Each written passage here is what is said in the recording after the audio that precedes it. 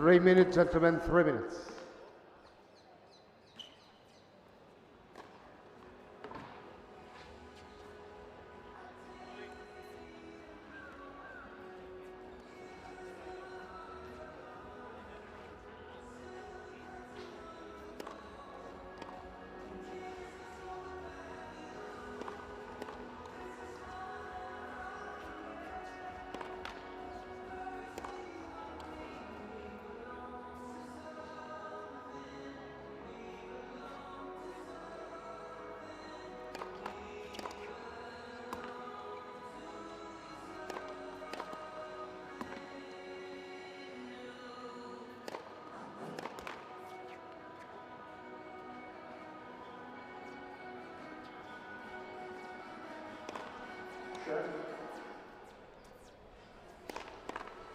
On the left 2 minutes. is the team of Nicholas and Benjamin.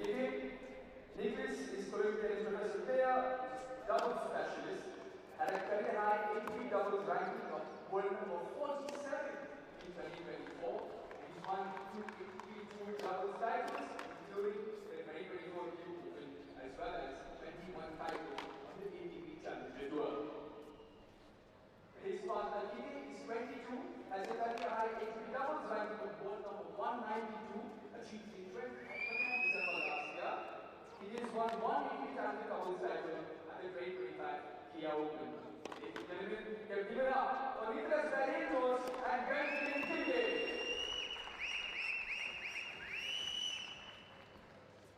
Now their opponent is right of the Jana Fire is the all Dutch team of Max House.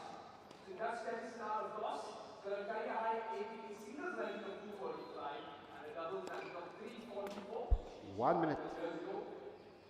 And his partner Miska is 24 and has a career high doubles ranking of 268. Can we give it up once again for House and Miska?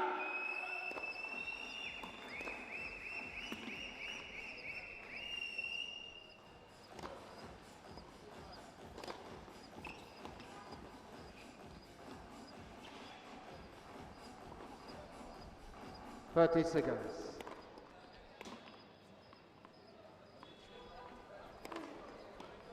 Ladies and gentlemen, this first semi-final will consist of 2 time sets using no-out scoring, and a 10-point match time break will be played at once and all. Perhooks visker Monotos. Anxious to serve.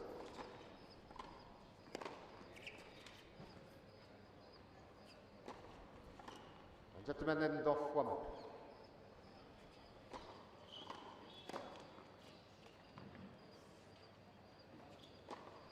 Bozan, thank you.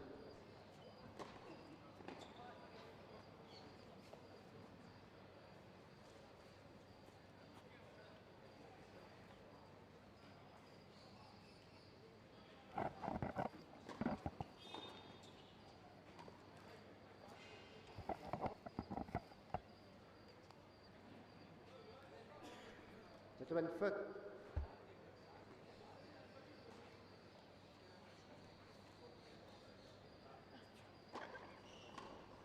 first set.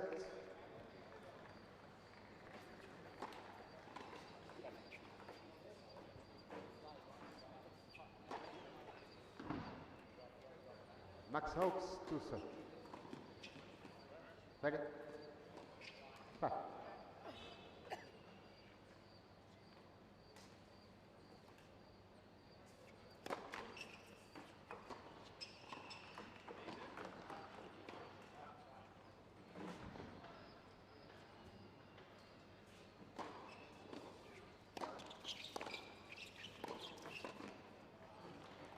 Love 15.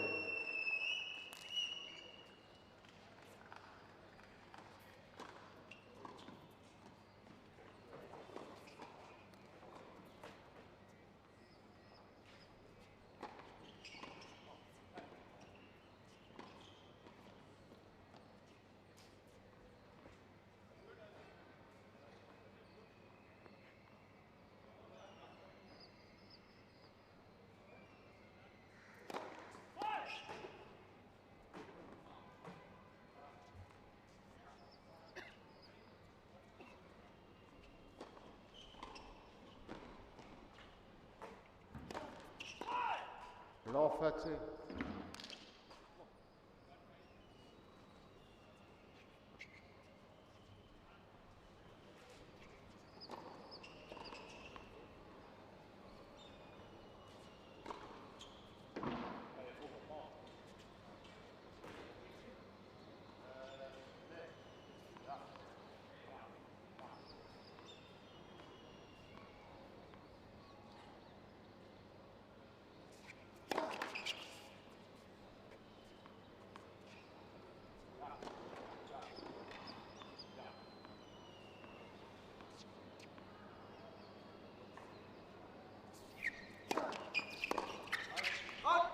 Fifteen, Fateh.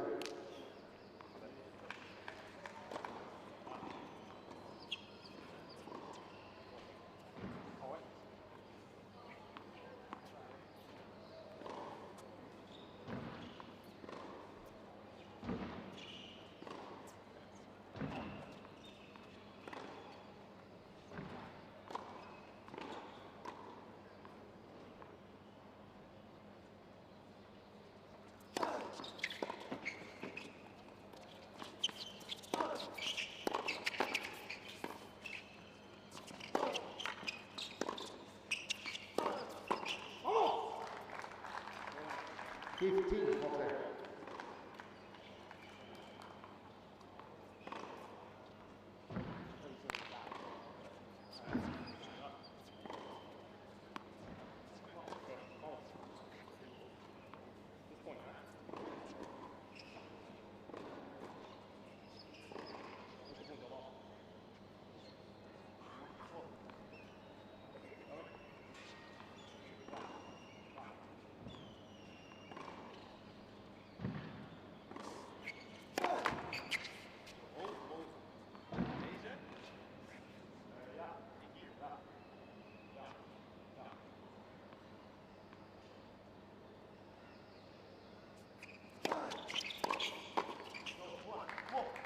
Bharati 40.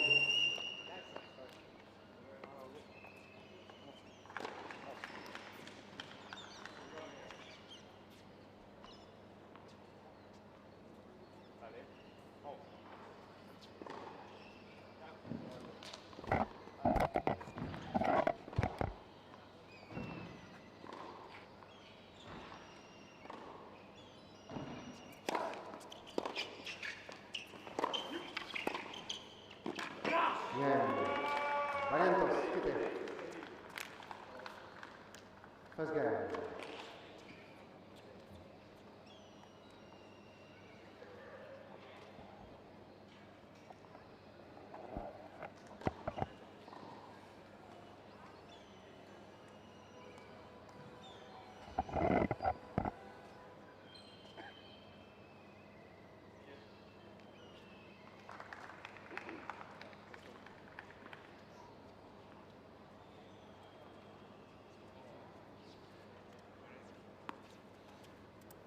Benjamin, quittez tout ça.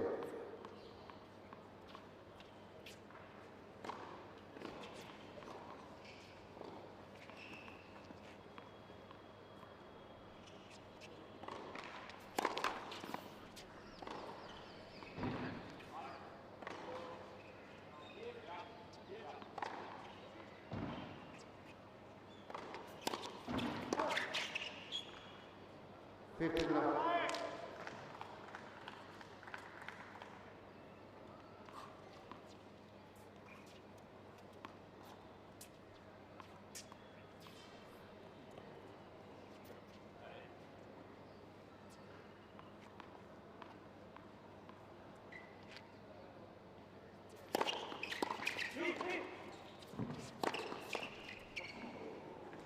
Thirty love.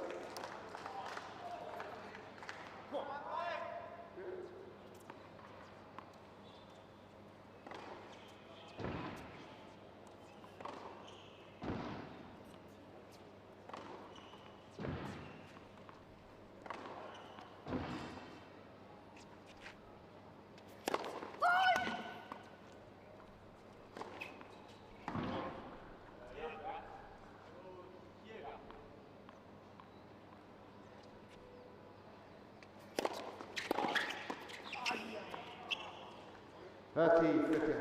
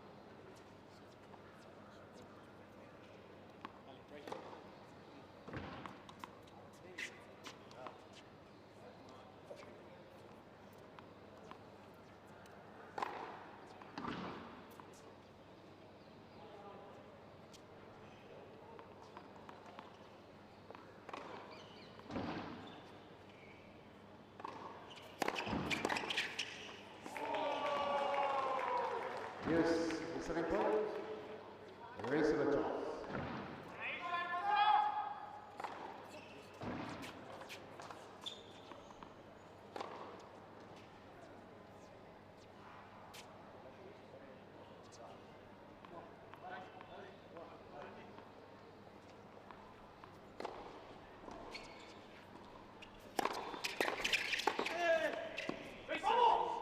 Again, Barrientos, quite. Barrientos quite les 2 games to love.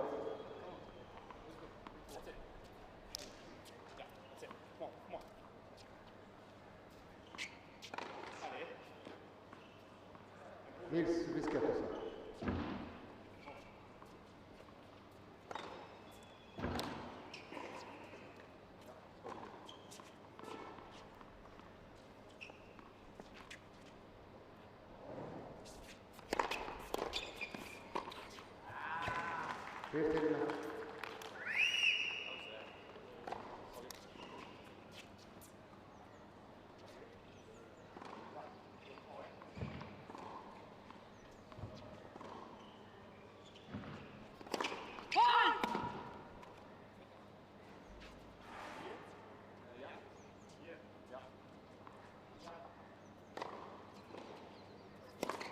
That second service.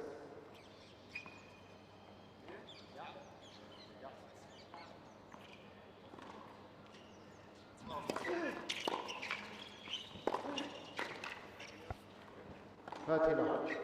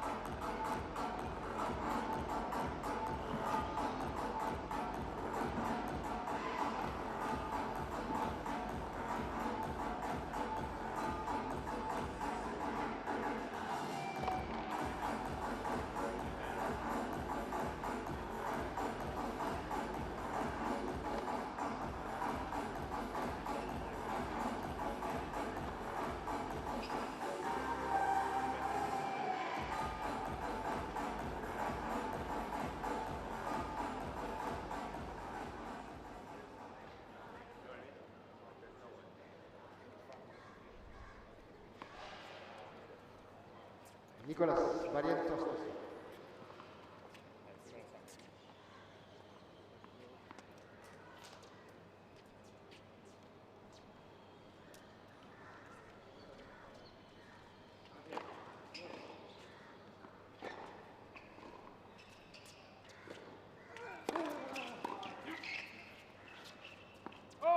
15 now.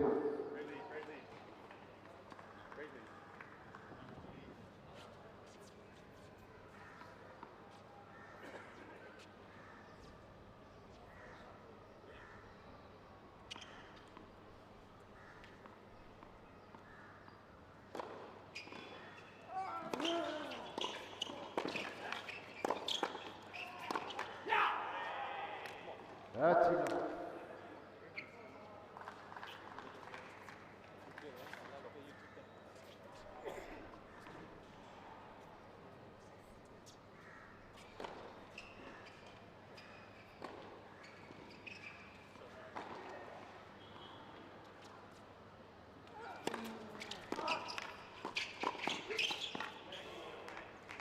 Bharati 15.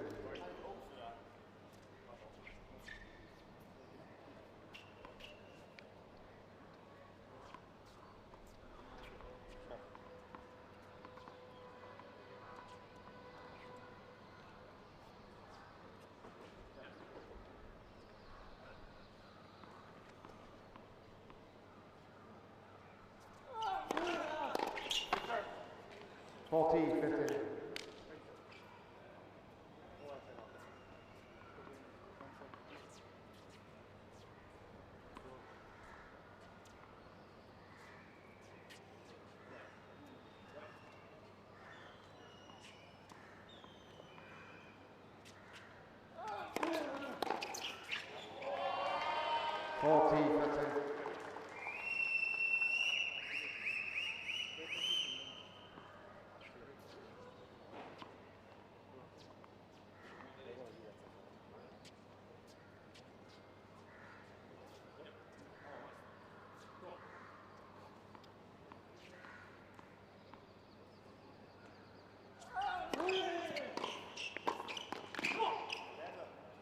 Game Barrientos quitté.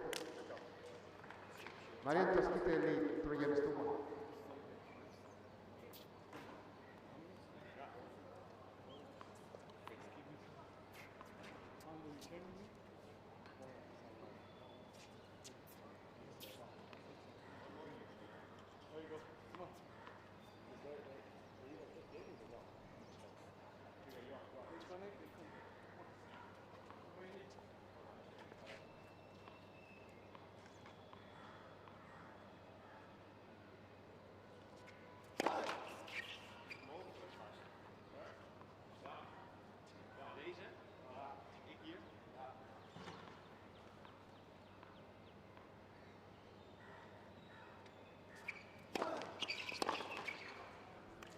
Fifteen love.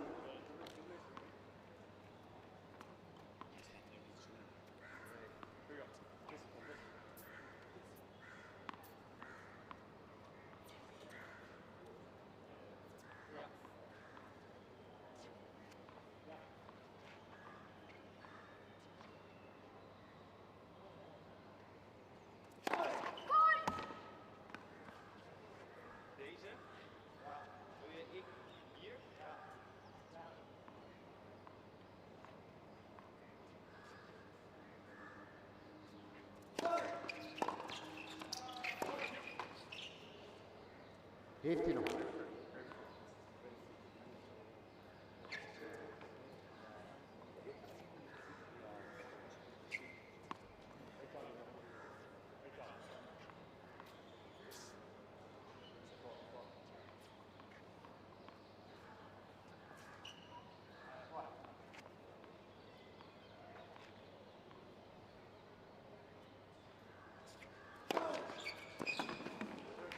Bharati 15.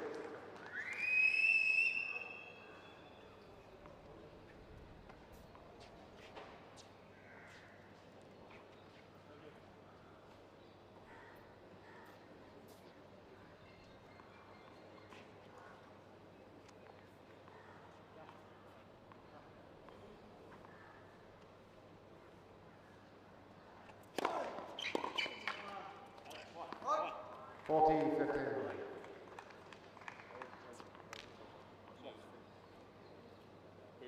Get you one here.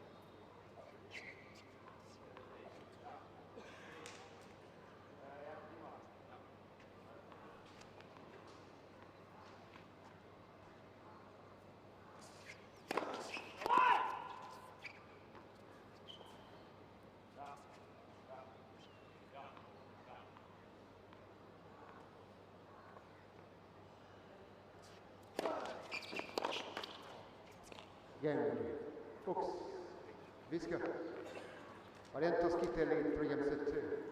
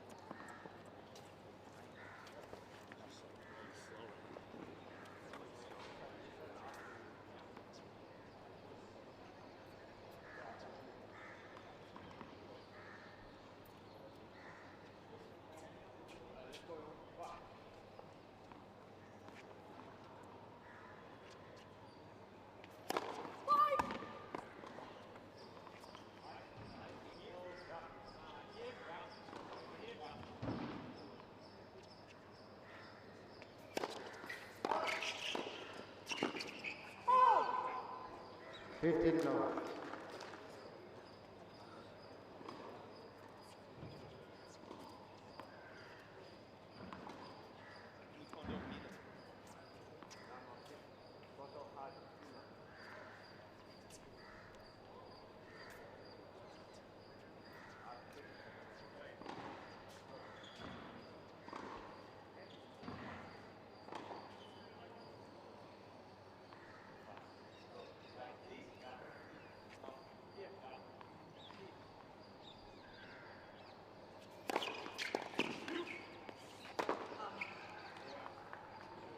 $30.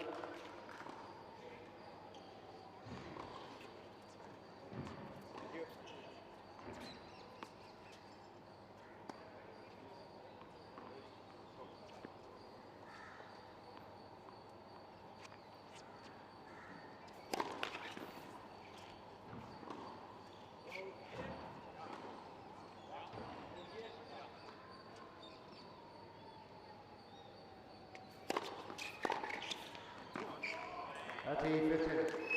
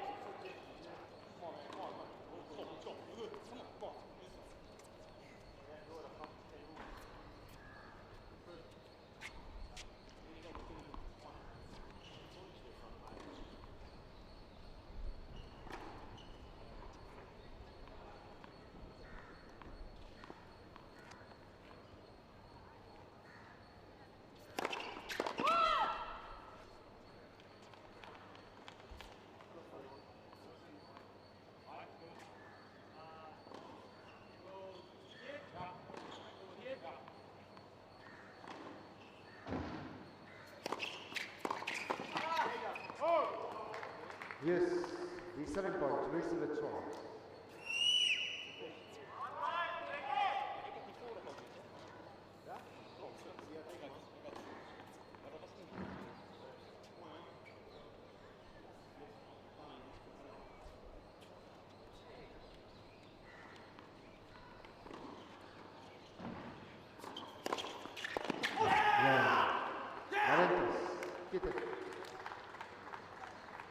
Barrientos quitte les Forgames Toucher.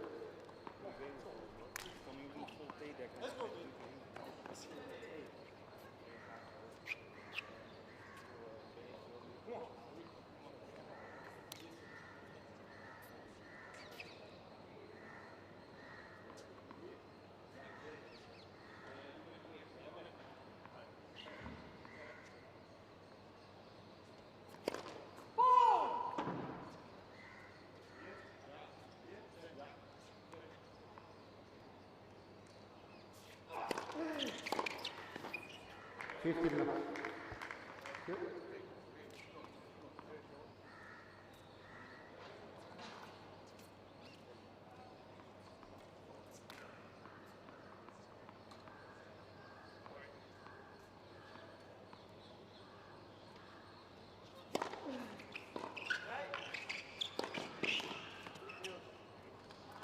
Thirty left.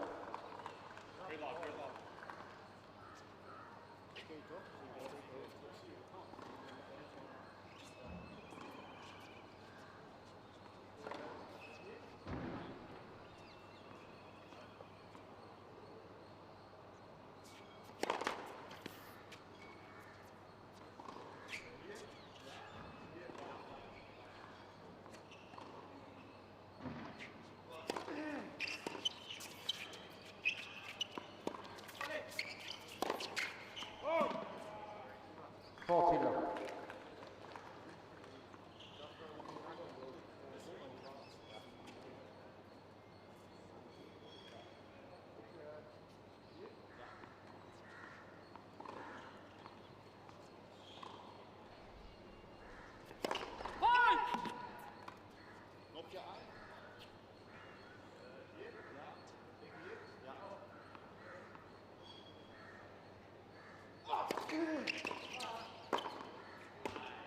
Again. Folks, Visca, new balls, play. Barrientos quitte les Forgames Toucher.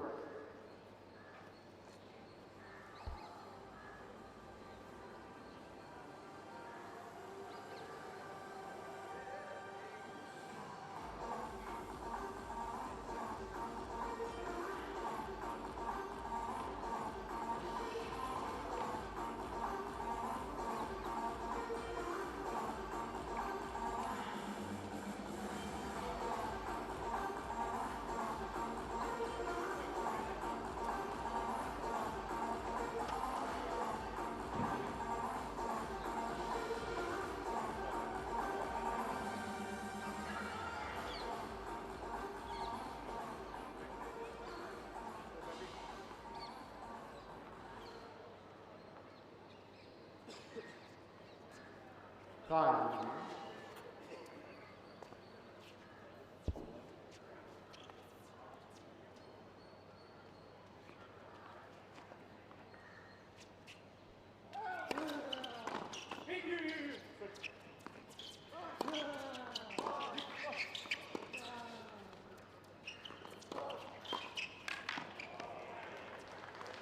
Fifteen left.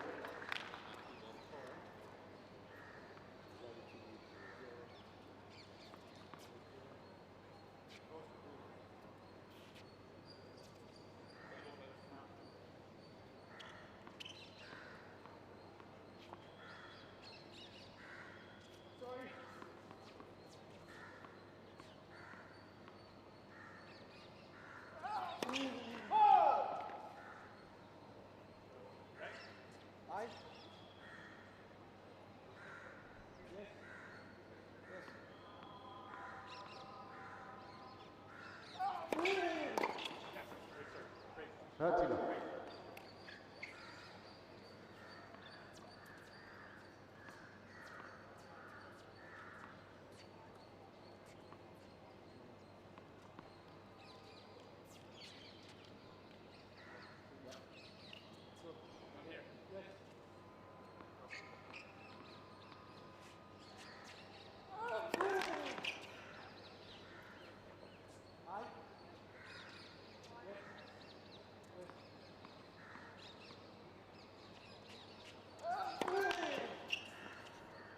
Bharati, 15.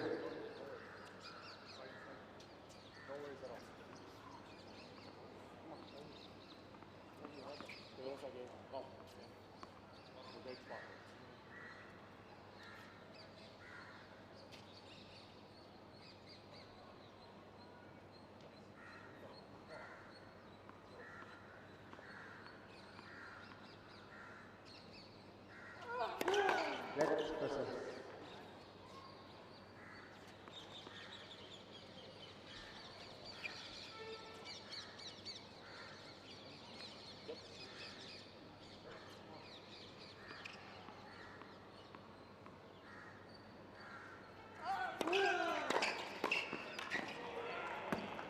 Fourteen, 15.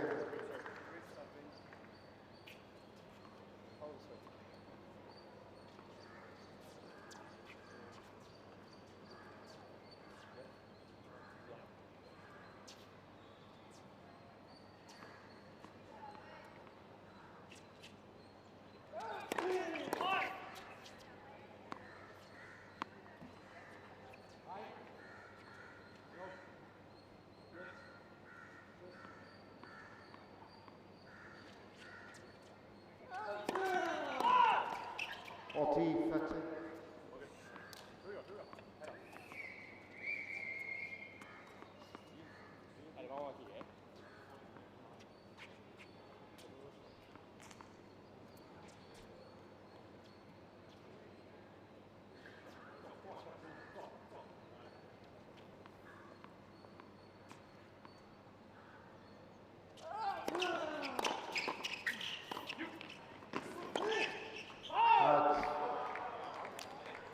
Yes, same point.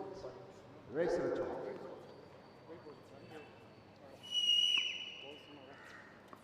Come on, right, you got this.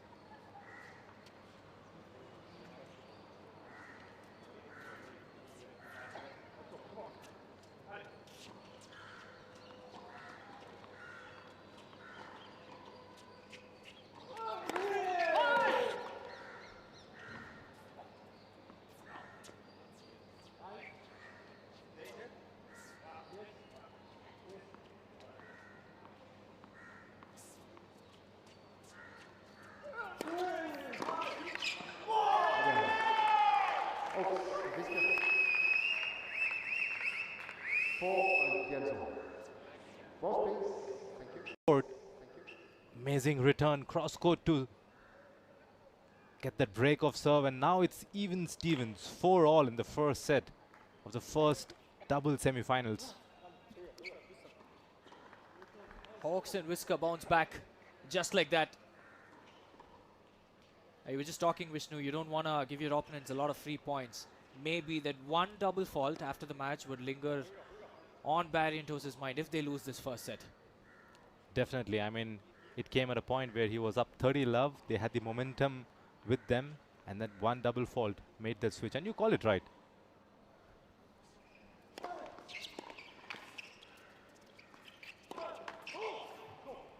Well, after a break like that and follow it up with a forehand miss, even Max wouldn't want that to happen. Definitely, you'd want to go really strong in this game and take that lead 5-4.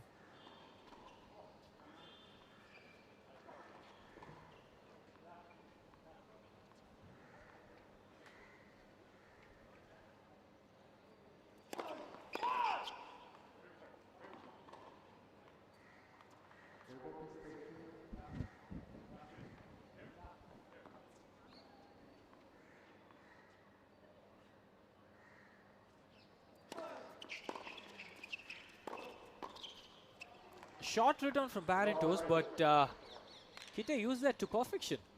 I mean, it was very surprising for him to go straight at Kite. Maybe he felt that Kite might cross, but there was not much of heat on the forehand as well. But also, do you think that's because the ball was too low? Could be the reason, because over here in altitude it's very difficult to keep the ball straight. I mean, Vishnu, you've played tennis on so many different soils, so many different cities and countries as well. Which is your favorite place to play tennis? Not because I'm here, but definitely the KSLTA, the SM Krishna Tennis Stadium here in Bengaluru is one of my favorite venues. But of course, the best memory that I've had playing tennis was at Wimbledon, and of course playing the Olympics in 2012, which was at the All England Club. So that was a great memory for me. Nothing can really beat that. But this venue here is one of the best tennis facilities that we have, and they've been consistently hosting wonderful tournaments through the year. They just had the World Tennis League. They had the Billie Jean Cup earlier last year, or rather later last year, and now we have the Tafa News Bengaluru Open. This is the 10th edition of the ATP Challenger Tour over here in Bengaluru.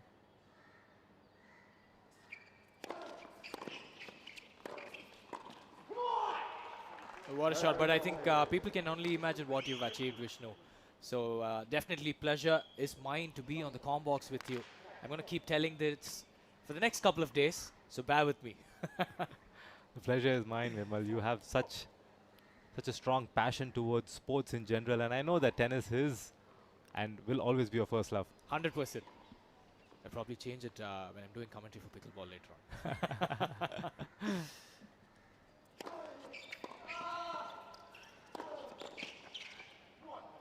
Shank that a little bit, Benjamin Kitte.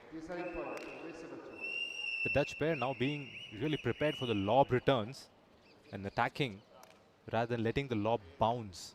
I think that's a good strategy, good tactical change that they've made over the course of this set. Another break point for Kitte and Barrientos, but also a game point for the Dutch pair. An opportunity for the Dutch pair to take the lead for the very first time in this match. And they do it so. It is 5-4. Hawks and Whisker with the lead. One game away from the set now.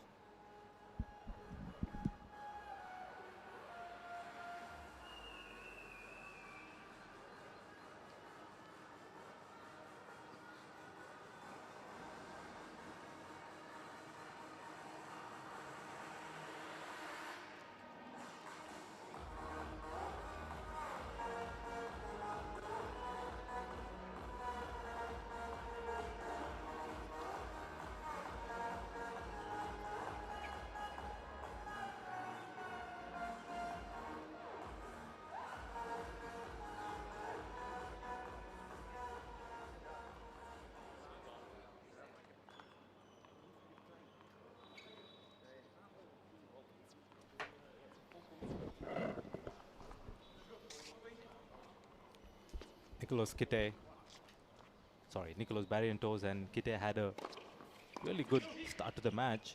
They were up a break, but now it's on serve. Serving to stay in the match.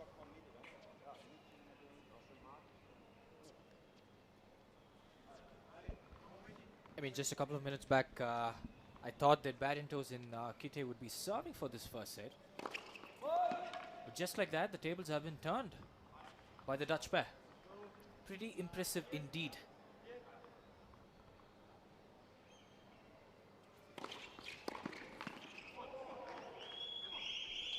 Almost had it.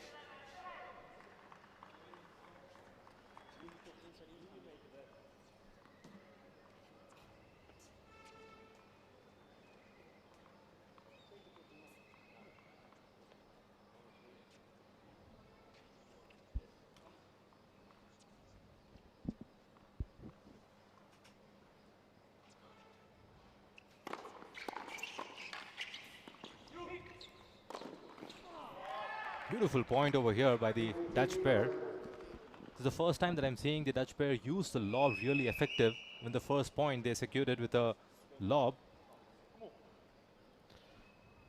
Now just 2 points away from winning the first set.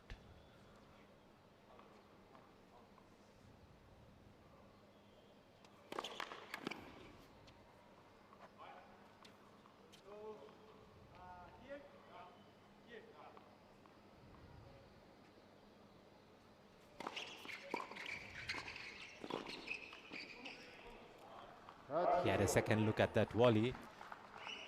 Beautiful point. coming forward with that low return, forcing the tall Benjamin Kite to really dig deep with that backhand volley.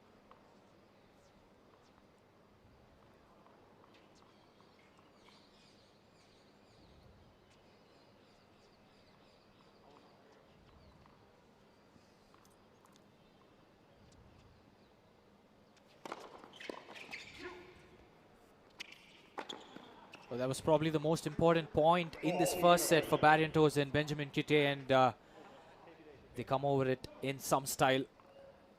A game point to make it 5-all now.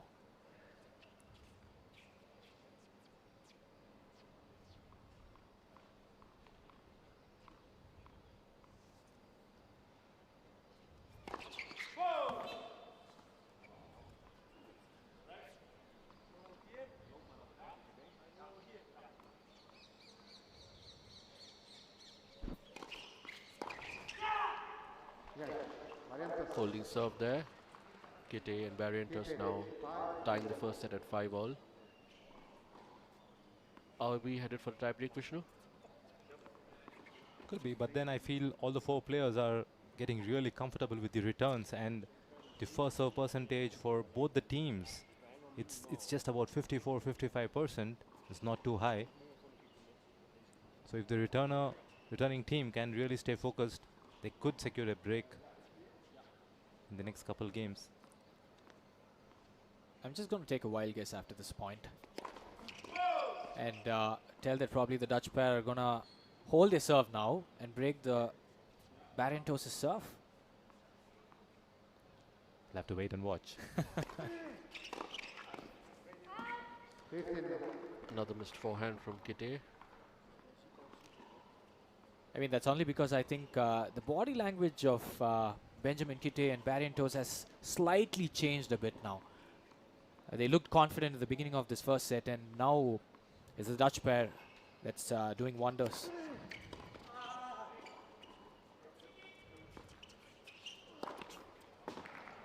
He took his time, went to the corner, the alley to finish that over it. Really good kick serve wide to set up that point. Of course, for Barrientos and Kite, it must be a bit disappointing. They were in the driver's seat, upper break. They just had to keep holding their serve to secure the first set. Perks of playing in Bangalore, I would say. No sun, good weather. Otherwise, it would definitely been super tough to hit that overhead.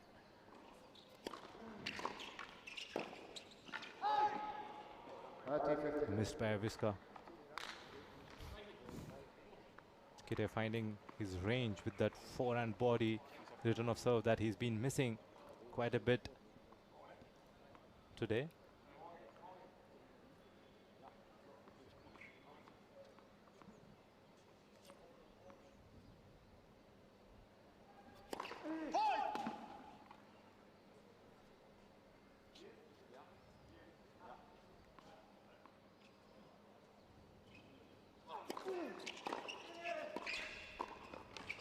Great volley from Benjamin Kite right there.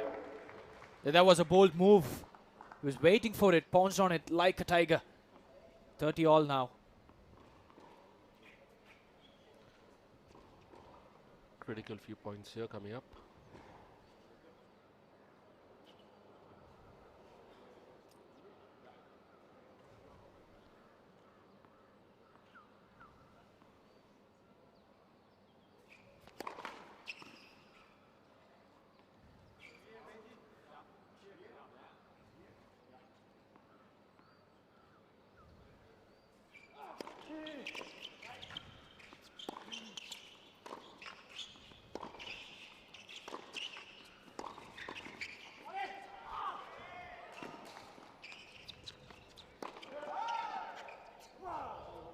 Great point there.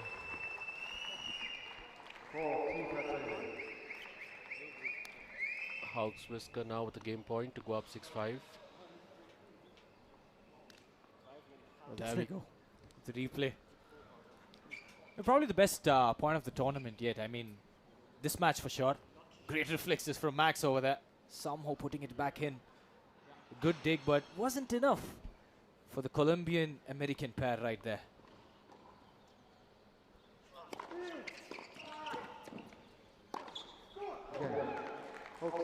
This hole should give them a lot of confidence. They did not have the start that they wanted, but right now they do have the momentum with them. The Dutch pair leading 6 games to 5, but still it's on serve.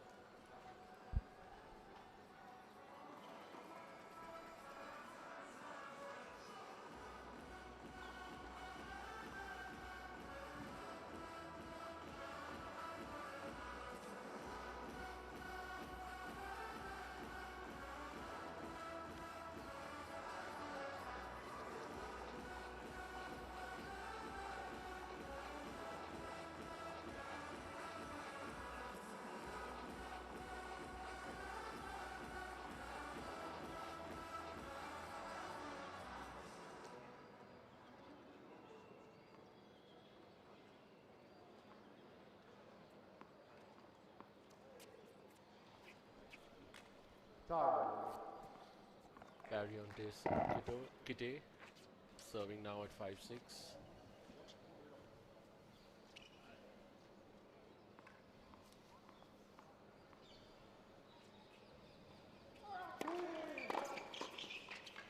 A great point right there.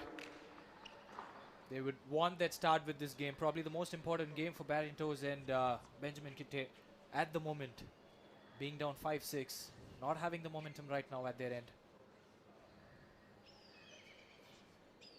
We must talk about the position of Kite over here, especially in his role as a server's partner.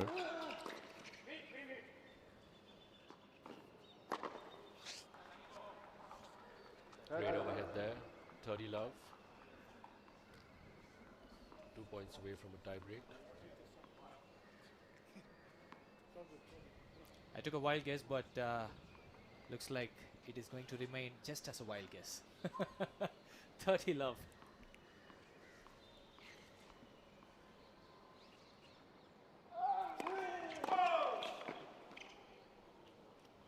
I think he just missed it.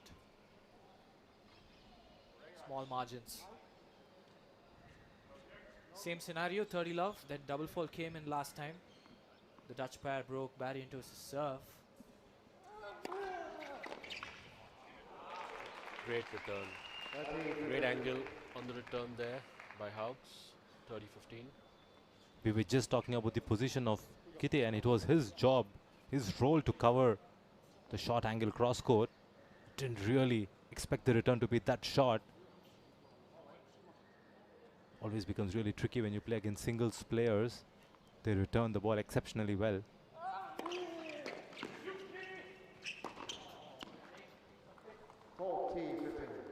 Probably that ball went to Chennai. I'm super impressed with Max Hawk's returns right now. I mean, with his forehands, with his backhands, it's just been solid throughout this first set. At least 3 winners from the returns itself. Putting so much pressure on the server.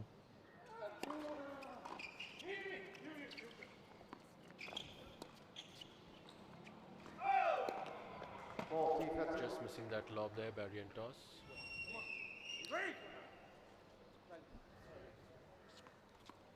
And I also love the fact that Barrientos has definitely decreased his serve speed a little bit. Is that the right thing to do, Vishnu? I mean, you're down 5-6. More percentage to focus on? Yeah, I mean, especially since your serve got broken the last time that you served. There's always that pressure, and Barrientos is known to be a bit crafty. He's known to play the percentages. Yeah, just when I thought Barrientos had some problems to deal with, these guys have a different problem to deal with as well. Vishnu, just wanted to get your thoughts. Do you miss playing the extended deuce format, or do you prefer the single point format when it's deuce? I think it's a lot more exciting to play the single point when a deuce, but I feel it's really brutal. Sometimes you have the entire momentum, you have the lead in the match, just because of a couple of points, it can completely turn around. So the outcome is brutal, but I think it's really exciting. The match goes by really quick, and a lot of opportunities for the underdogs, I would say, to do well in matches, in scenarios. And also, I mean, it has given me a lot of opportunities to actually get back to my coach and tell, even though I lost love 6, every game went to deuce. Okay, quick one. Who you guys picking now as we start the tiebreak? I'll go with Hawks and Whisker. I would stick to my prediction with the Dutch team, and I think they're understanding the scenarios well right now and adapting to it. What's your pick, Harish? I'll stick with Barrientos and Kitty for now. All right, we'll wait and watch.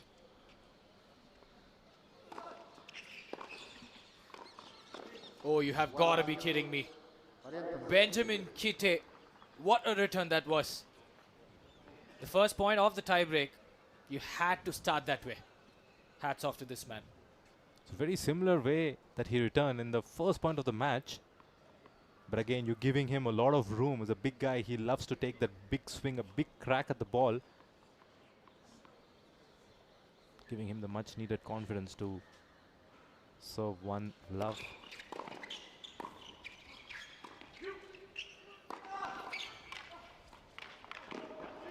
Great point from Barrientos. 2-0. An overhead and then a volley to finish off the point. Barrientos Kite.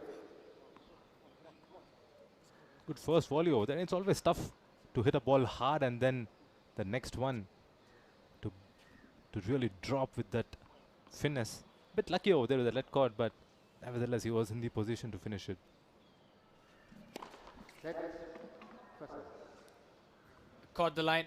Benjamin Kite with another ace. Or the referee called it let for serve.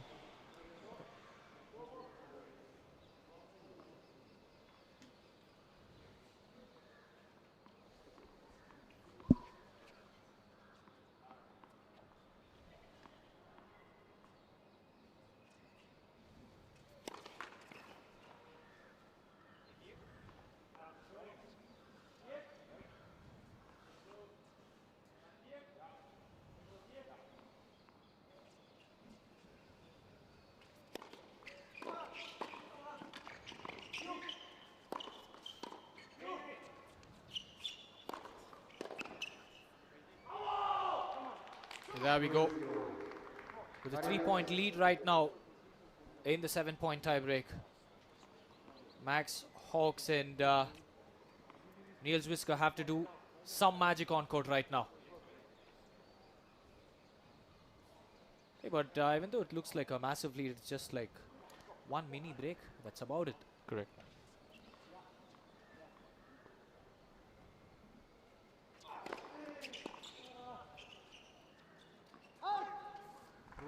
Tried another lob there, just missed it. Barrientos.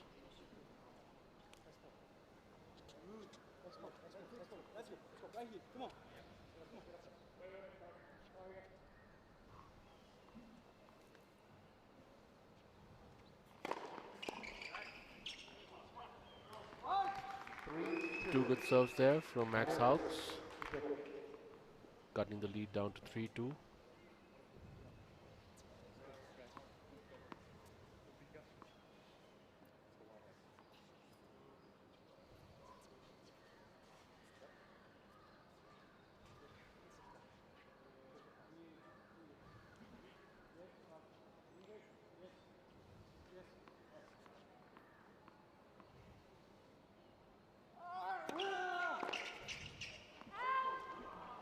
Missed that.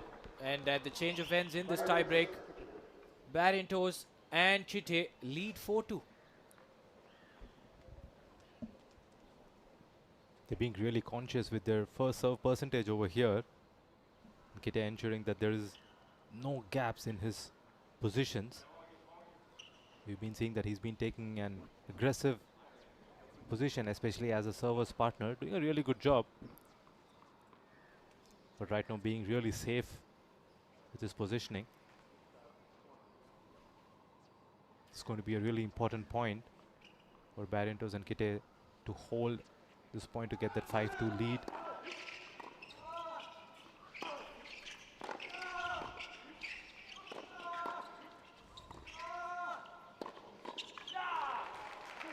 And they almost do so until that last shot from Whisker.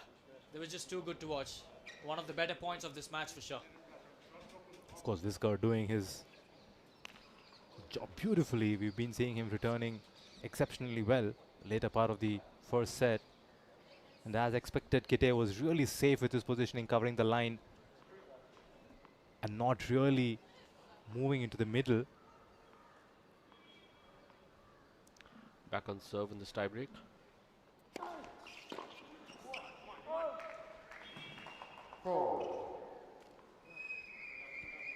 Four apiece now.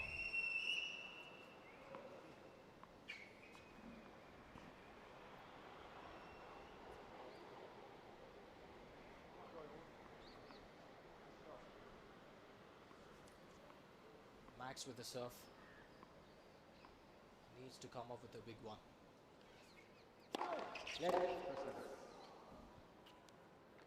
Let first serve. I heard it this time.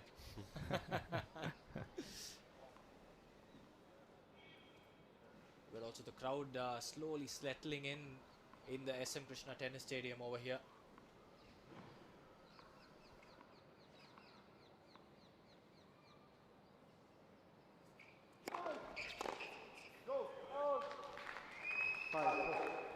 Two good first serves by Whisker. Staying solid, using that lefty curve down the tee. Giving the important 5-4 lead, just 2 points away. Winning the first set. But we have the big serving Kite over here.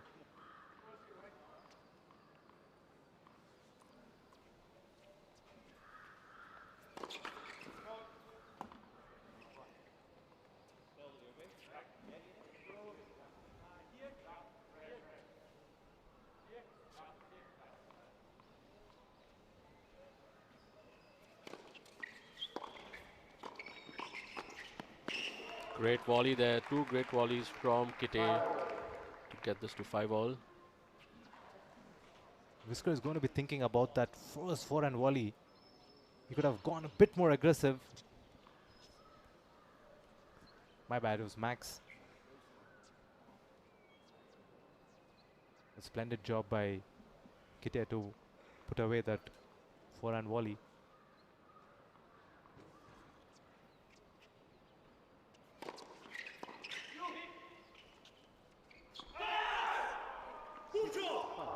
That was an all pressure point right there. 6-5 now. Here we go. Kite did knew how important this point was. Made sure he executed that first serve percentage. Took the pace off it a bit. Giving his team the first set point.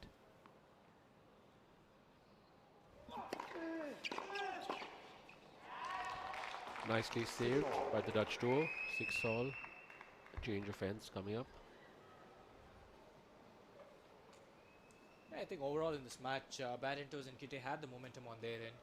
And then these guys broke it. Hawks and Whisker got it back. And ever since, it's just been hanging like a pendulum after that. Not to one end at all.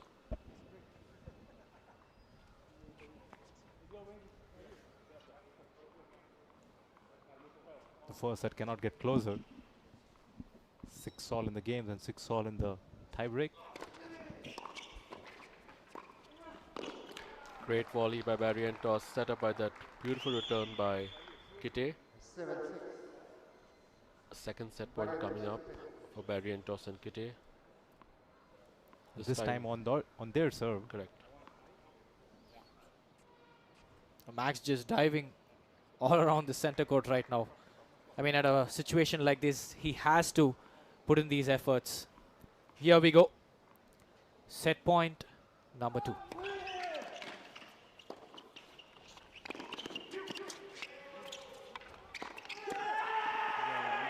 Barrientos and Benjamin Kite, after 58 minutes, they get the first set under their belt.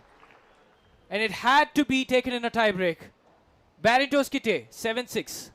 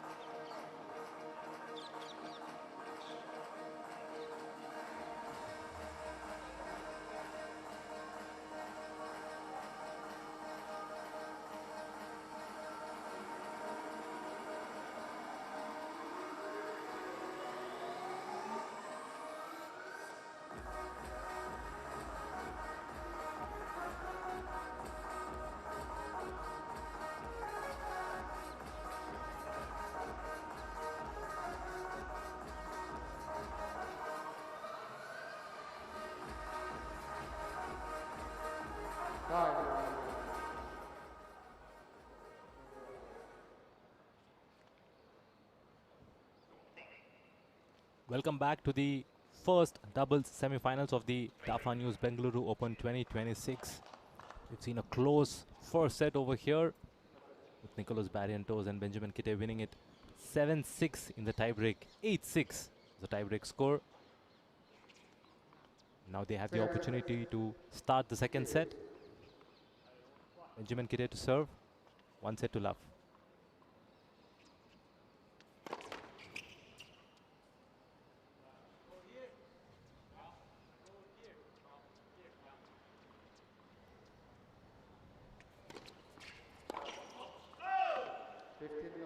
I think that's probably the most important thing in doubles, the chemistry, the communication. In your playing doubles experience, Vishnu, have you ever encountered one of the doubles partners not communicating with you enough? Has that ever happened? It happens a lot of times, especially when your partner feels that he's not able to play well, he's having an off day, becomes really quiet. So that's the time that you've got to start communicating, make him feel that we are here as a team, and then we try to work things out together. And it's been the same with me as well. I kind of go silent when I'm not playing really well.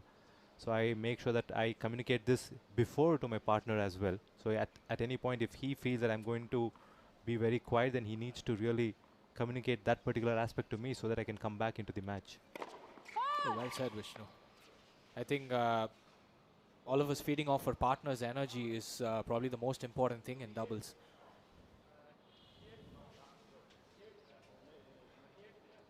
.30 love over here. Great second serve ace there by Kitte. Go up 40 love. Yeah, Kitte has a couple of really good serves in his kit for sure today in the semi-finals. The third ace for this American-Colombian pair.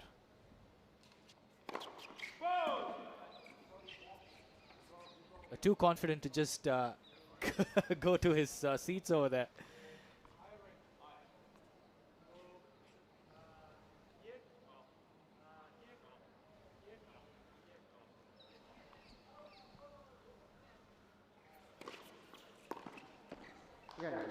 Another good serve from Benjamin Kitte to hold, to go up 1 love.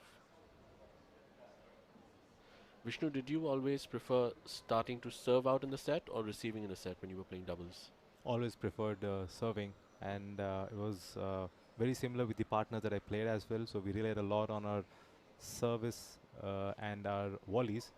So we'd always prefer to start the match, and yeah, and it's always a good feeling to change ends, to have that lead when you're changing ends.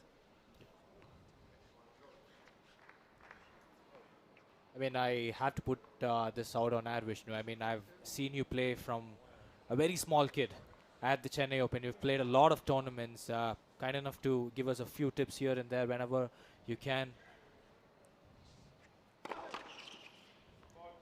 You know what impressed me the most was, I think, I don't know, a couple of 10 years back, you were just kind enough to make us sit near you and your wife and watch your match. I will never forget that, to be honest.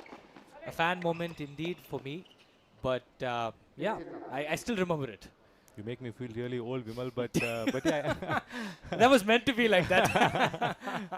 But no, I still remember having a hit with you at the Chennai Open court. So it was really good. I mean, you had that passion in your eyes, and you really wanted to play and learn about the game. And I can see the same passion right now. And that's what I keep telling all the youngsters, that it doesn't really matter even if you don't turn out to be a professional in that particular sport. But if you have the passion to be associated with the sport, you will always have the opportunity. And the same thing when you described that when Novak won the gold medal at the Olympics, you could call out to it, and it's definitely a great honor for anyone to be a part of that historic event. Yeah, 100% Vishnu, I completely agree with you. And I think, yeah, playing tennis all these years, I think we're investing a lot of time and sweat into it. And I think the rewards come in so many different ways. That's what I think. Absolutely, I completely agree with you. And this is something that the new generation fails to see it. They see it as one-dimensional, one-directional. But of course, events like these inspire them to have dreams larger than life, and it's a great effort by the Karnataka State Lawn Tennis Association and the people behind it to host an event of this magnitude, not for 1, 2, 3 years, but this is the 10th edition to consistently host this event. It's not an easy effort. Yeah, I mean, promoting sport over here in India is huge itself, and I think sport teaches you life than life itself. It's even better than life itself. So yeah, take any sport, play it, enjoy yourself out there.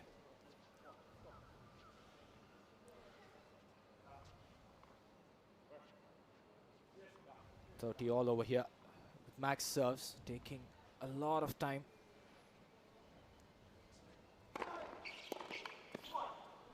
Another good serve down the line there. Kite missing the return, 40-30 to the Dutch duo.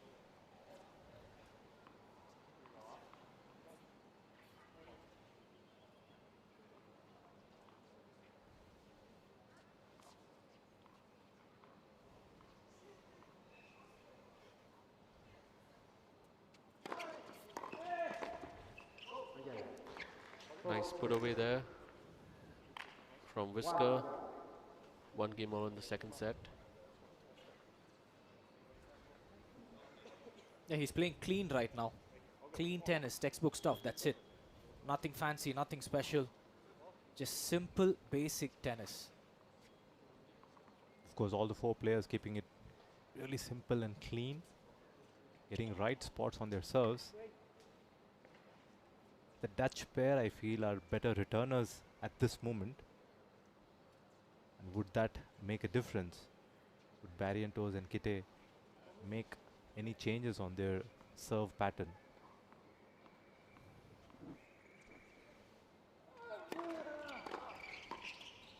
I think no matter where you serve to Max Hawks, he's going to return it the same every single time. All smiles here on center court. Barrientos and Benjamin Kite should be frustrated because every single ball on those returns is coming onto the court. I mean, I haven't seen him miss a return until now, Max Hawks. He's been extremely solid, and it's actually not easy to be that consistent and solid with your returns in these conditions when the ball's bouncing a bit higher than usual with the altitude here in Bengaluru.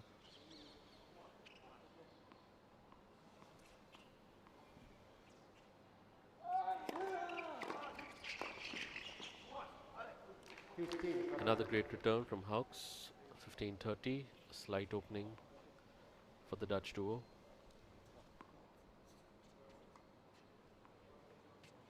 Hawks not only reading the serve, but he's reading the entire play really well right now.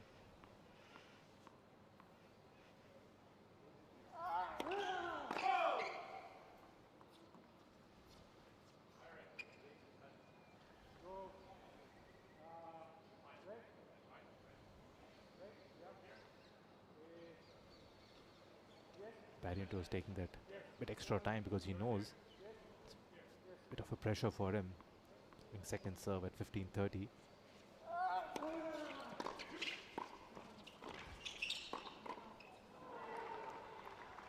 Beautiful execution by Barrientos over there. Took his time, an extra millisecond before he executed that volley down the line. Finish with that backhand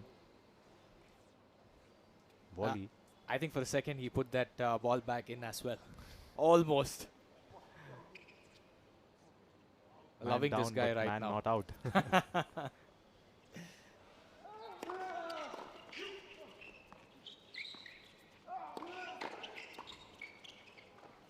Oh, Benjamin Kite waiting for that shot to come closer to his hitting zone and whacks it, slaps it indeed. Gets the point as well.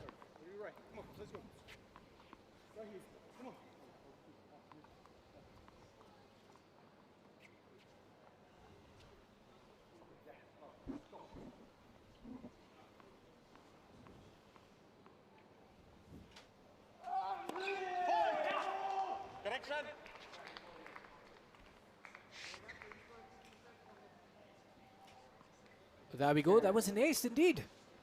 And with that last serve, Barrientos and Benjamin Kite lead this second set, and it's on serve. And Kite lead to game 2-1.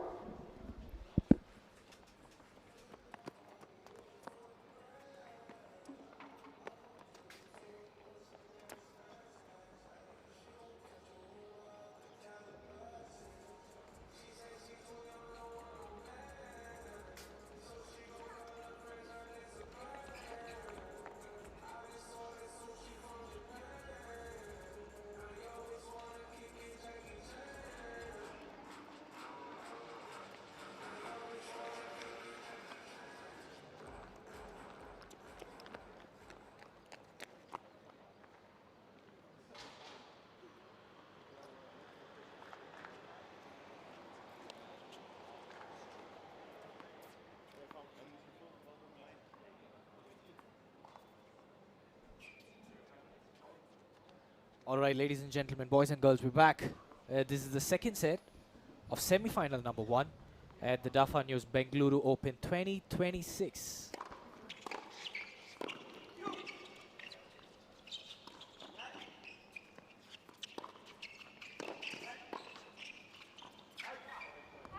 A great point, great dig from Niels Whisker over there. Those of you in Bangalore can buy tickets on ticketgenie.in for today and tomorrow's matches.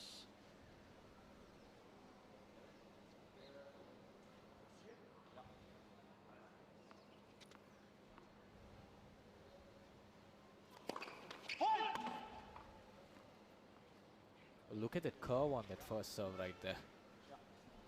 Would have been crazy if it fell in. Second set.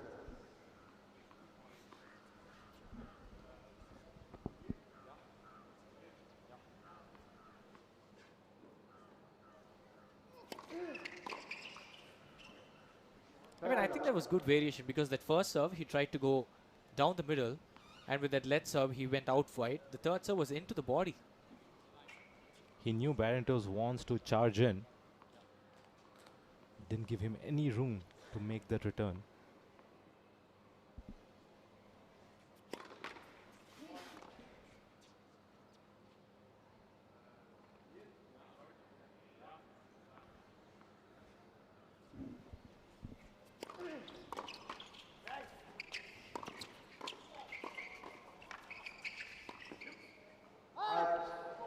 Just out there.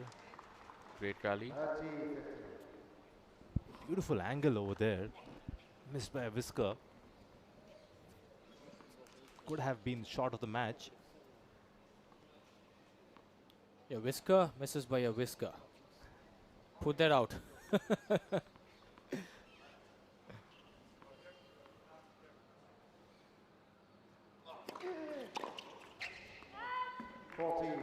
Great serve to follow it up with.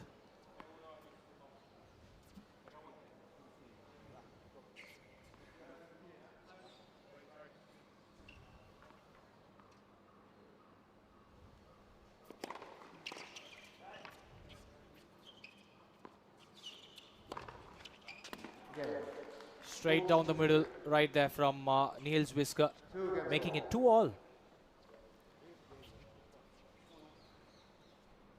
Getting a bit sunny right now. 3:25 p.m. over here in Bengaluru. Vishnu, I have a small question for you. What's the most important shot when you're playing doubles? Is it the returns or is it the serve? I think the most important aspect in doubles, I would say, rather than the shot, would be your position. I think that determines how good a doubles player you can be. But apart from that, I feel the serve is the most important shot in doubles. If you can be a really good server, then you can be a really good doubles player. You can work your game, you can build your game around it. Just like yourself, I mean, you have a great serve. Thanks, Bimal. You want to put out anything on air for these young kids watching, what they need to work on their serve, the fundamentals of it, a little bit of technique aspect of the serves? Yeah, one thing that I see a lot of young players right now, they have so much of access to information, let it be through YouTube, through Instagram, right? And they already have a team of probably 2-3 coaches and trainers, and they keep getting bombarded with information. And tennis is a tough sport, no two ways to it, but it's not complicated. It's really simple. So for a shot like serve, if you can have a consistent toss, you can actually be a really good server. And that is something that a lot of young players ignore, and they think about pronation, they think about loading, they think about so many other things, variations, for example, rather than thinking about having a consistent toss. Makes sense, Vishnu. That's well said. Easily put out. Easy to understand as well. Did your serve always was good, Vishnu, since you started, or do you have to work on it to make it better? Like, was it always a advantage for you when you started playing? That's a really good question, and the story behind it. And I would like to share it once we come back after this short break. But yeah, the Barrientos and Kite team hold their serve, taking a 3-2 lead in the second set of this first double semi-finals of the Bengaluru Open.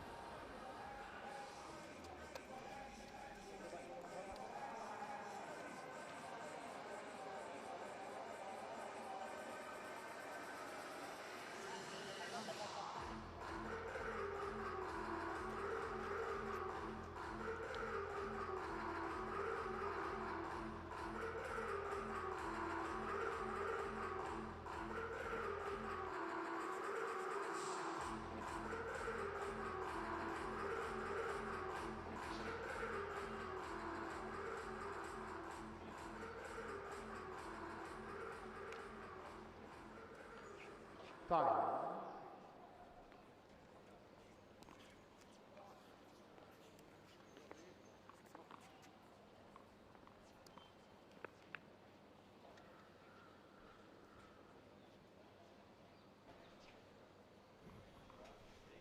Welcome back. We have Hauk serving here at 2-3, and right after this serve, Vishnu will tell us the story behind his serve. Serve as we speak. Beautiful down the tee serve over here. And I think it's a good venue to talk about my serve. And I was inspired by none other than Rohan Bopanna. As a 14-year-old kid, that's the first time I saw Rohan play at the currently called Fenesta Nationals. In those days it was called the Sriram Open in Delhi. And I heard a distinct sound when he would serve. And I would go back to my coach and say that I've never heard that particular sound when Rohan serves. And I really need that sound on my serve. And that's how it started working on my serve. So I was just a 14-year-old kid. It took a lot of time to build that serve. And I was really adamant that I need to have a serve like Rohan Bopanna. So I feel that it's really important to have role models, and tournaments like these, events like these, give an opportunity for the youngsters to see what the top players are doing and try to replicate that in their own careers. Yeah, I think we all learn somewhere. Even the greatest Roger Federer probably must have learned it somewhere. All his ground strokes, whatever it is. And learning never stops for all of us.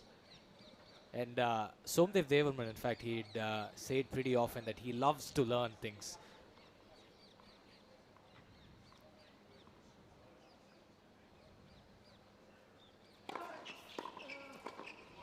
Oh, there we go. Whisker with a full blow right there. Read it so well. And mind you, both the Dutch players focus primarily on singles, but they're playing really good doubles over here as a team.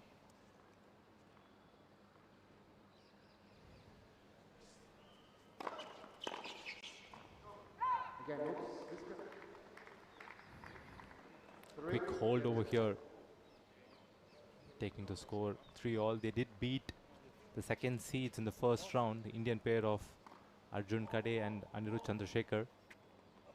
Close third set super tie break here in the semi-finals.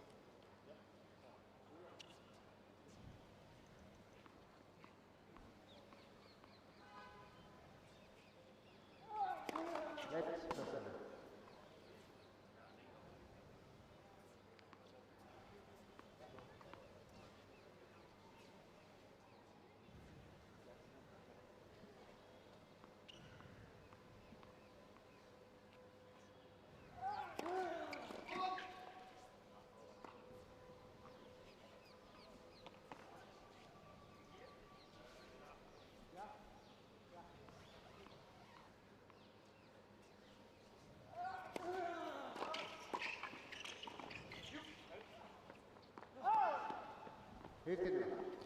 Almost had it over that Max Hawks. I mean, I think this guy has really good hands. Very easy to watch, but of course not easy to execute all these shots that he's actually making in this first set and the second set as well. The returns especially.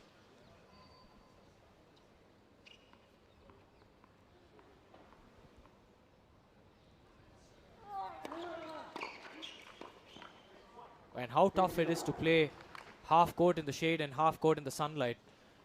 Does it play with your vision a little bit? It's really tricky to play in conditions like this, and you have players, the top players even complain at a tournament like Wimbledon, where in the center court you sometimes have this kind of a situation before they could cover the roof. So there's a bit of a adjustment that's to be made, and probably that could be the cause of the error from Barrientos.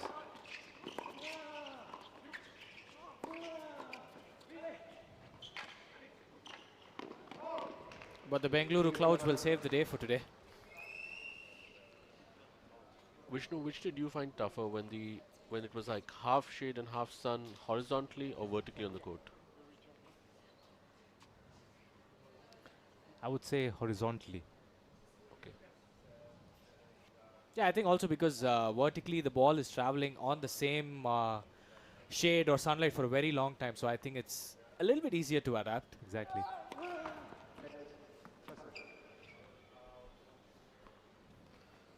Houts and Whisker with a small chance here. 15-30 on the Barrientos serve.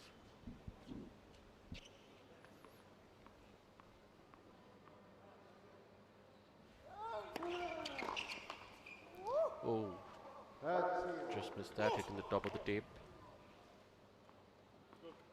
Probably one of the very few single-handed backhanders alive in the tennis scene nowadays. I'm not sure, probably I can name a few. Stanislas Wawrinka is probably the last year he's playing on tour, 2026. Correct, he just got announced a wildcard today at the Australian Open, so he's going to play one final Australian Open this year.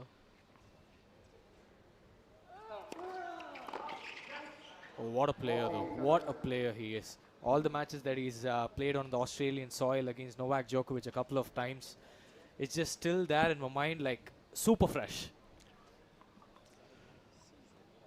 Definitely one of the best single-handed backhand tennis players of all times, I would say. Even more than Federer, you reckon? I mean, Federer had a lot of variation on the single-hand backhand, but in terms of brutal power and execution, I would say Wawrinka's a lot more cleaner. Yeah, perfect. Always beautiful to watch him play indeed. Here we have a break point coming up, a single point to decide this game.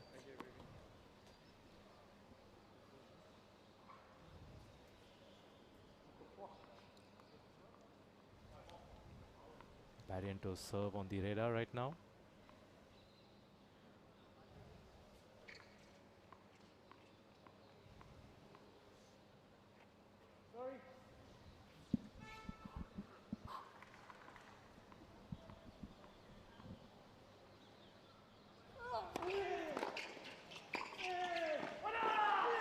What a point! He was a bit hesitant serving with the wrong toss couple of times.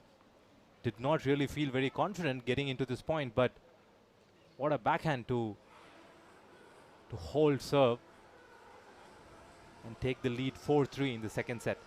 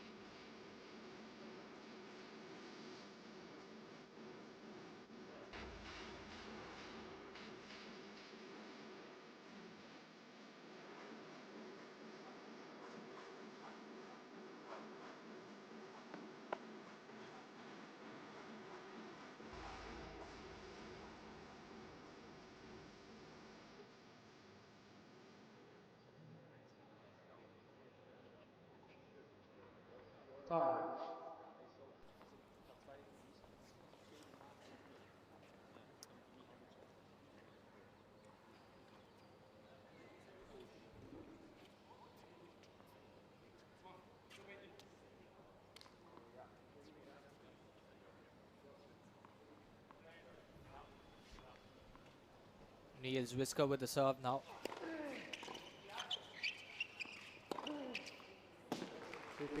Great Barrentos forehand. with a small mistake over there, opening up the court like so big. Moved in too early, I guess.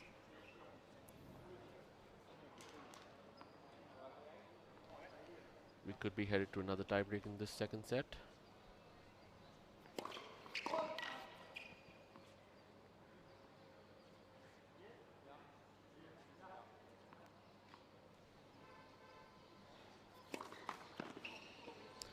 The double fault there, 15 all.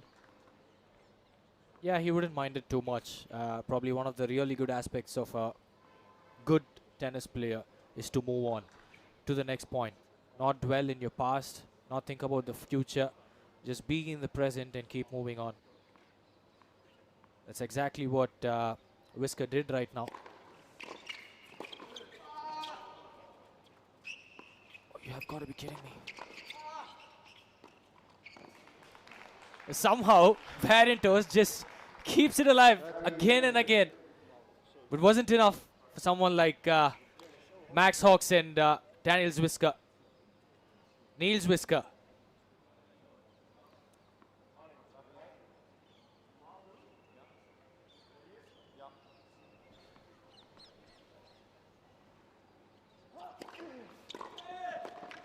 Oh no! That's a bad miss at a very critical point. That would have given them 2 game points, but instead we're back at 30 all. That was one double fault, Yep. one bad miss. But here we go.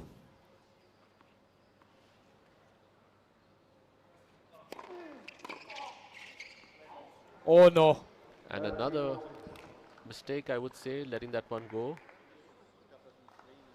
Just a lapse in focus over there in this 8th game for Max Hawks and Whisker. They know that they can do it better. 2 break chances for Barrentos and Kitty. Go up 5-3 in the second set. And a fantastic return down the line there from Barrentos to break for 5-3. This is doubles, ladies and gentlemen.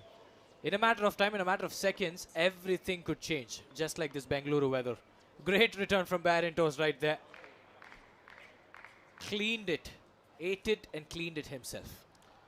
He's certainly pumped. And Barrentos and Benjamin Kitte will serve for this match.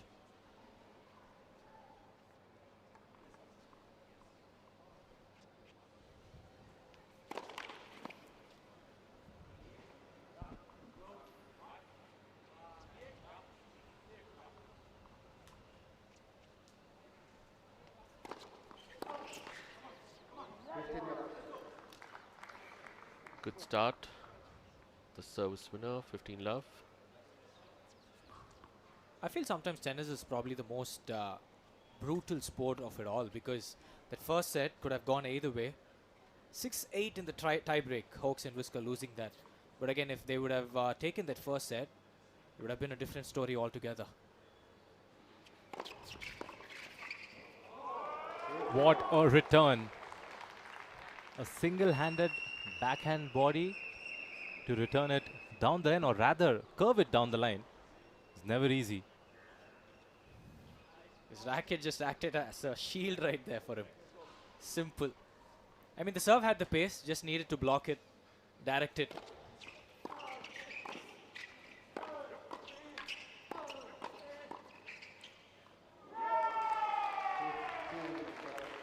Again, the racket doing the magic over here.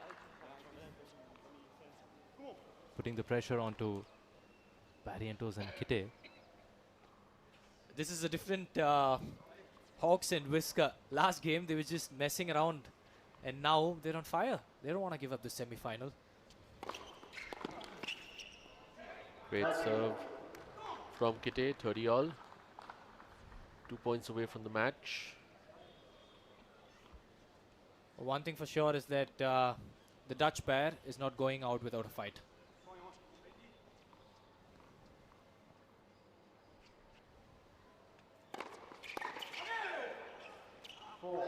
big serve down the tee, setting up for the first match point for Barrientos and Kite.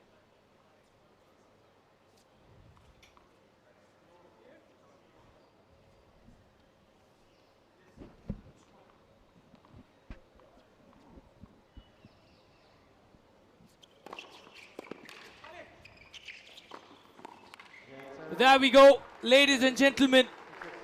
Barrientos and Kite take this semi-final under their belt against Hawks and Whisker.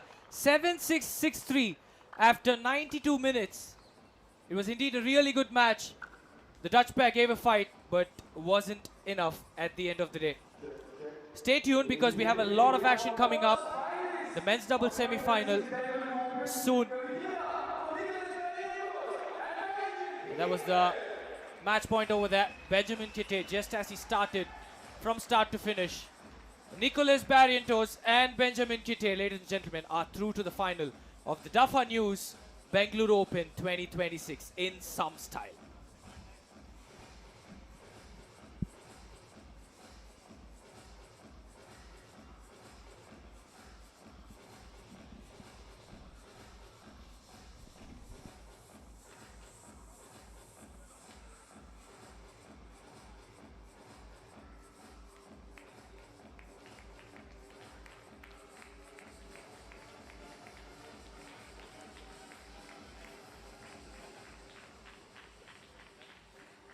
Nicholas, Benjamin, congratulations.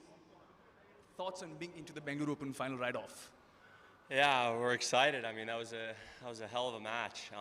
You know, credit to them. It was a real battle out there. And yeah, first of all, I just want to thank my partner. I mean, he had an insanely clutch return at 30-40 there in the 4-3 game. But yeah, that was pretty fun. You guys were a great crowd, and yeah, it was great. Nicholas, first tournament of the year, made to the final already. Must be a special feeling?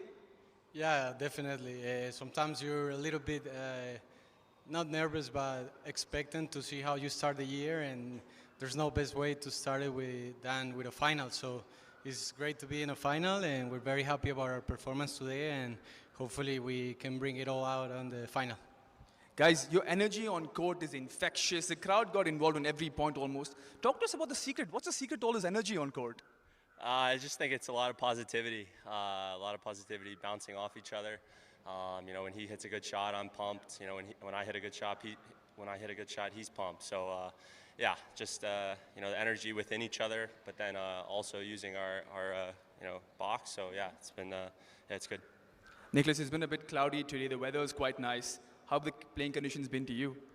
I mean, either way, I like it. We started off a little bit hot. The ball is live, but I think we can adjust to the different conditions. So yeah, either way, we really enjoy playing here. And you guys, thank you for coming and watching us. And I hope you guys stay to watch the rest of the matches.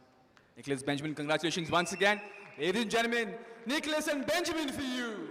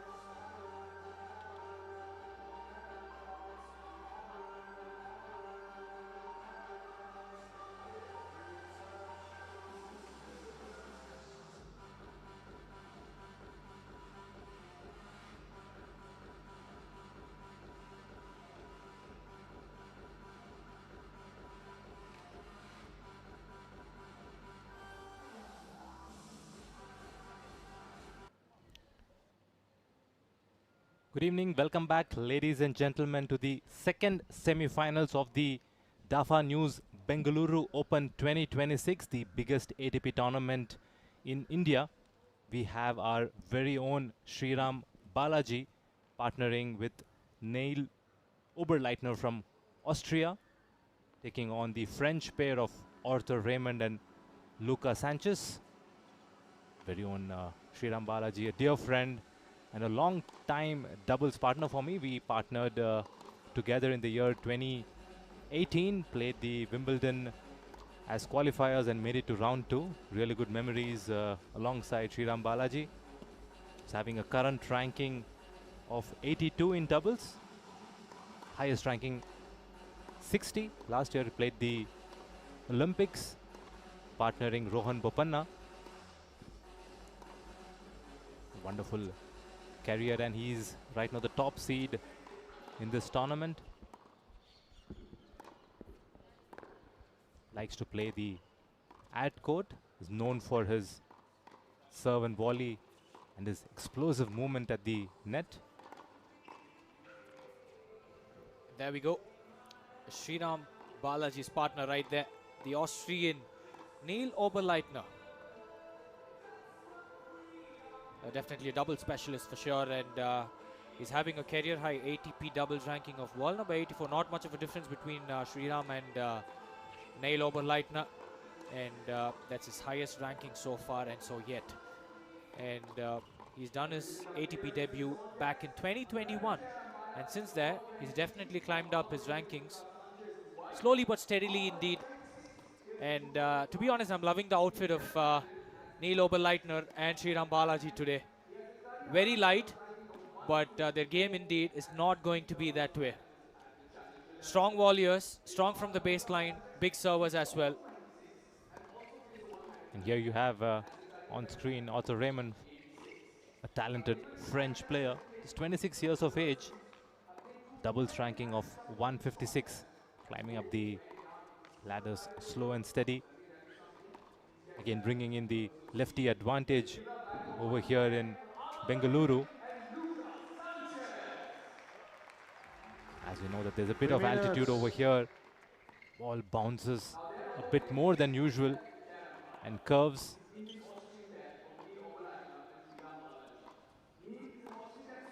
It looks like Luca Sanchez is locked in. Again, a French tennis player, and he's achieved a world number 86 on the men's doubles rankings, and which he made it in January 2024, and making a main draw debut at the 2023 Open Stade de France, partnering Theo Aribaj, and now his regular partner being Petros Tsitsipas, and receiving a wild card for the province back in French. And he's been at the men's double circuit for a very long time, playing a lot of matches. Shout out to Andrea Mangione, our chair umpire for the semi-final over here at the Bengaluru Open 2026. I mean, who needs Hawkeye when these guys are right here? These guys can spot the balls, spot the targets with pinpoint accuracy.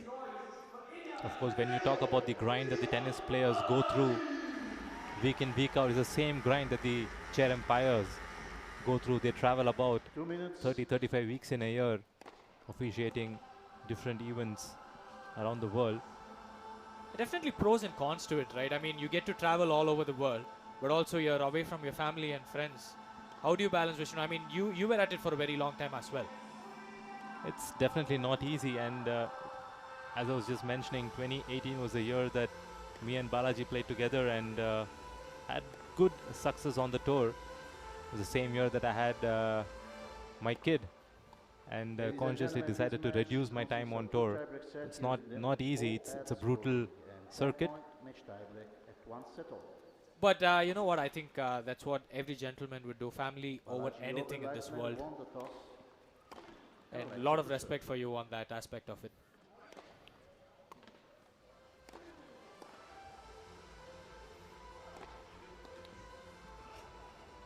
And it is almost time. Just getting used to the conditions a little bit over here.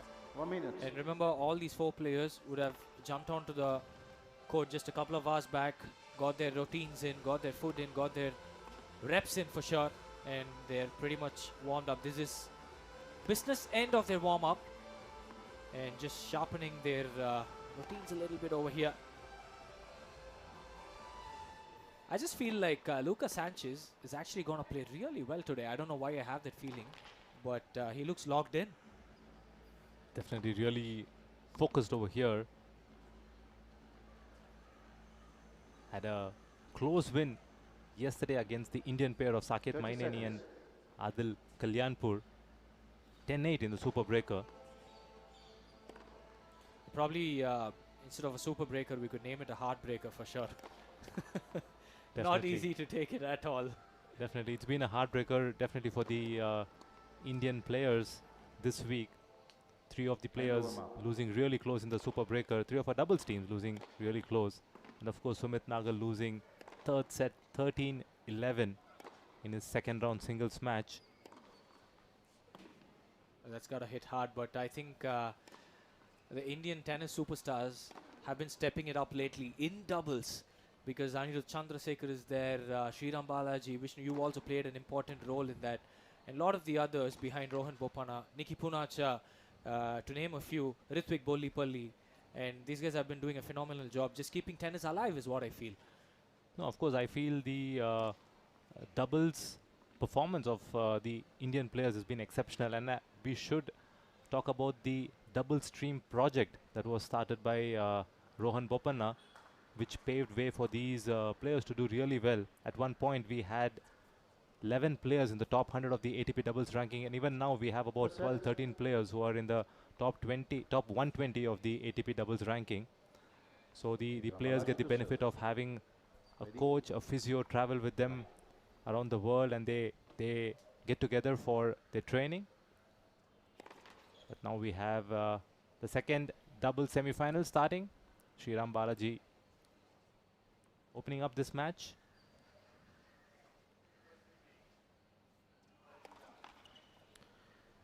Starting with a double fault there. I mean, nervy start indeed, but he knows better. He can do better for sure. I mean, there's a saying that goes, you know, if it's a bad start, it's a good match. Let's wait and watch.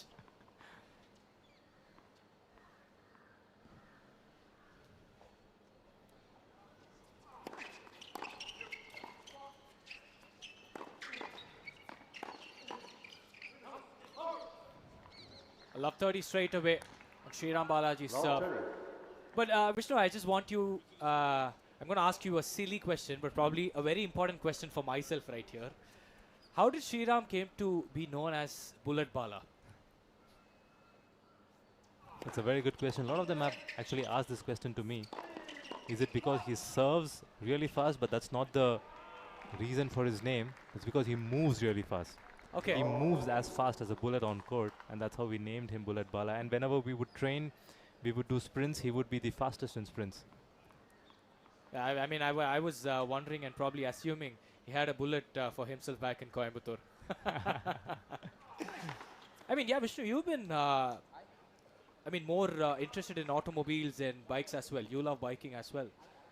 So, yeah, I mean, that's what I thought initially, but okay.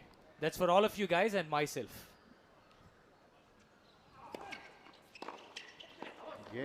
Great forehand return there from Arthur Raymond, breaking the Balaji serve to go up 1-love. First game. Not the kind of start that Sriram Balaji would have wanted. Went rather safe on his serves. Tried to have the solid start, but the French pair took their chances. They definitely played a really good game to secure that early break.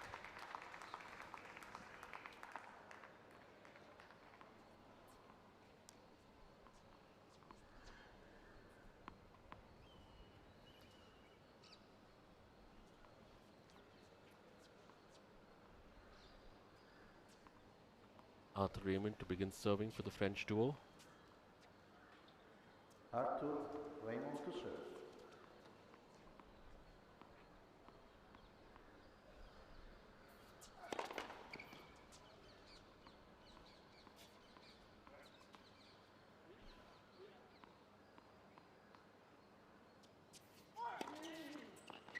was just loving the body weight transfer of Arthur Raymond's serve right there. Taking a step back, putting that weight onto the ball completely. Such a fluid motion, especially on the second serve. And that body weight transfer translated into that huge kick out wide.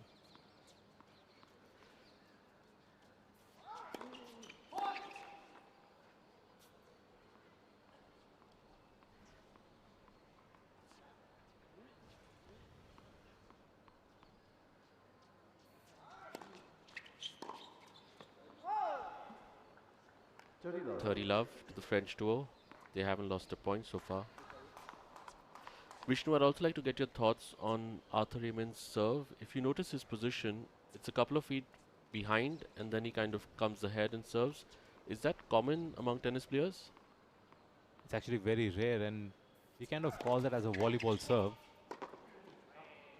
It's a bit risky because there's always a chance that you might step up couple of inches, get onto the baseline and be called foot fault. But again, with the serve, like we've been talking, the toss is the most important thing for a serve. The second most important thing would be to find rhythm on your serve. And that is something we can see over here, that Arthur Raymond do it beautifully.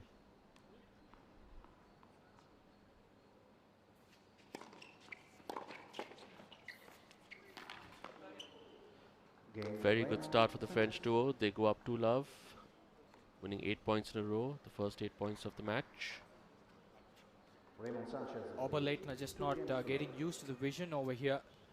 Slow start indeed for the Indian-Austrian duo. Need to bounce back stronger than ever right now in the semi-final. Really important to get a strong hold over here. Sriram Balaji is really good as his role as a service partner. Covers the net beautifully.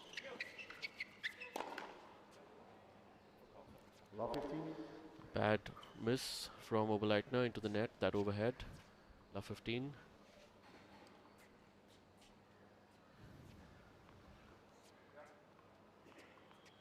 It's really important to have high energy when you're playing double, such a fast-paced sport. That is something that the Bryan brothers did exceptionally well from the first point.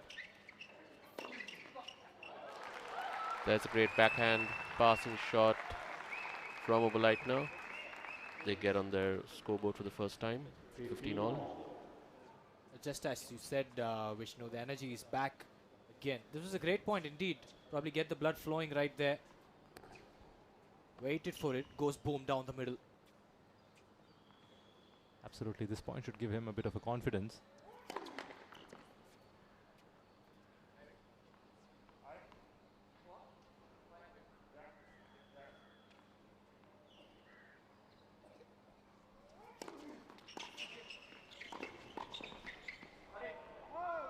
Straight into the body of Balaji right there.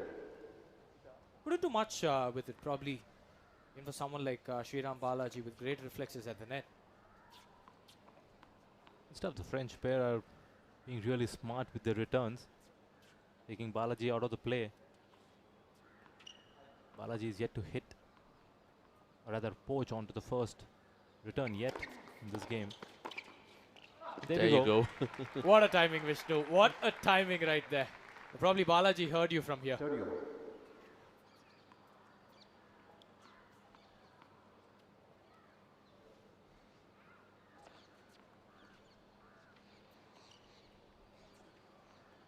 All now. The first serve percentage has been very low for Oberleitner over here. Need to put up a ladder and climb it as soon as possible.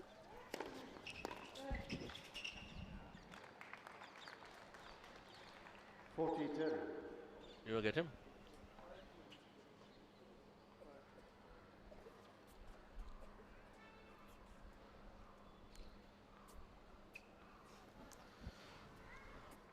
Oberleitner with the chance to hold his serve here, get on the scoreboard.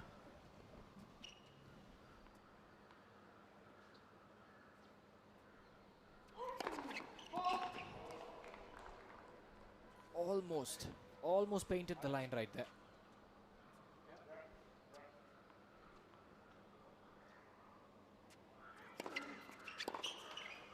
There we go. Sriram, Balaji and Oberleitner get the first number on the scoreboard right there.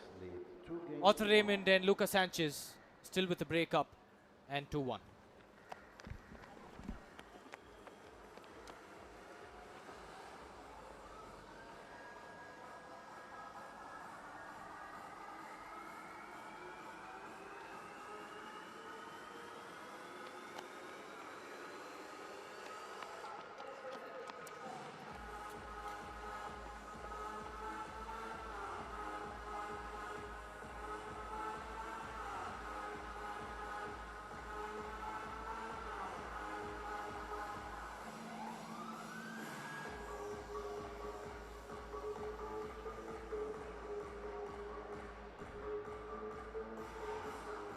Time.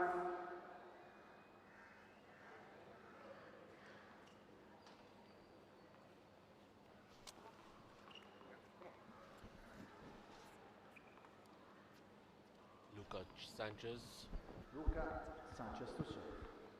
gonna serve now at 2-1. First set.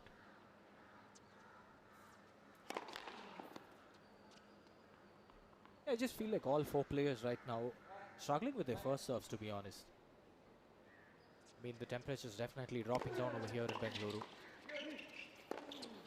Oh, there we go. Great backhand from Oberleitner.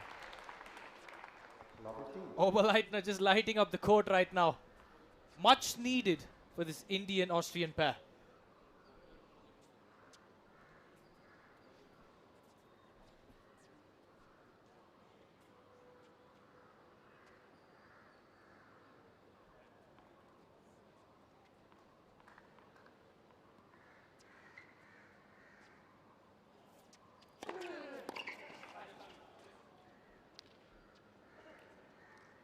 Good serve from Sanchez there, 15 all. I'm not sure what to call this, Harish. I mean, is it a slow start or a nervy start? I'm not sure. But these guys need to get their energy back on right now. Yep.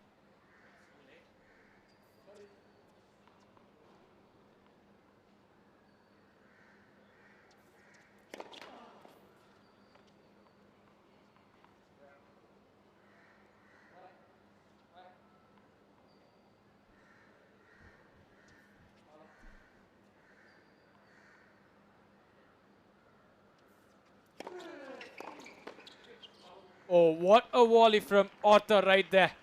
30-15. He's just painting. Looked so good on him, that last volley.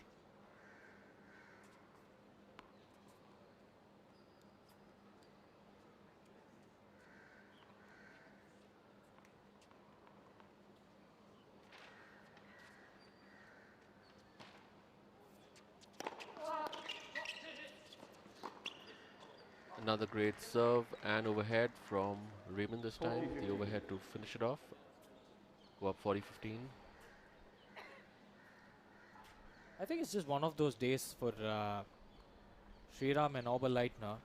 They're seeing the ball small. Sometimes you see the ball really big. You hit well, but sometimes you just don't see it at all. Maybe, just maybe, one of those days. Hopefully, a couple of good points will kind of turn that around and change the momentum for them.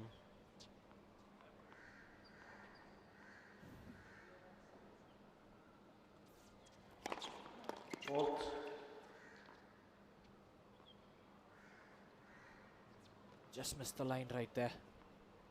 Lucas Sanchez.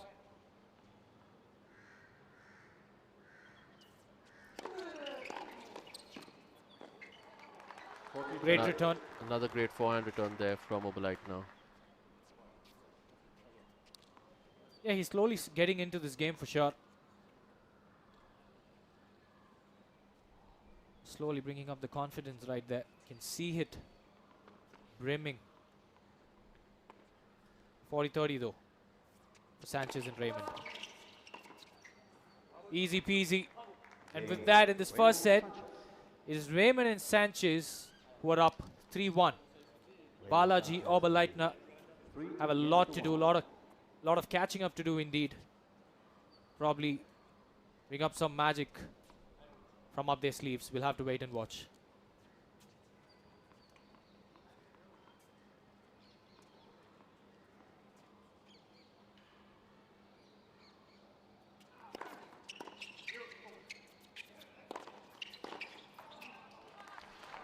Nice serve and overhead from Balaji, 15 love.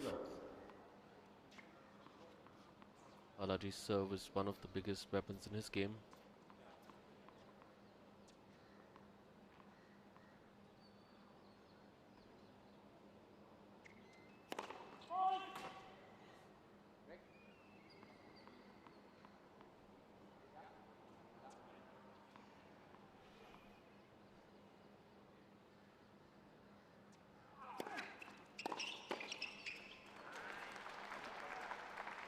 Oberleitner was just waiting for it.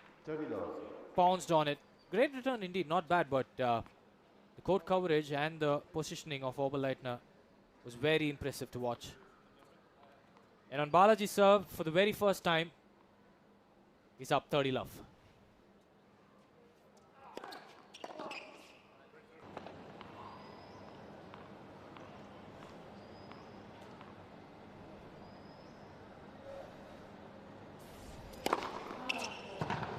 Advantage Martinez.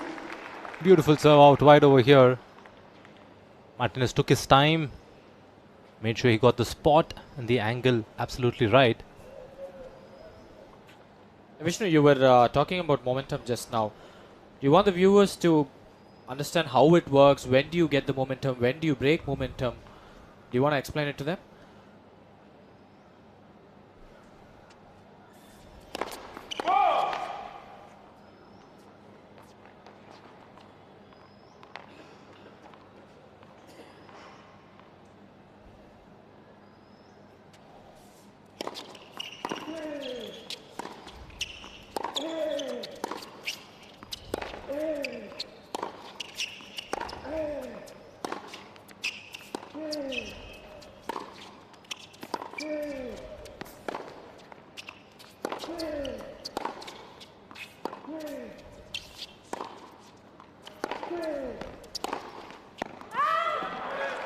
Longest rally of the match so far. Both the players relentlessly going after each other. Loving the backhands from Martino over here.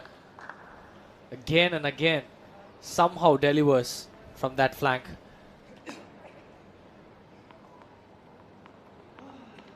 I know Vimal, we're talking about momentum, and momentum always plays a big role, I feel, in doubles more than in singles. Whenever a player strings 2 or 3 points together, has a bit of an advantage. That's when the opponent needs to take a bit more extra time so that he can try and break the momentum.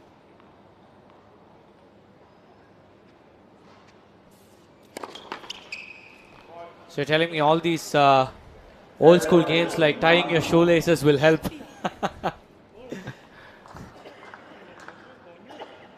Break point here for Martino to go up 5-3. And from Vimal.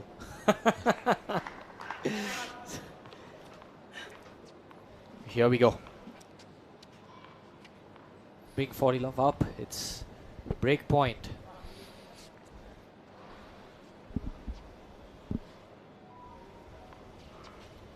I think he got distracted with the crowd a little bit right there. Crowd not settling in time.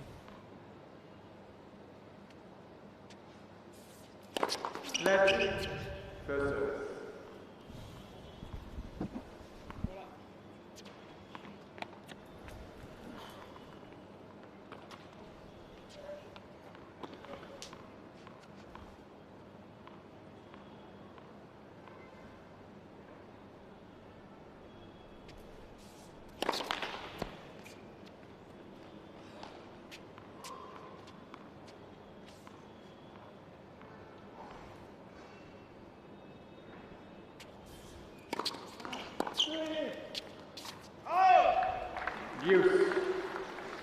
Good second serve there from Martinez to save the break point. Back to deuce. This is the longest game of this match so far.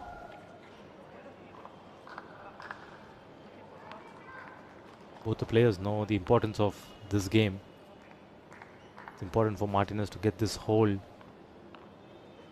even out the scores.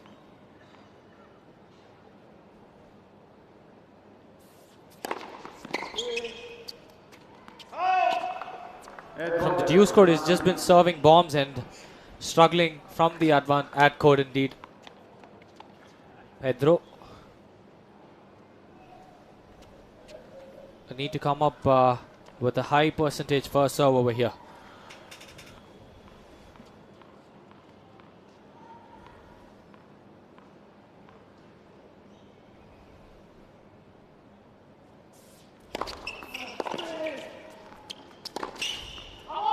A great 1-2 punch from Pedro Martinez. Was down a break point, held his nerve, gets the game as well. 4-all in this first set. Fun to watch both these guys fight it out over here in Bengaluru. Similar game styles.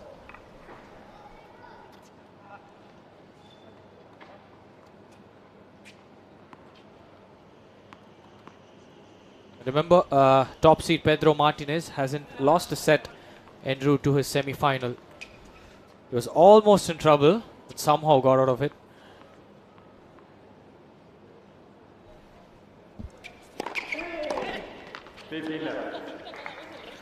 Good serve out wide from the Frenchman.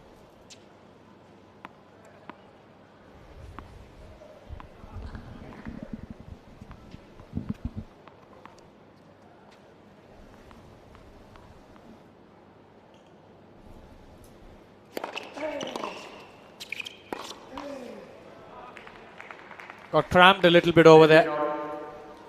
Matteo Martino. Not easy when the ball's coming straight at you. Sometimes it's, I think, difficult to move away from the ball.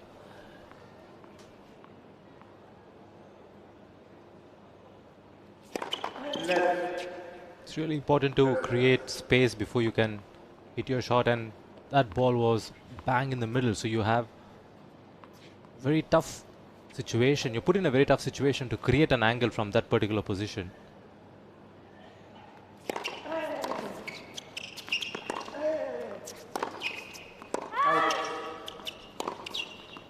Missing that forehand, Martinez had the opportunity.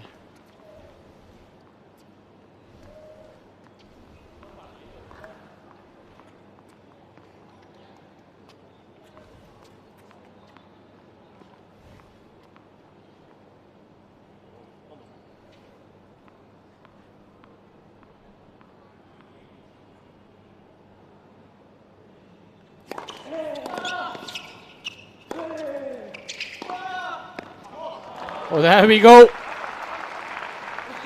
It was too good from Pedro Martinez. Probably one for the highlights reel for sure. We're going to get back, rewind that shot again and again. Look at that body weight transfer into the shot while he was running. Just too good to watch. But also the mindset that after hitting a quality shot like that, he was ready for the next ball to come in. Yep.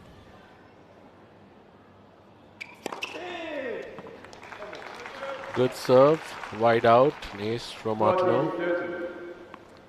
Just when he needed it the most.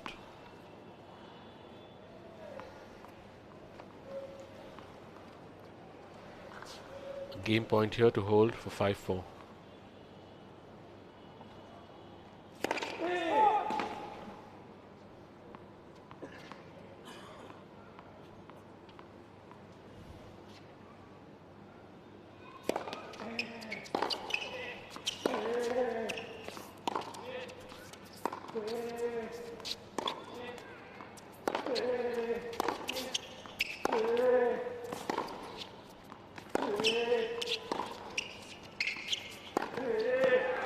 Oh, clinical stuff from Matteo Martino. Long point indeed, but somehow got out of jail. And in a matter of time, Pedro Martinez will serve to stay in this first set.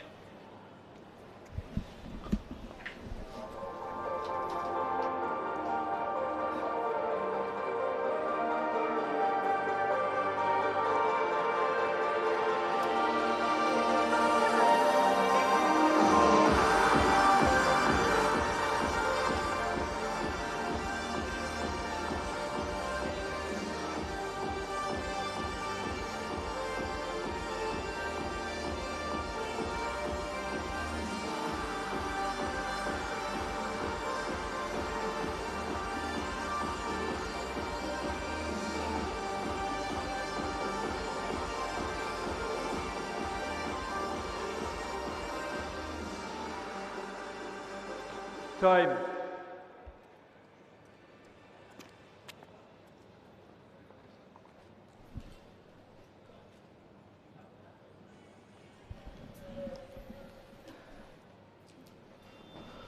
And we're back. Pedro Martinez going against Matteo Martino. Martinez somehow escaped in that last previous service game of his. Was down a break point. And then now it's time for his serve yet again. 4-5 now.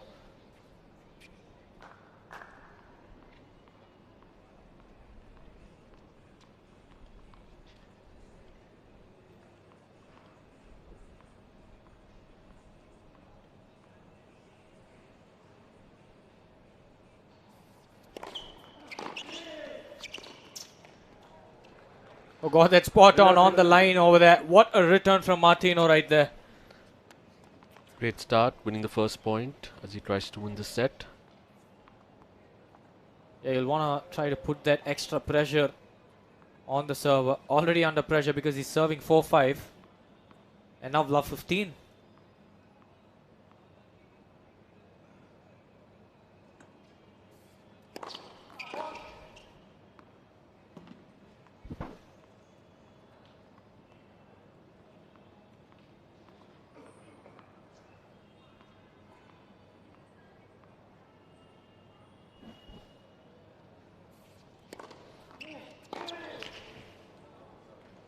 He had a better look at that return over there, Martino.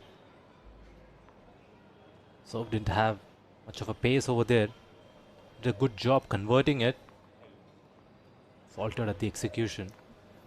Does this happen sometimes that you don't realize why you are actually on court? Because I think he was too deep. I think he was predetermined in his mind that the serve would be at a certain pace and spin. Was not really aware of the situation.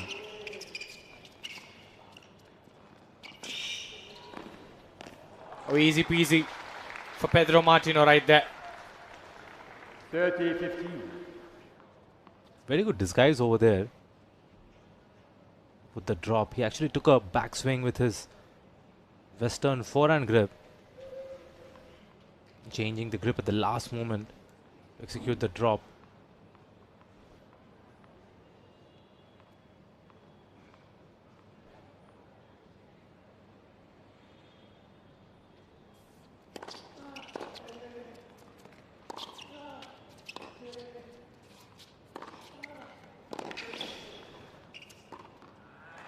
Great forehand setting up that easy volley for the Spaniard.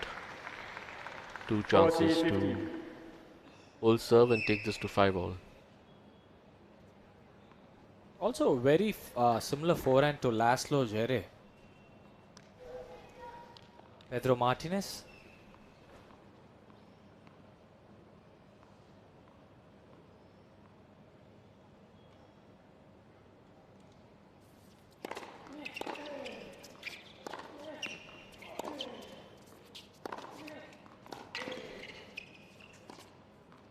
Oh, that was cheeky.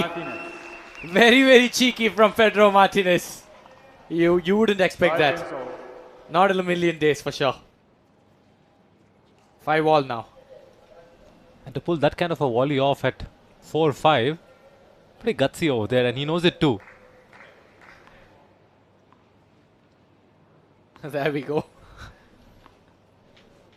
I've seen Feliciano do this against one of the better players. He just puts on a show.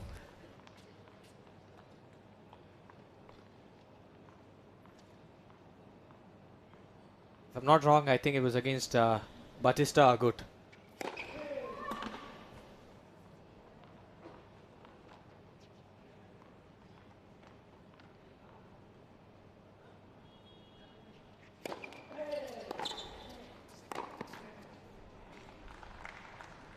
Again, creating space.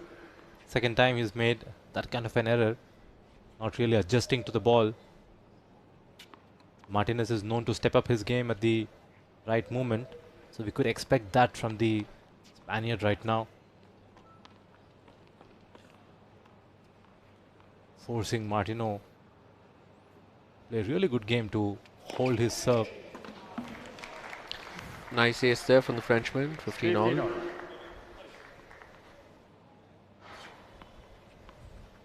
He's been serving really well throughout this first set and all week long as well.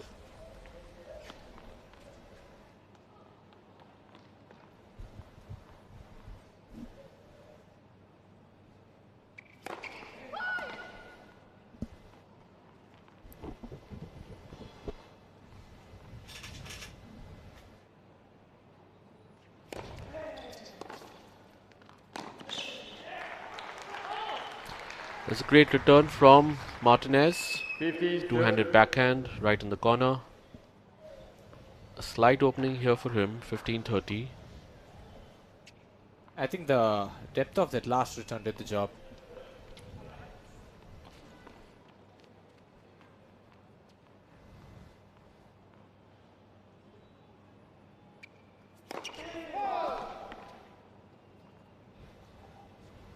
Already under pressure. Second serve now for Matteo.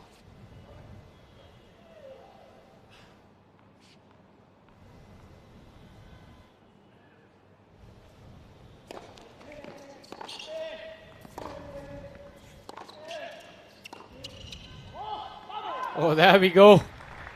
Pedro Martinez, Vishnu, as you rightly said, is definitely picking up pace, picking up his game right now. Inching closer to grab this first set. Probably even the Spaniards are a bit scared of insects. Well done. Shout out to all these ball boys, ball kids and the staff for their effort in the last week.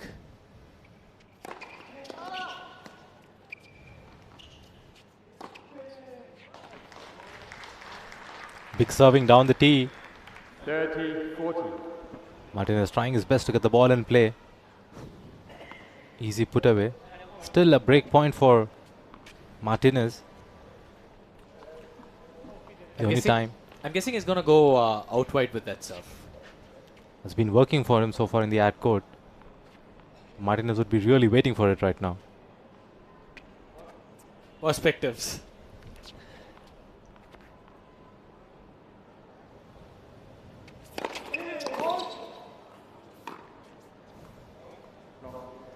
Both of us were right on that occasion for sure.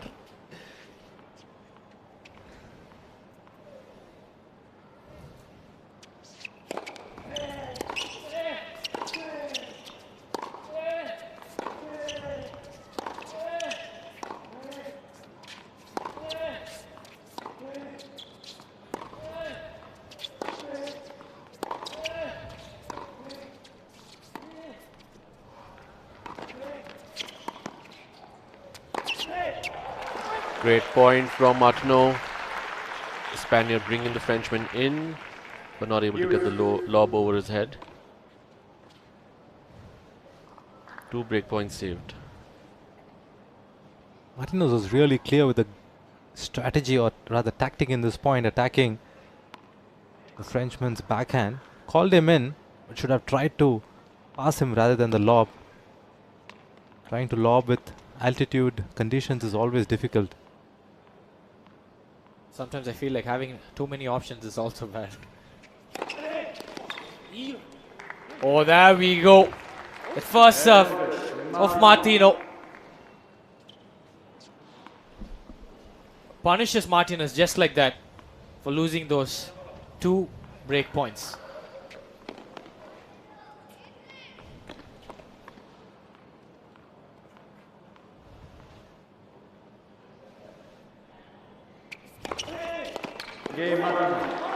Another good first serve from the Frenchman. Holds for 6-5 in the first set.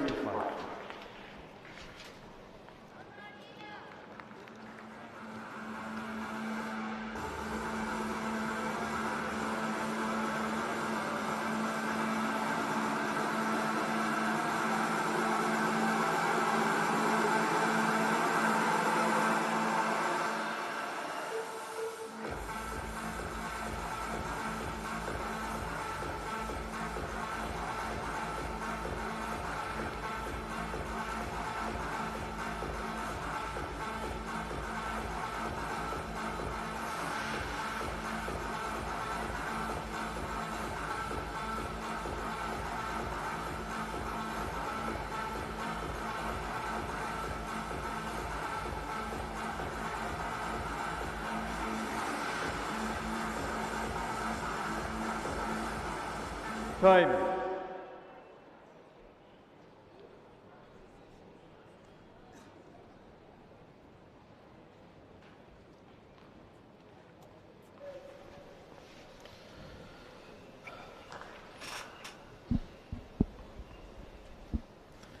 Pedro Martinez having a couple of break points. The earlier game could not convert. Martinez serving really big to save those break points. Martinez serving 5-6 in the first set to stay in the first set. The first single semi-finals.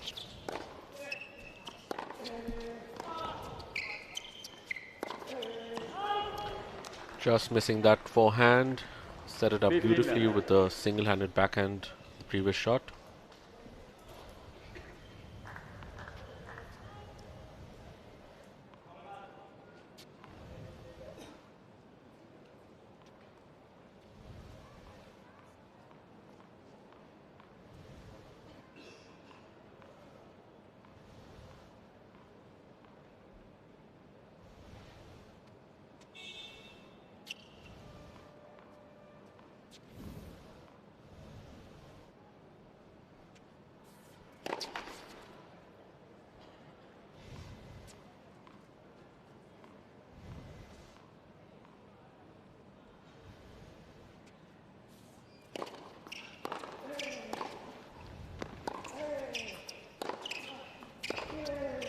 Oh, that was a blistering of a backhand from Matteo Martino.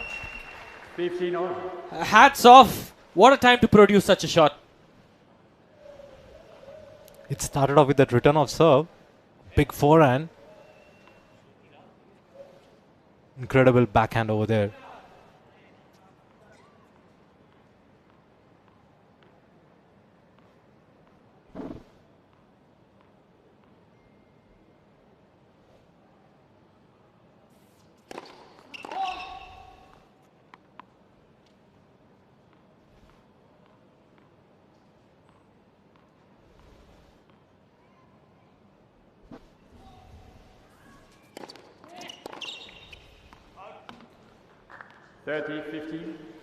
Trying a bit too much over there on that return. Wanted to put pressure on Martinez, similar to the previous one.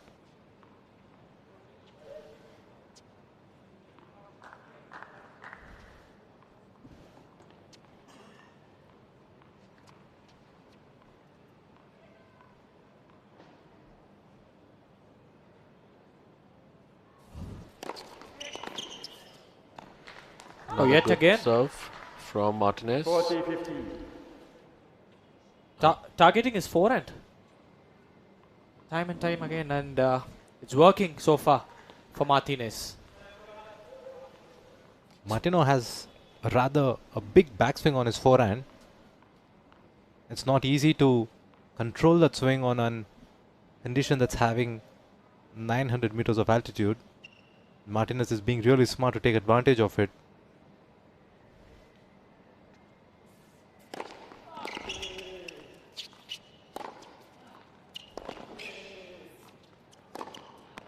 Game Martinez. Beautiful setup over here. 6 games on. First set. Martinez to finish that point and taking the first set into a tie break.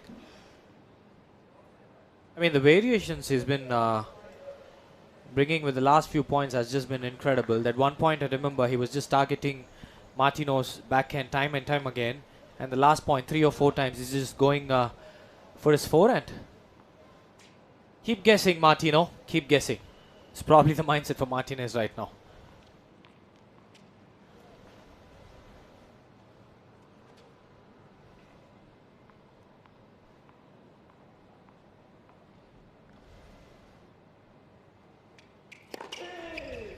Oh, what a way to start this tiebreak with an ace. His big serve has definitely been helping him throughout this first set.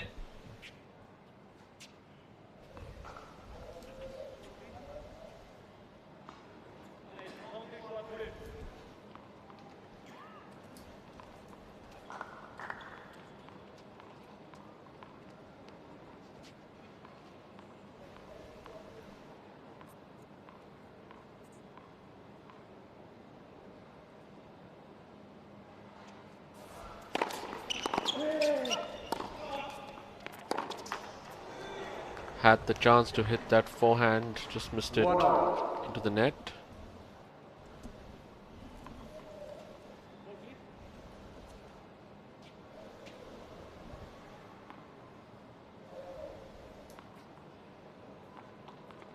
If it goes to a tiebreak, you reckon it can go either of the sides? Probably. I mean, but over here I would put my money on Martinez.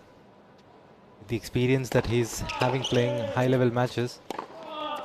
And he has the ability to step up on his game when needed.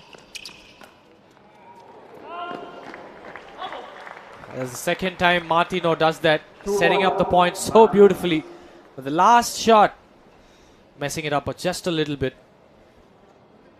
But also on Martinez's perspective, that one extra ball put in helped him.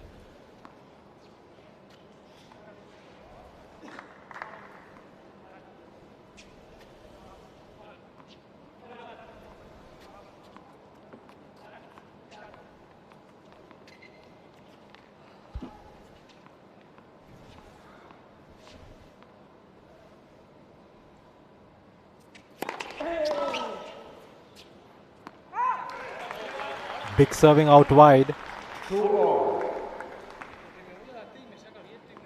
If you can serve well in a tiebreak, you always have a good chance of winning it. But also he's just relying on his serve so much. Even if his ground strokes are not helping him at the moment, his serves have definitely been helping him. And there we go. And it's always a matter of fact that how long can you persist that level of tennis?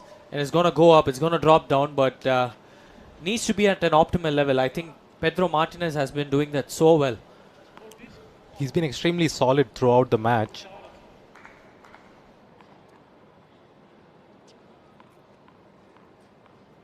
And maybe that could be the difference for him today.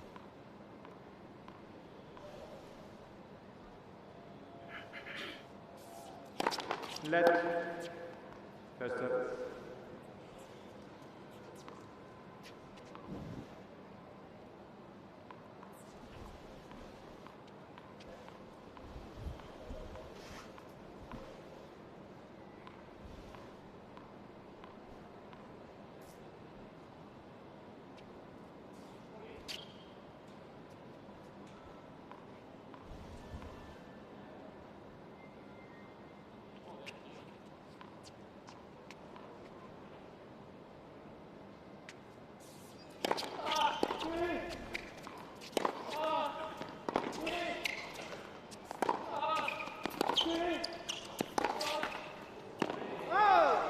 Just missing the backhand with the net there, hitting the top of the net.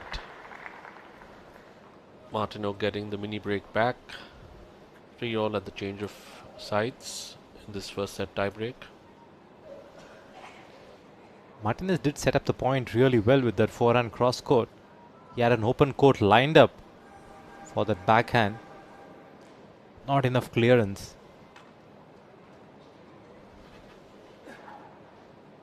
The clock doesn't wait for anyone. We've just got past an hour over here at Centre Court. The first set still not done. Who are you guys picking at this point for the first set? I think me and Vishnu, both of us are going with Martinez for sure. That's right. And you, Harish? I think Martinez too. Okay.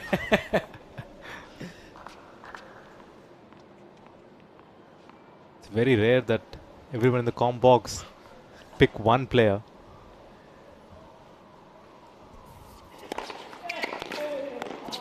And imagine all three of us were wrong.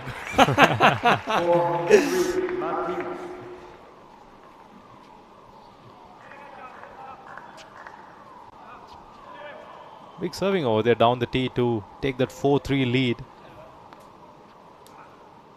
Definitely want to see at least 1 second serve return out of the two over here. Martinez, so that he can put that pressure on Martino.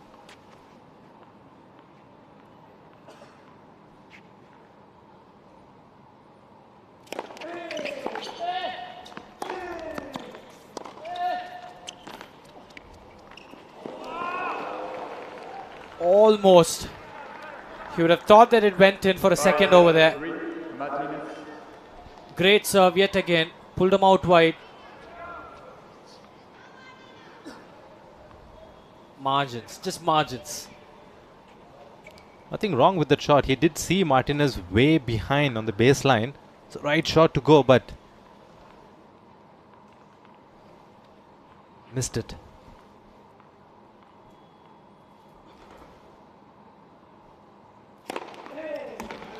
Great serve from the Frenchman.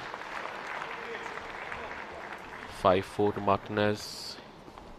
He has 2 serves now. If he wins both points, he can take this first set in the tiebreak. Lucas Sanchez and Arthur there on the stands cheering their countrymen. Martino. And not easy after you played a really good semi-final. Obviously, most players want to just get back, recover, and get ready for your next match. But also, this is sportsmanship at the highest level.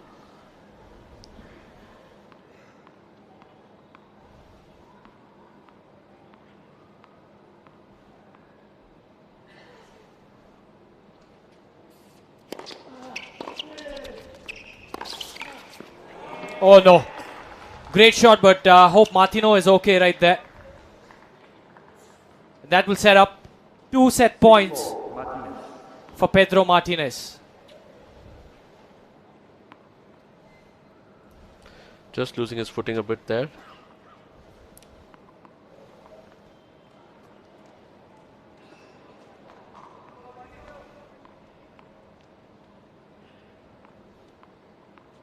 Two opportunities is one enough for the Spaniard.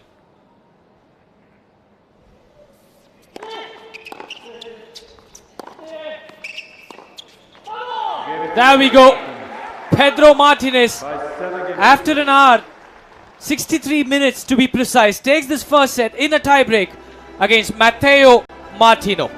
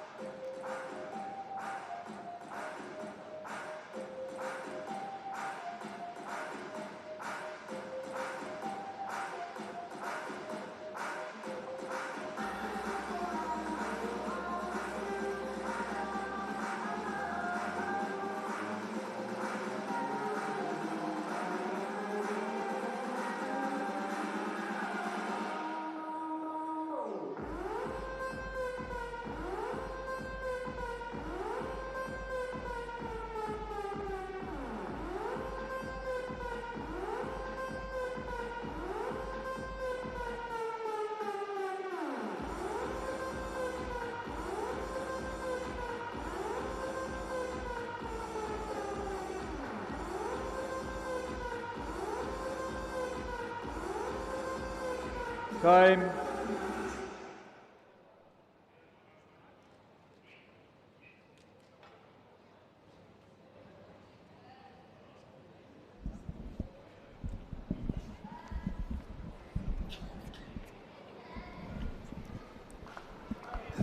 That was well fought and well sought out set for Pedro Martinez. 7-6. A tight encounter indeed. Matteo Martino did all he can, but I think in the tiebreak just too many errors right there. And he'll look forward to forgetting that. Starting fresh in the second set. And in the commentary box is myself, Vimal Raj Jayachandran, Vishnuvardhan and Harish. Thanks, Vimal. Definitely really good set from both the players. Martin is showing his experience to pull that off. If you would break down their games, similar kind of game styles, both of them try to attack from their forehand flank. Martino has been the better server of the two. He would definitely want to capitalize on that. With 6 aces in that first set.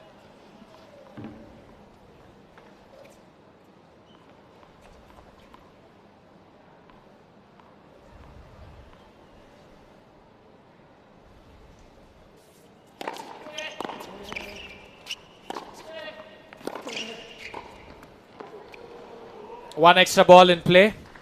You might get benefited from it. Court was wide open for him to just get the ball and play. A bit too fancy, I guess. Wanted to go for the drop shot.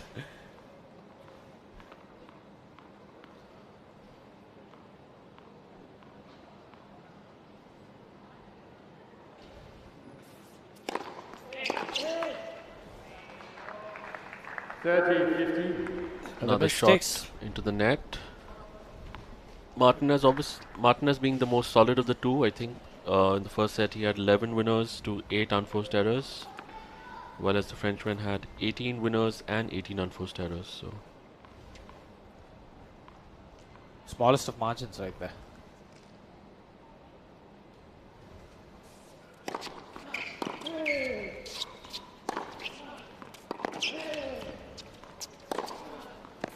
Caught the line, went for the inside in, executed that to perfection. Pedro Martinez. Looks like after the first set, this guy is on fire right now. Look at the depth on that last shot. The RPM, in fact, also too high from Pedro Martinez.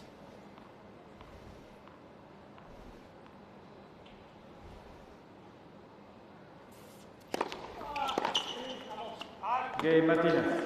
good Comfortable. serve, wide out, holding serve to lead 1-love in the second set.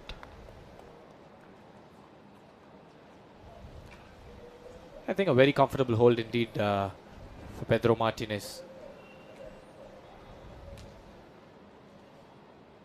Pedro Martinez is kind of the player, when he has a lead, he plays really well. He likes to take a little bit more chances. Normally that works in his favor. I wouldn't be surprised if he gets an early break in this second set. But of course the Frenchman, Martino, has been serving really good. He'll want to get that first serve percentage really high, else he would be in trouble. Vishnu, I mean, you've had the chance of playing alongside Pedro Martinez very recently.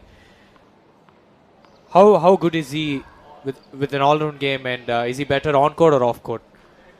He's really good both the places, but of course off-court is a really chill guy. Works really hard. So he was there in Ahmedabad for the Tennis Premier League and had the honor to be in the same team as him and play doubles in the league.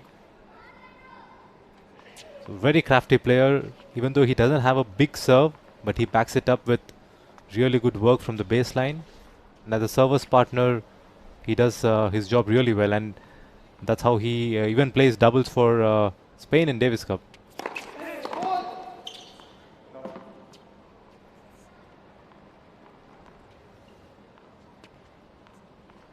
And an interesting fact is he loves butter chicken.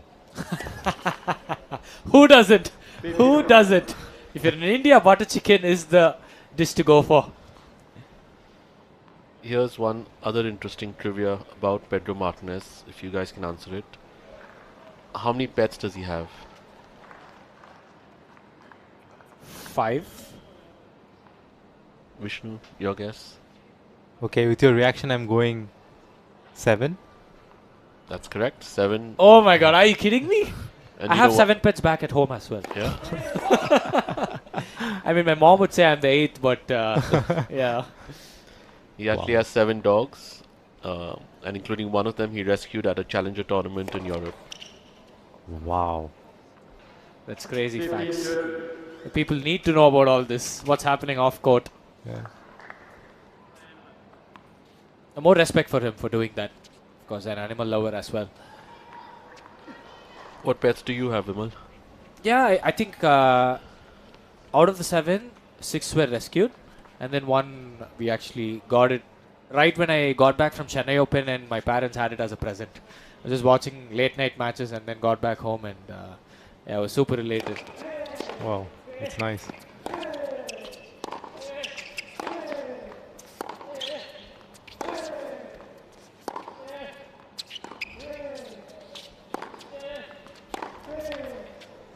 I mean, the fun was that I wanted to name him Nadal, but they already kept him as Sanju even before I got back home. That was a fight right there. 2 chances early in the second set for Martinez to break. Martinez did step up his game, but he did get a bit of help from Martino by serving 2 double faults in this opening service game.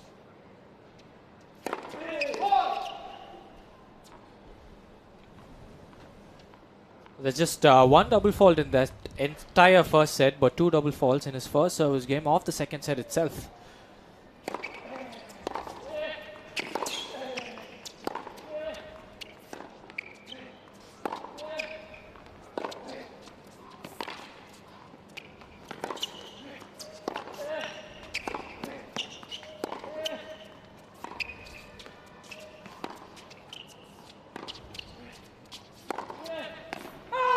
Oh, just missed it.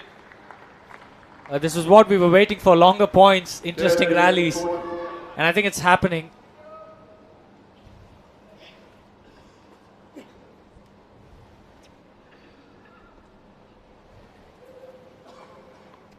Matteo Martino over here with another break point to save.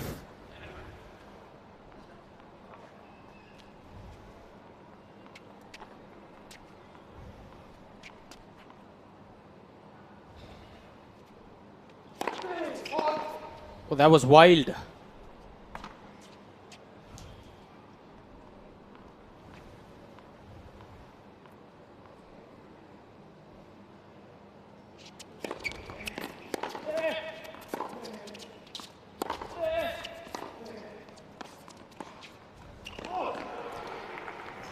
Bad miss from Martinez on break point, hitting drop shot into the net.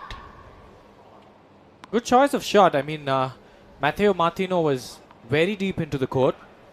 Read it so well, but the execution, probably a little bit of more margin over the net could have helped him.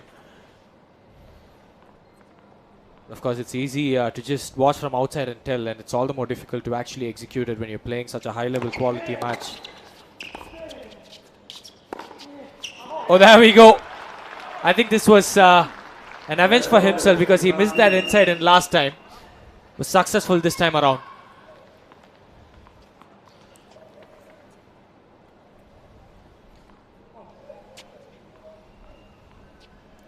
Look at the racket head speed over there. Really quick.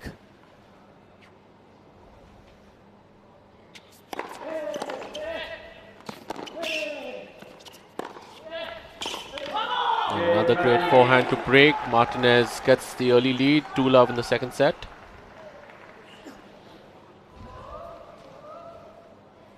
Yeah, just like Vishnuvardhan actually mentioned, Pedro Martinez plays even better when he's got the lead. That's exactly what's happening.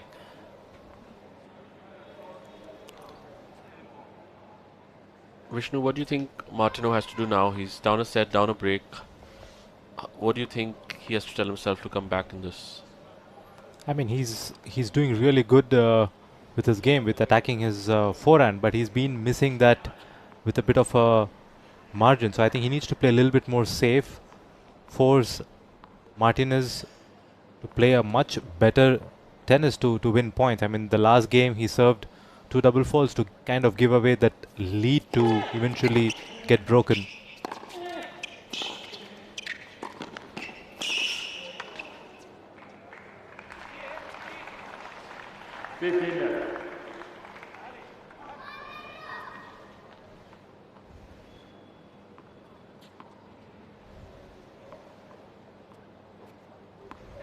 Oh, look at that slide over there. Almost split. Full split.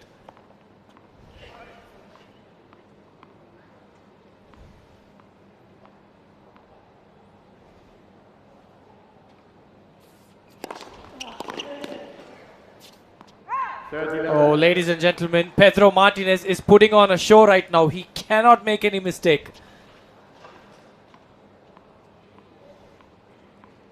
2 love, 30 love. Looks like he's just cruising with it. Thrown off the brakes, pressing the accelerator. Probably in 8th gear right now.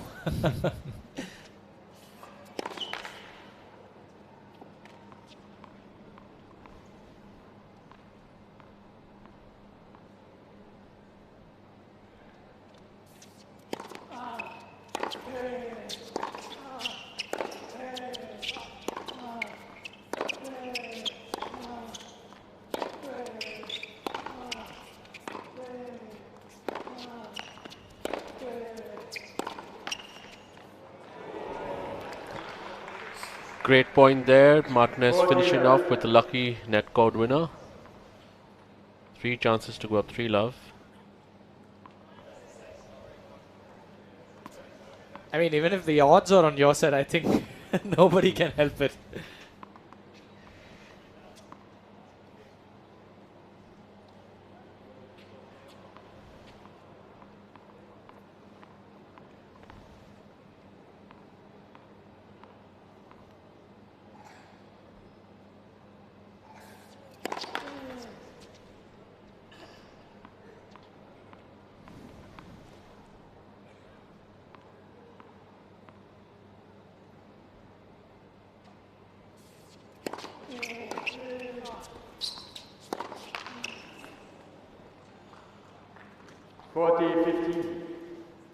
Try to hit the higher part of the net.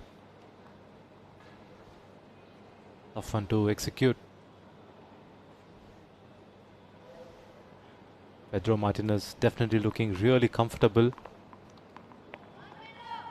in this match right now.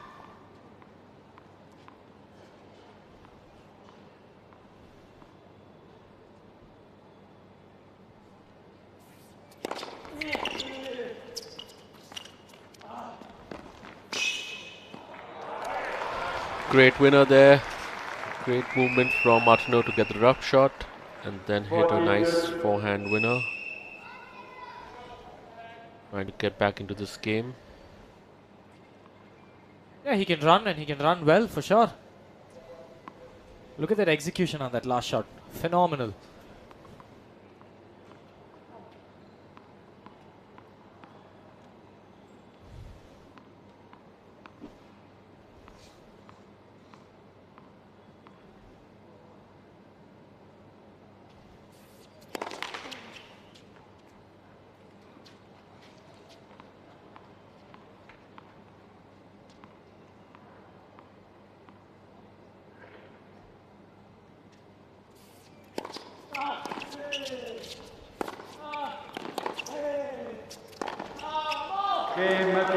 What a forehand. On the run, clinical execution over there. He moved into the court to cut the angle, take the time off.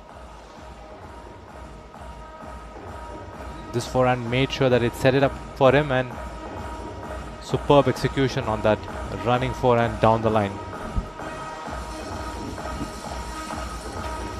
giving him the 3-love lead in the second set.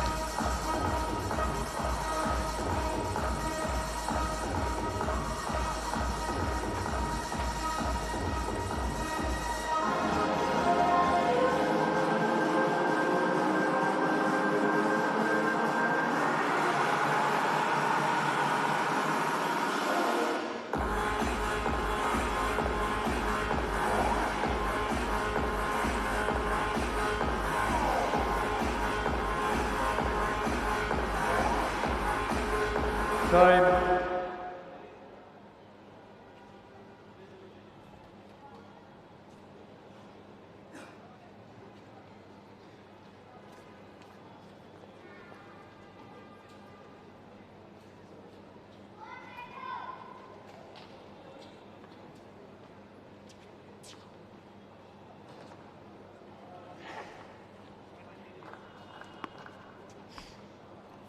I thought Diwali was over, but looks like Pedro Martinez has other plans.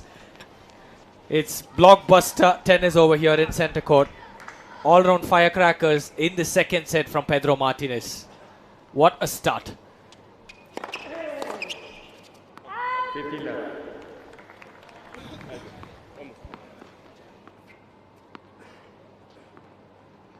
Martino is an absolute fighter. He knows the opportunity that he's having. Big points at stake. Semi-finals to finals. And the kaching as well.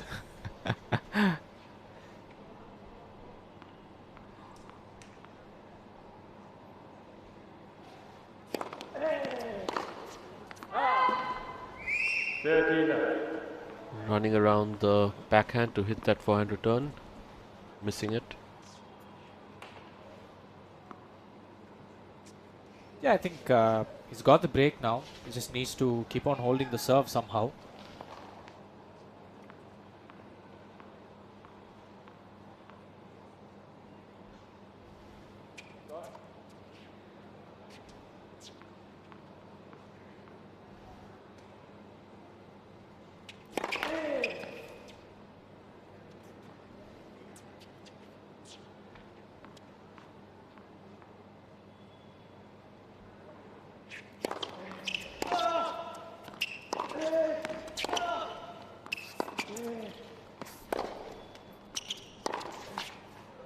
Well, that inside is somehow working perfectly for Pedro Martinez at the moment.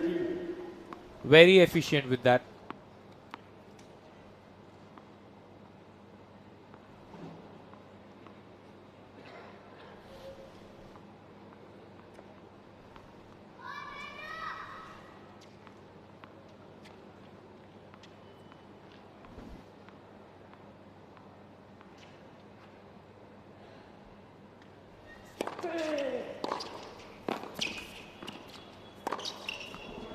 Great backhand pass from Martinez. Martino not doing enough with the volley there.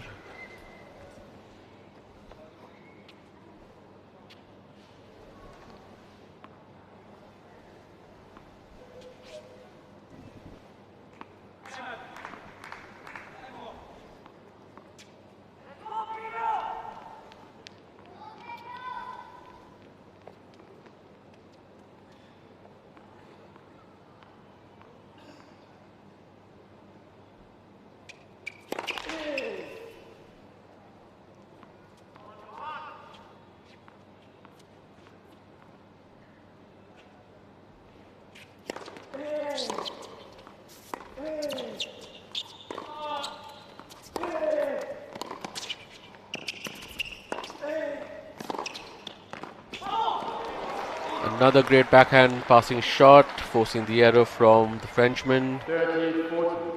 We have one more break point for the Spaniard to go up for love. Nothing wrong at this point by Martino. Really good defense from Martinez.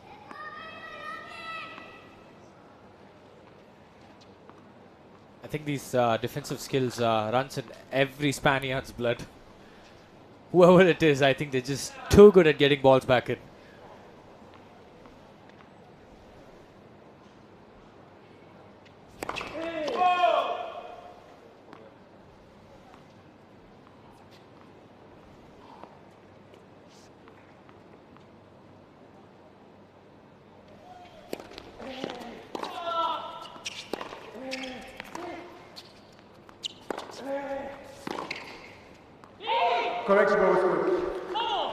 An overrule from the chair umpire on that backhand passing shot. And Martinez gets the double break to go up for love. I feel sorry for the cap right there. But of course, I have to let out the frustration right now. Martino. Quick predictions. I think this is the right time to do. Is it going to be a bagel in this second set? It's going to be a comfortable hold over here, but as I had mentioned, I know a bit more about Martinez, having spent time with him. He tends to lose focus as well. That came too soon from you, Vishnu. There's a good chance that he might give away 1 or 2 games before he can actually finish the match off.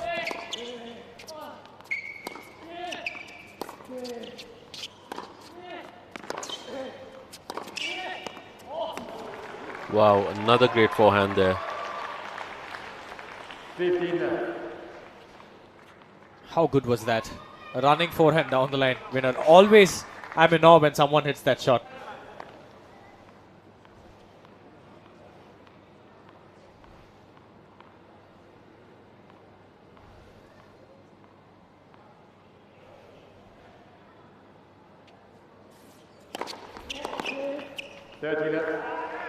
So this is domination from Pedro Martinez in the second set. Martino will be hoping to get a number on the scoreboard, hoping to not get a bagel, but we'll have to wait and watch. It's 4 love, 30 love.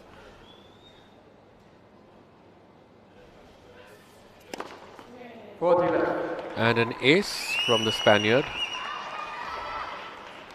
Go up 40 love.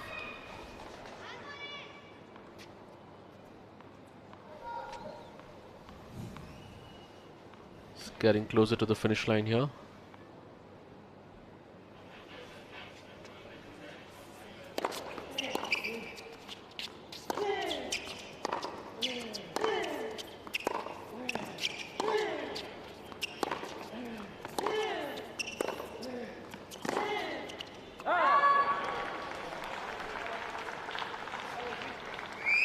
Looks like he's in the zone, but 1 or 2 points right there. Come and go.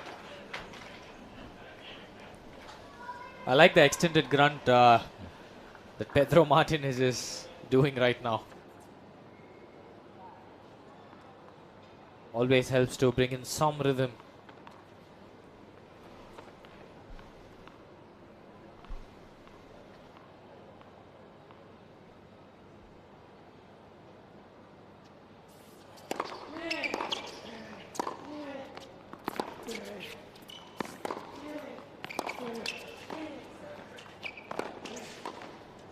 Nice volley winner to the open court, holding for 5 love in the second set. When we come back, Martino will serve to stay in this semi-final match.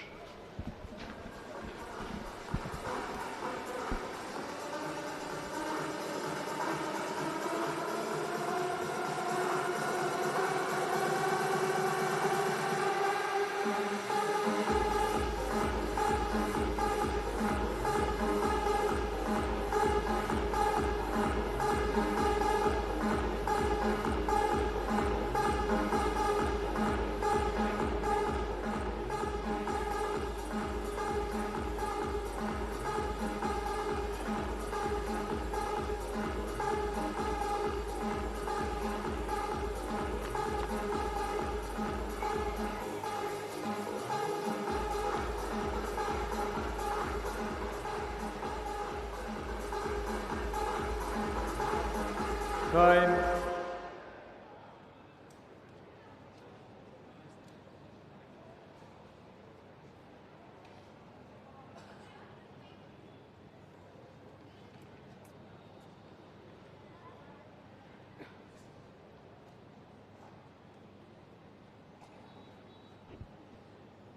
Is it going to be 1 game away from a spot in the final, or 5 games away from tying the second set? Dreams are possible indeed, but will it be possible for Martino tonight? Is the big question. 6-7, love 5. Matteo Martino serving to stay in this match.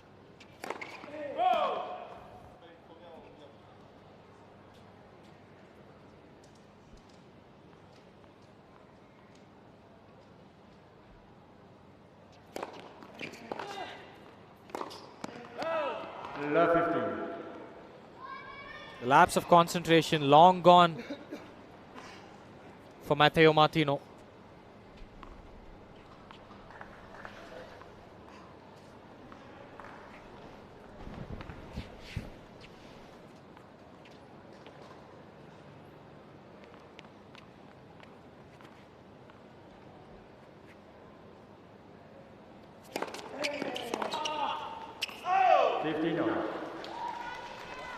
Didn't go for the big serve right there. A kick serve. Yeah, and Martinez making the error with the backhand. Martino will be hoping to get on the scoreboard here before the match gets done.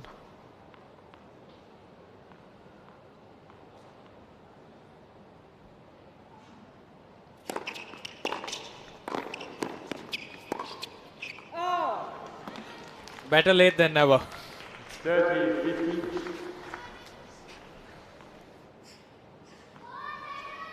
Martino definitely rushing a bit more, moving in at every single opportunity that he gets. But Martinez is known to pass exceptionally well.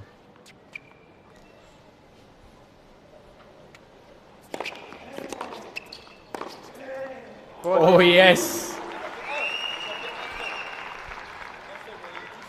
I mean, when you're down love 5, you can actually go for your shots.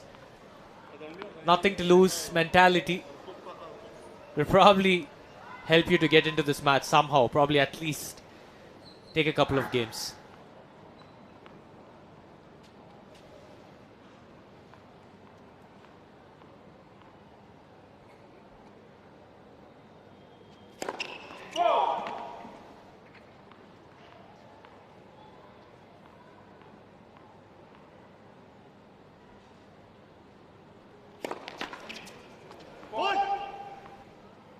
Do you think that serve toss was actually way too behind than his usual toss?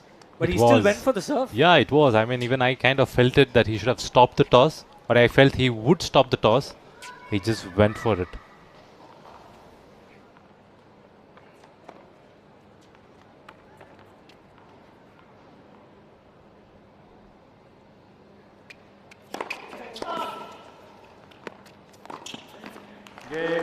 Nice forehand winner there for Martino to hold serve and get on the scoreboard. Martinez leads by 5 games to 1. Not a bagel, that's for sure. But is it going to be a breadstick?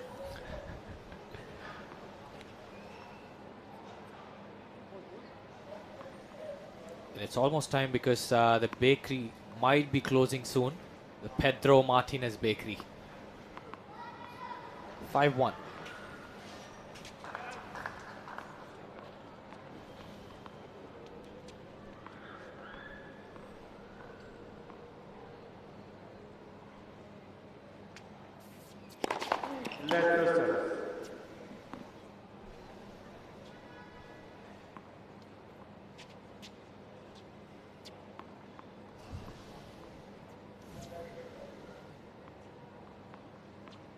Martinez looks completely locked in, still taking his time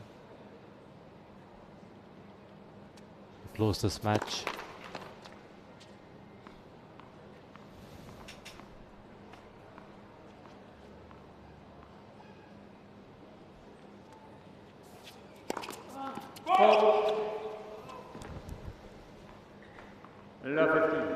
Double fault from the Spaniard to start off this game.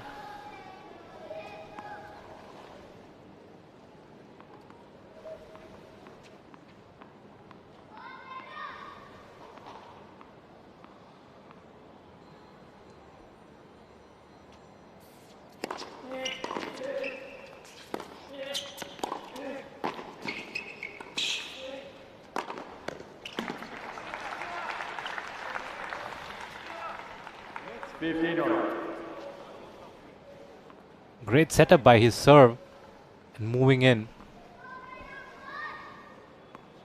This is something that Pedro Martinez has been doing really good. Entire beginning of last year helped him move his ranking up.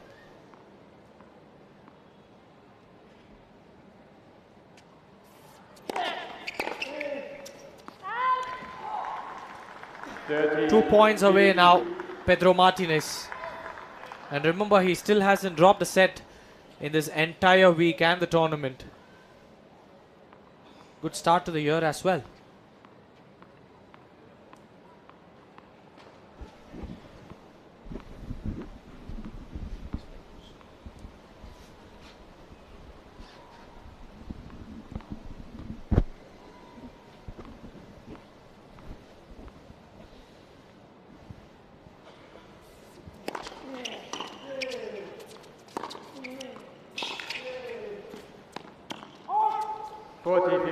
Another nice forehand from the Spaniard, setting up 2 match points for himself.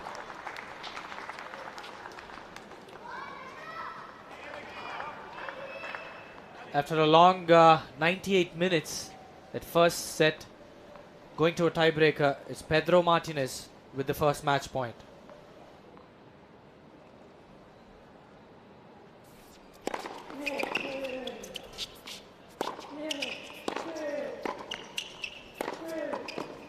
And he says one is enough. Pedro Martinez gets past Matteo Martino. 7-6, 6-1 in 99 minutes. What a match. A solid performance indeed. And he hasn't dropped the set all week long, remember. And it will be a very good final to watch. And it's Pedro Martinez, ladies and gentlemen, the man of the moment right now.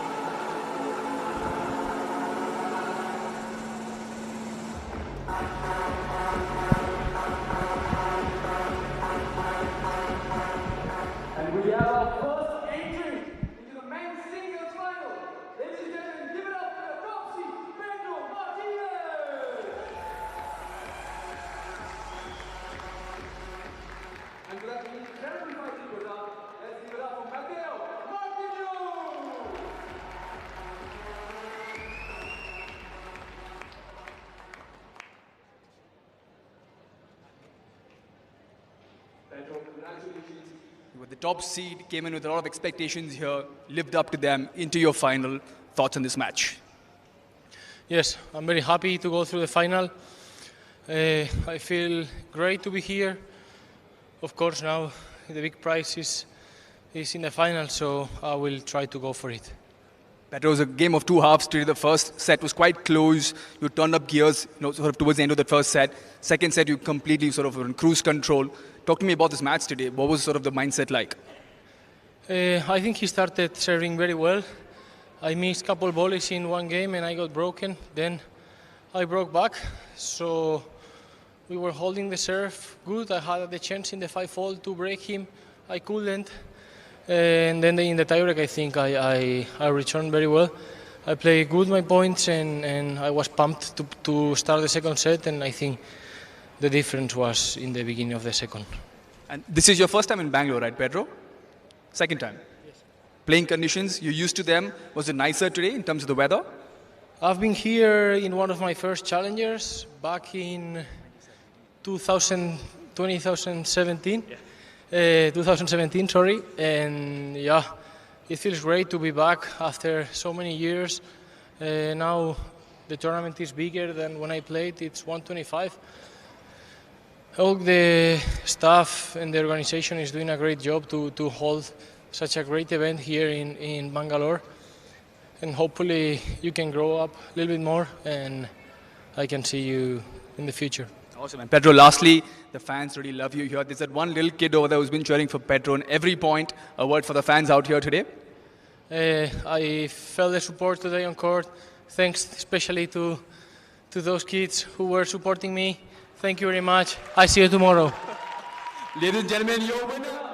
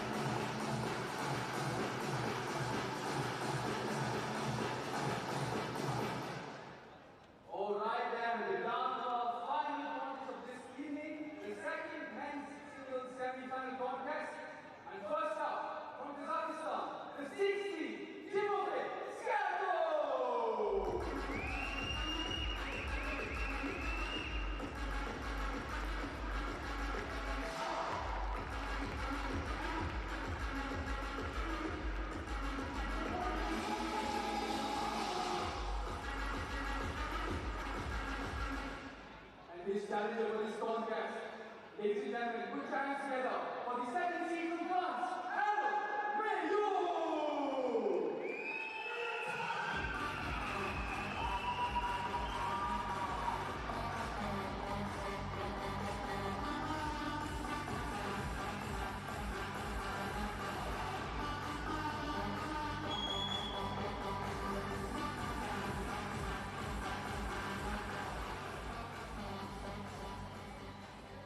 We will also have a special dignity for the coin toss ceremony.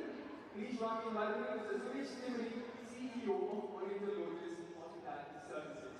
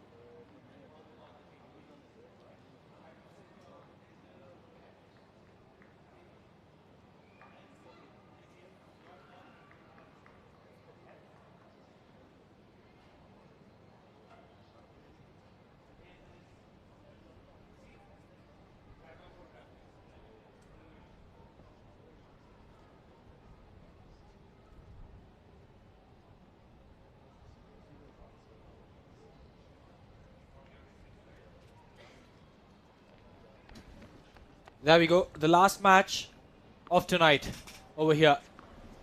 This is the men's singles semi-final number 2. Harold Mayet won the toss and chose to receive. So Timofey Skatov will start proceedings.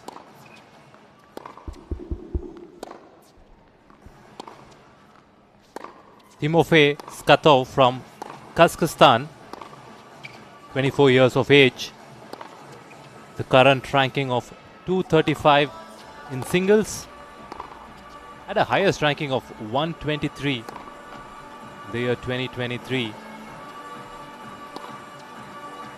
Had some really good wins. He also participated in the United Cup for Kazakhstan.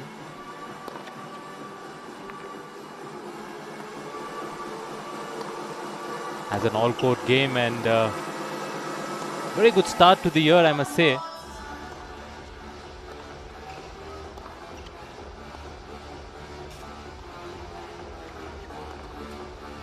He hasn't dropped a set this entire tournament so far. Really likes the conditions over here.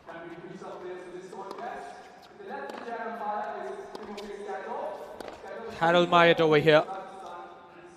The French guy, former world number 1 in the ITF juniors ranking combined in the men's and doubles. And this is the guy who took out 2 Indians. One was Sumit Nagal, the other one Dhakshineswar Suresh. And probably has a lot of fans going against him tonight for a lot of reasons. But he wouldn't mind because he will look forward to making the final over here at the DAFA News Bengaluru Open 2026. One step away, one match away. But he'll look forward to taking it point by point. Harold Mayet, of course, having a career high ranking of 103, still hasn't achieved top 100 yet. It was achieved back in 14th October 2024. And back in 2020, he made a Grand Slam singles and doubles debut 3 minutes. simultaneously, which was really good. Of course, getting into a wild card, partnering Arthur Kazak. Of course, I'm a really big fan of Arthur over there. And a big shout out to all the referees, staff, the groundmen, and everybody. Supreet Kadavagire over here. as the chair umpire, has a lot of experience doing big matches over here in India. Supreet is our very own local. He's based out of Bengaluru. Has experience of doing a lot of Grand Slams as well. And works very closely with the Asian Tennis Federation, organizing tournaments across Asia, developing tennis across Asia.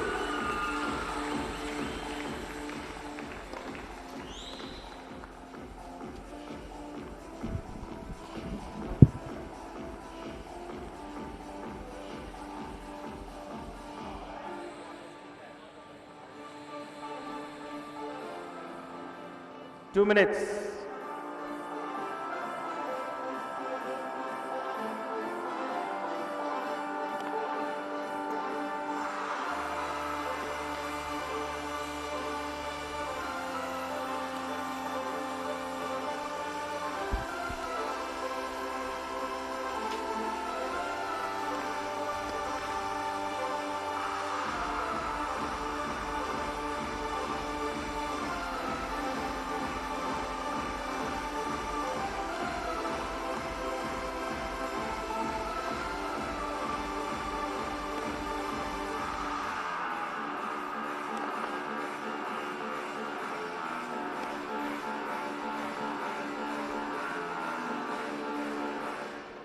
One minute. Also remember, this is their first meeting. Ladies and gentlemen, the singles match will be played of best of 3 tiebreak sets. Harold Moyot and Timofey Skatov. Harold Mayo won the toss. Time spent on elected to court receive. over here at the Bengaluru Open. Moyot, of course, 5 hours and 42 minutes. He had a lot of long matches with Dhakshineswar and Sumit Nagal as well. Skatov, almost 2 hours lesser than Moyot. And last match, of course, very similar, 1 hour 27 minutes, 1 hour 28 minutes. So both of them, of course, will be a little bit fresher. Nothing to differentiate between these two. But sometimes getting into this far into the week, where you're grinding out matches every single day, the less amount of time you spend on court, the fresher, or the more fresh you are physically, and that makes a big difference. But having said that, both these players are coming off their pre-season training, End of warm-up. looking in great shape physically. Look really pumped up today. And of course, ideal conditions to play tennis at the SM Krishna Tennis Stadium here in Bengaluru, under the lights. Bit of chill in the air. Winter setting in here in Karnataka.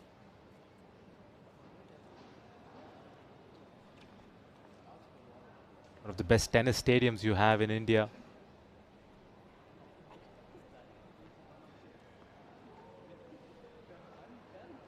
This very facility hosted the World Tennis League month of December 2025. Saw players all over the world coming down over here.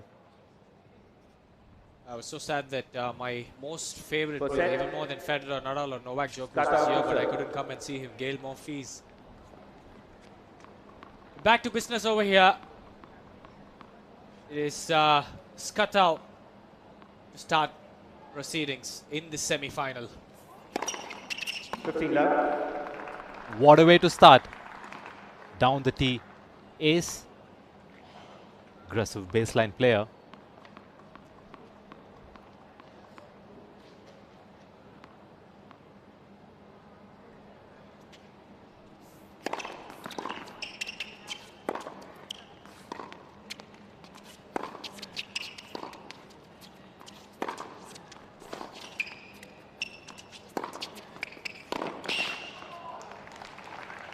Taking that forehand right from the first ball, being aggressive with it, finding the corners.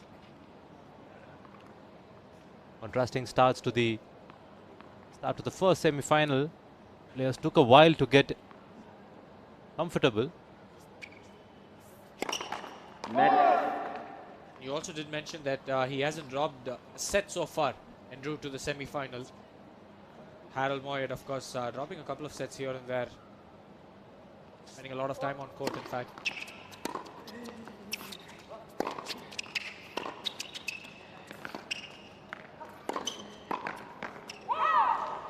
And also for a fact that we know is, even if Timofey Skatov is going to get that first set and probably even up 5-love, Harold Moyd is not going to give up. He's still going to keep fighting. I think that's the mindset against Sumit Nagal as well. Coming from a long games and long matches and points. Getting past the finish line was itself an achievement for him. Absolutely, he was down 7 match points. The second round against Sumit Nagal. Heartbreaking loss for Sumit. 40-15.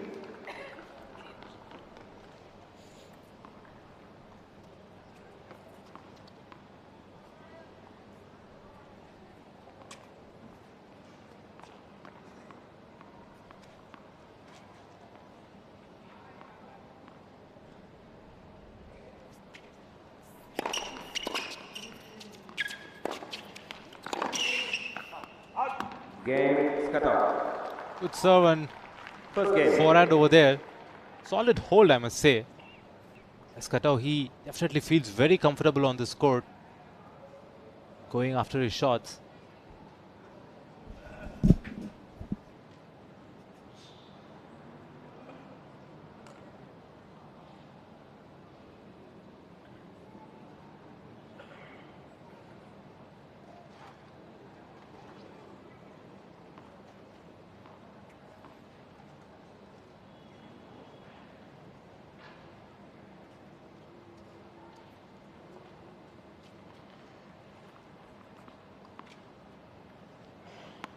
Timofey Skatov.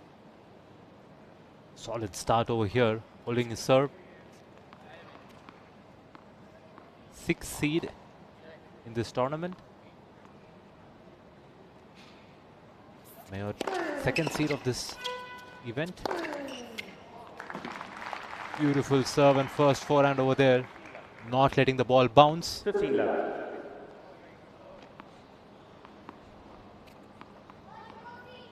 Both the players are having a great ball strike. Staying absolutely aggressive.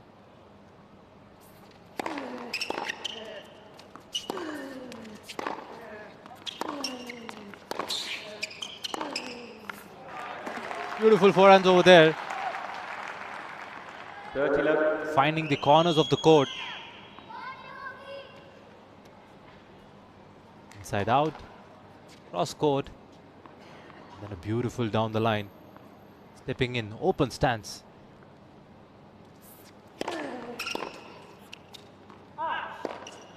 $40. 3 points, 3 first serves. Both the players mean business.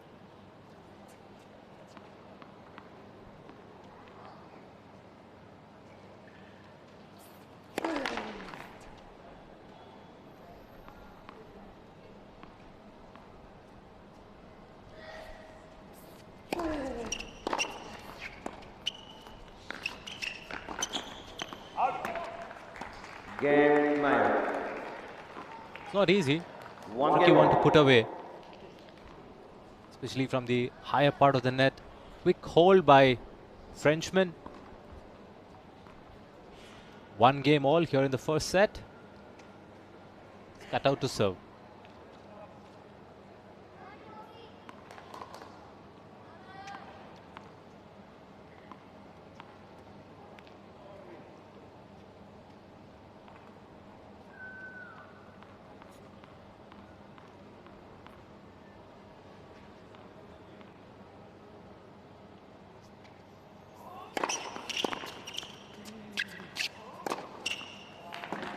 Beautiful serve +1.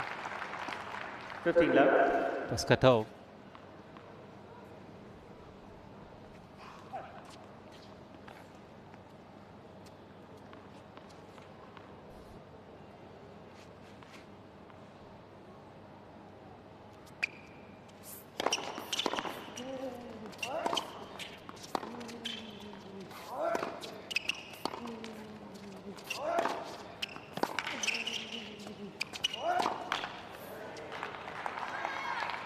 Defense from Mayor.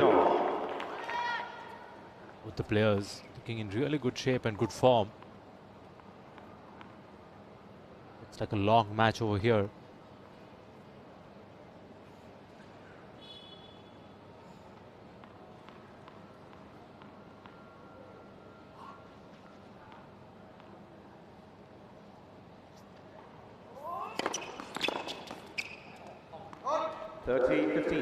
Big serve this time. The body. It's tough to control, especially with the altitude here in Bengaluru.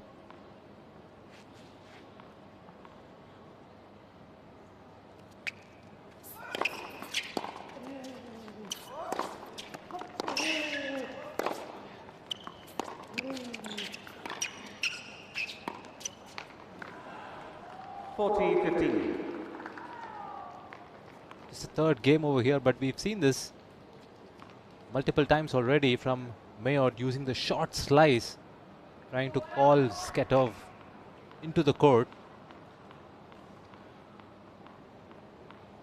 Is that a deliberate effort by Mayotte? We'll have to wait and watch. For now, a big serve out wide. Sketov holds and he leads 2-1 in this first set.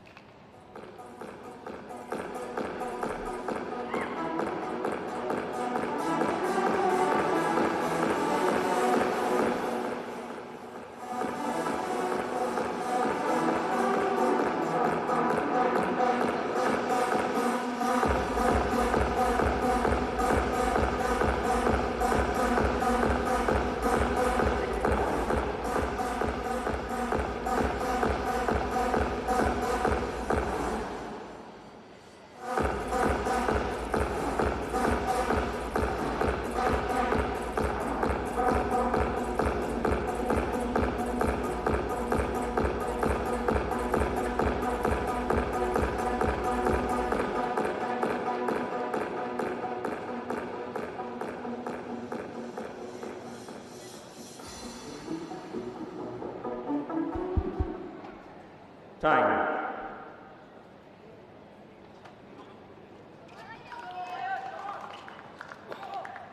Welcome back to the second men's singles semi-final of the Tafa News Bengaluru Open 2026.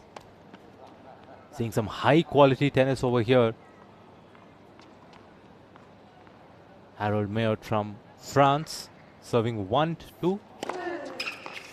15 left.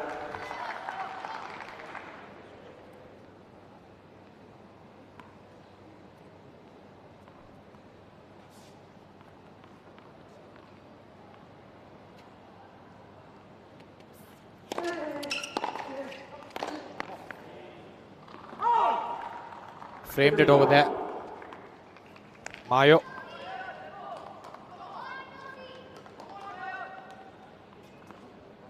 Looks like he's having a lot of fans over here cheering him on. It was bad to think it was the opposite.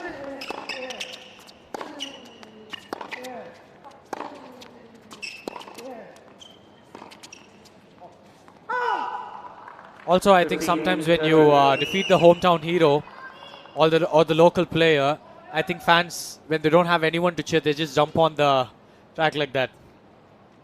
Bandwagon. Definitely has a strong following over here.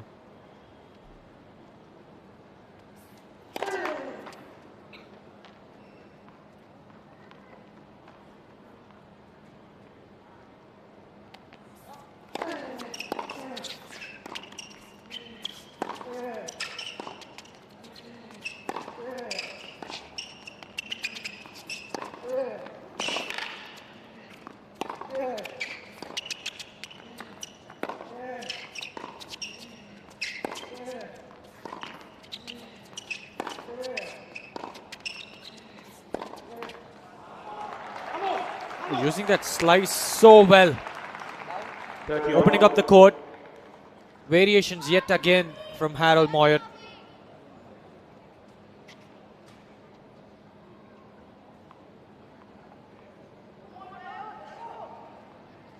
Also love the body weight transfer he's putting onto those slices. I think the ball just doesn't get up.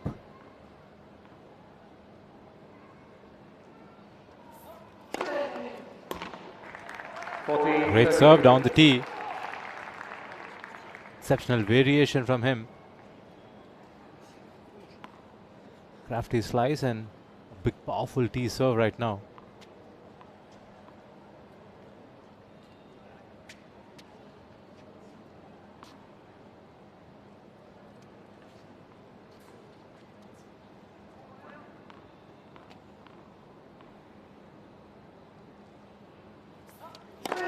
Net for service.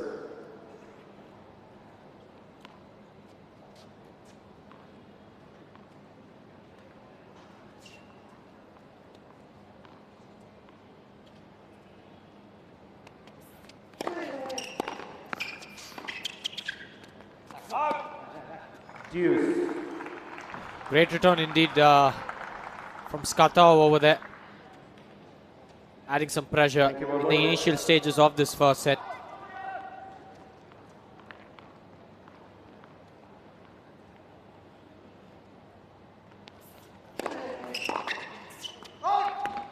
Advantage 9. Probably the right shot to go right at their foot. I think works every time, but of course difficult to execute it to perfection every single time. Game point for Mayo. Net for service.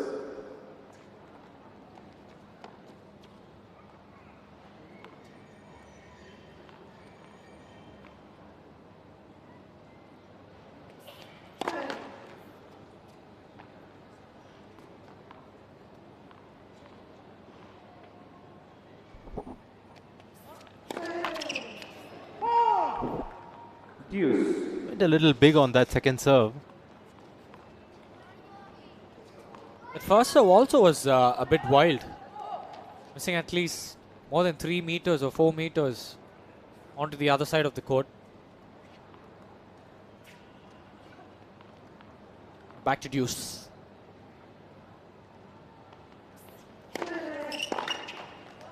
And back to some big serves as well. He's been serving really well from the deuce court. Struggling just a bit on the ad court. Probably he'll try to change that right now.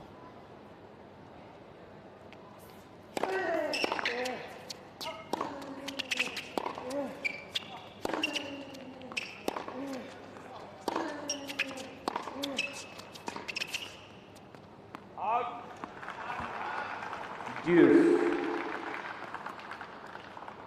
A bit of drop in the intensity I'm seeing from the Frenchman over here. Relying a lot on the big serves.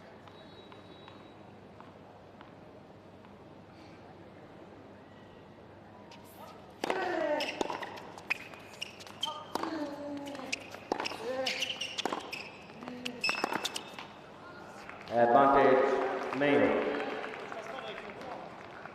Remember, he had a really good junior ranking of world #1 in the ITF rankings. Of course, a lot of experience. Imagine how many week-ins and week-outs he would have been traveling all around the world. Definitely has that experience to be the best in the world right now.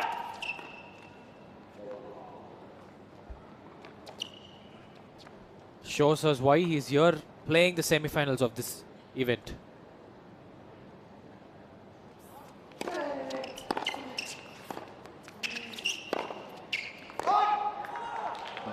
Short backhand slice, forcing Skatov to move in diagonally. That's the kind of the movement he doesn't really enjoy doing, forcing that error off his forehand. Took a bit long, but he got the hold. 2 games all. Skatov to serve. So good that was. I'm still wondering if he's single-handed, double-handed, or just slice-handed.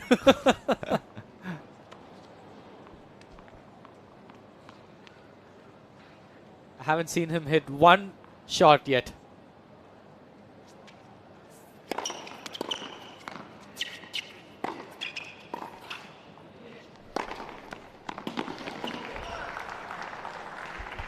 Probably single-handed.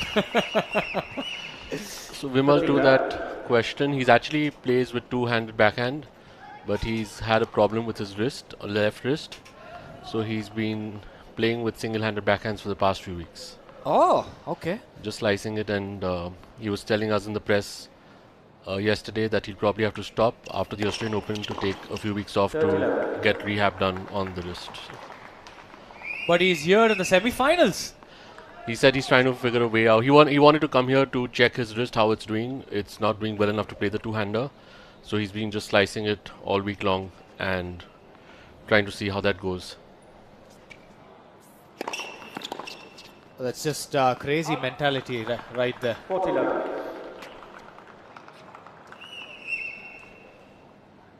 That's what champions are made of, I guess. He actually said his two-handers is better shot, this two-handed backhand, but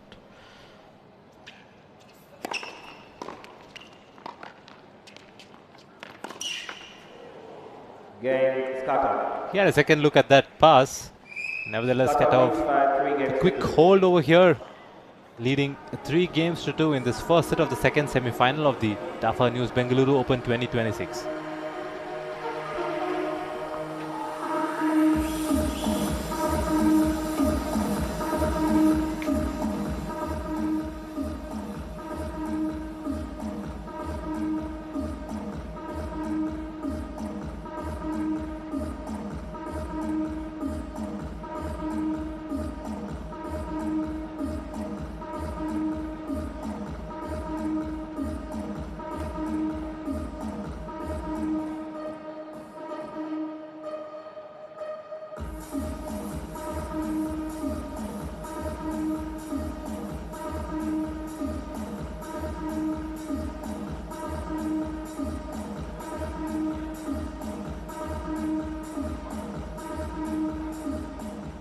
Time.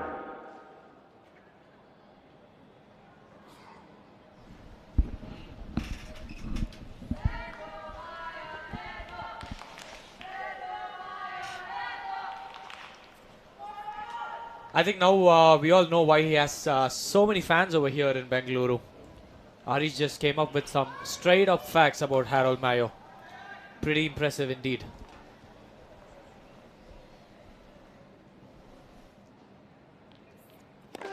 Net for service. But also at the same time, when your opponent knows that you're struggling with something, and in my opinion, when I'm playing matches and if my opponent is cramping or something, I feel like the court is just smaller. It just cramps me or whatever. We'll get back to that after this point. Out. I really don't know how to put it in words, but I just can't play my usual game when something is happening to my opponent.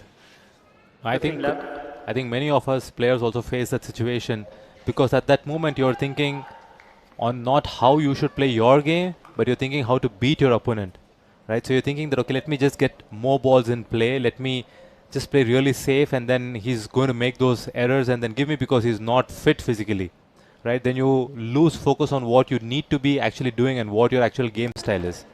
You become really passive and get really nervous. You're probably going to use that in my next match if I ever play one. Oh, there we go. It's cut out. That was scintillating.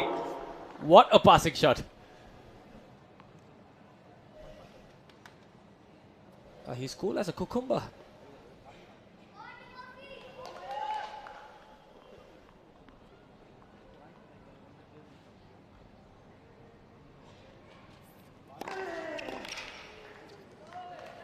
You're talking about the struggles that Harold Mayo has actually gone and is going through, of course.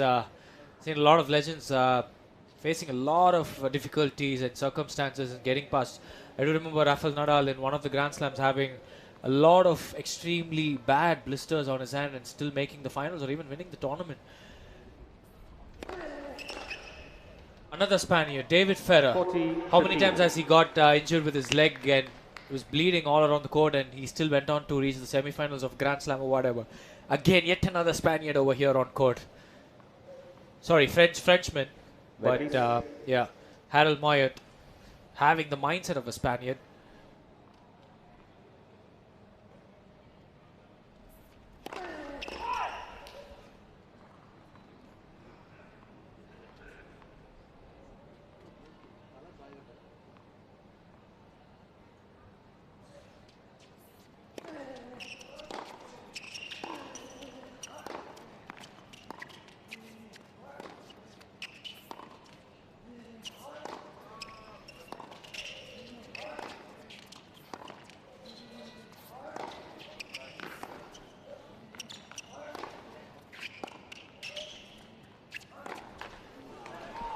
Wish to correct me if I'm wrong, Mayo. but Skatov actually knows that Mayo game can't ball. hit those passing shots.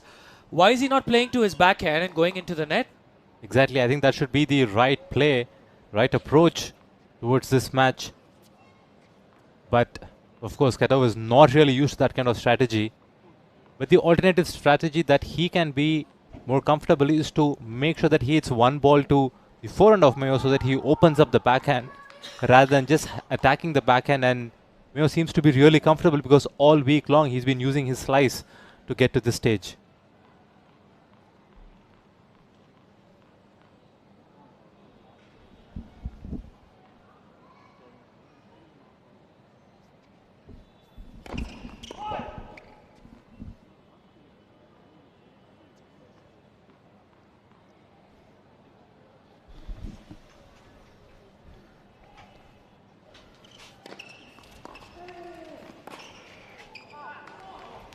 No way. This guy is from another planet for sure.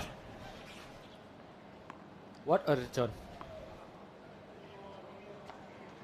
I definitely call this a champion's mindset to adapt to the situations and play with the cards that you're dealt with.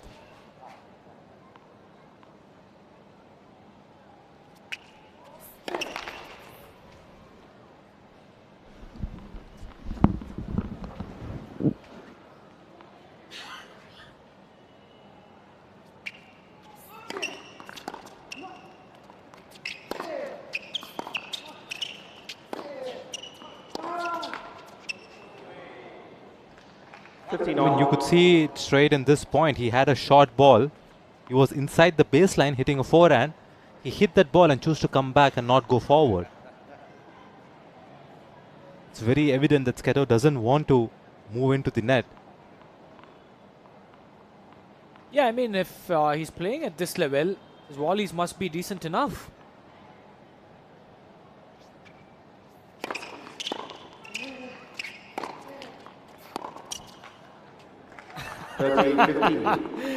Went for that single-handed backhand drive. Something's better than nothing. He's just been slicing. Probably needed a little bit of variation.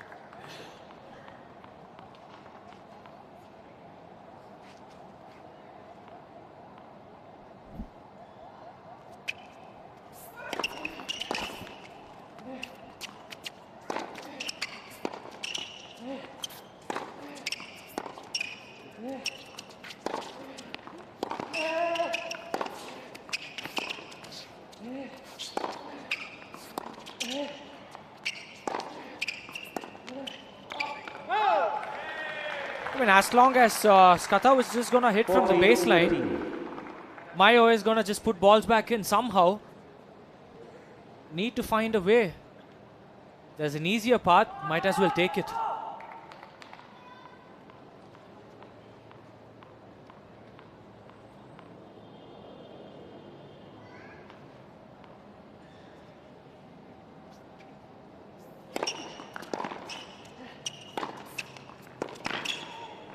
Game, Skatov. Solid playing over here. Skatov getting that important hold to take a 4-3 lead in this first set.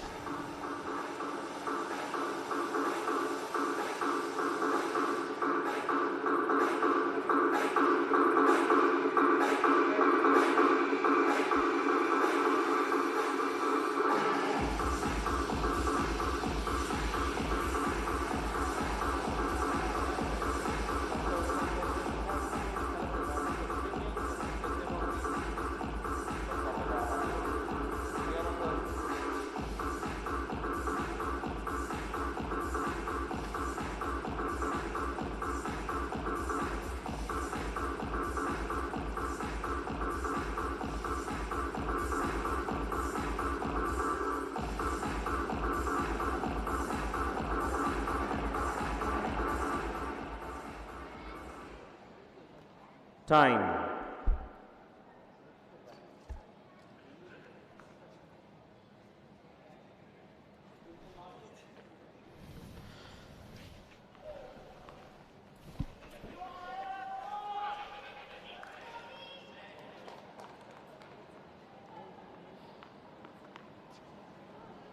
3-4. Harold Meyer with the serve.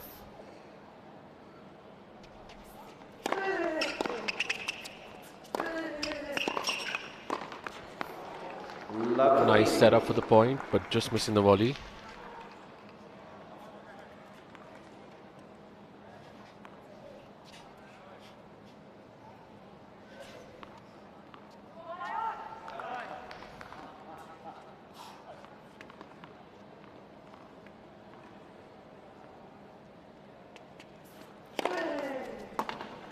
No way. 15 all. What a serve.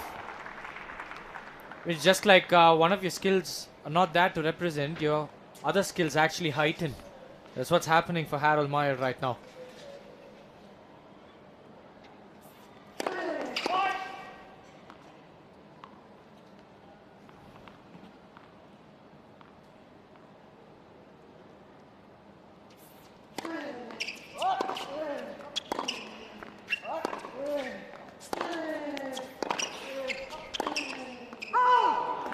Just missing the forehand there. 15, 30. Trying to rush it a bit.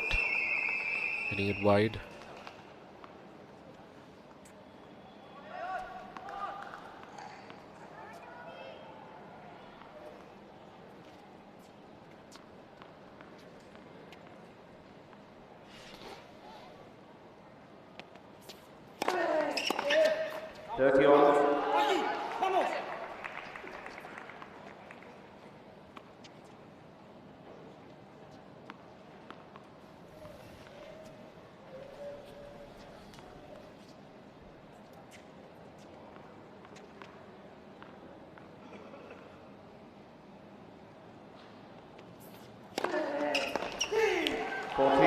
Great serve there from Mayotte.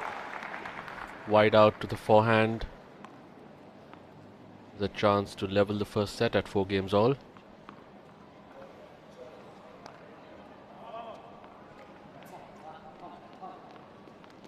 Hal might, of course, reaching the qualifying round 3 back in 2024 with the Australian Open. The second round at Wimbledon in 2023. Pretty good results overall in Grand Slams.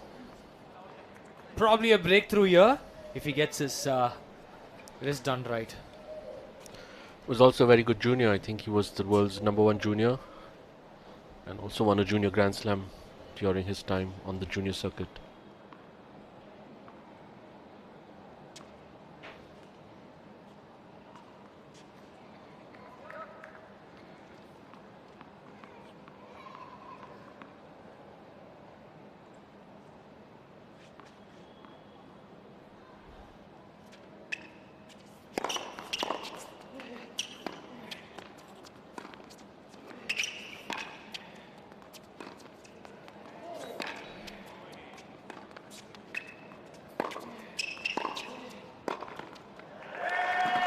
Finally,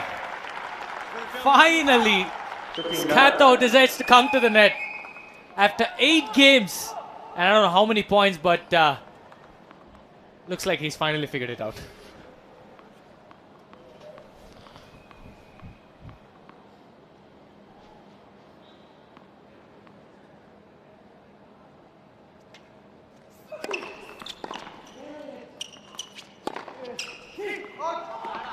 Nice deep return from Mayotte.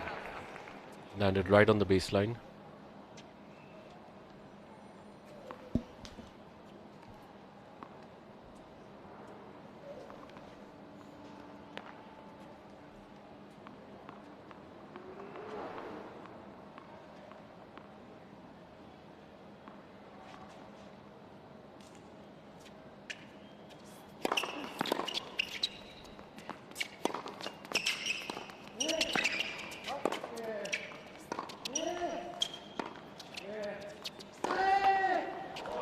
No way. But he's found a way with those slices the last couple of weeks. They're definitely getting better at it. But have to appreciate the deep returns with that slice. Look at that. On the line.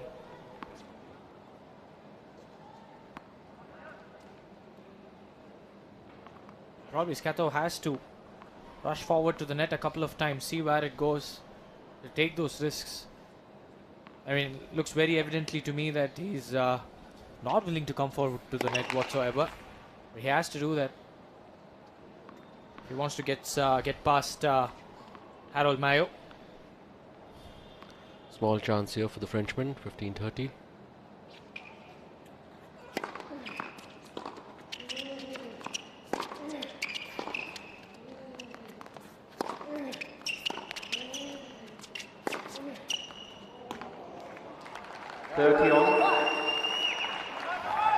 That caught the line. It was too close. Yeah, I thought that would be out, but the umpire has also called it in, so it's 30 all. But that ball had so much of spin on it that it dipped in. 4 all, 30 all, probably the most important point in this first set for Skatau.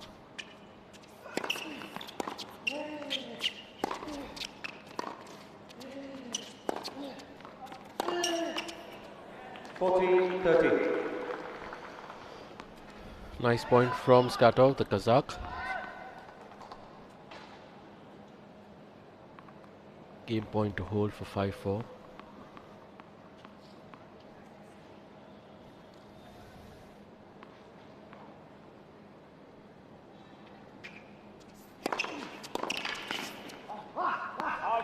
Great serve to finish that last game. Skatov leads by 5 games to 4. Harold Mayo will be back to stay in this first set.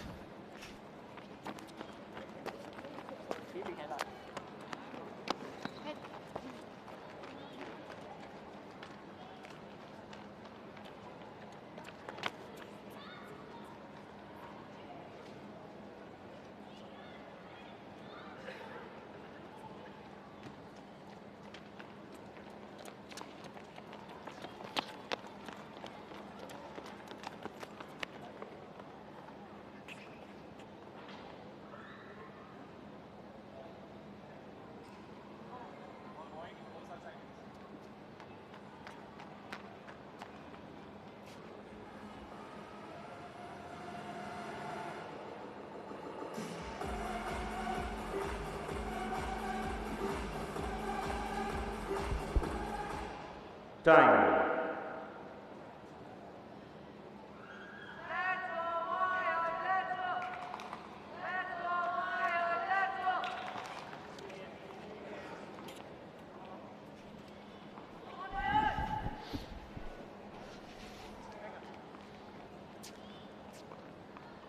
One game away.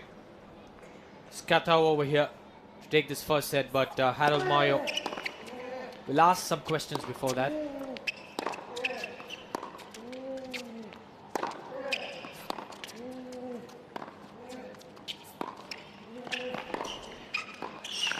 Great point from the Frenchman there, coming in behind that slice and then having a very nice volley into the open court.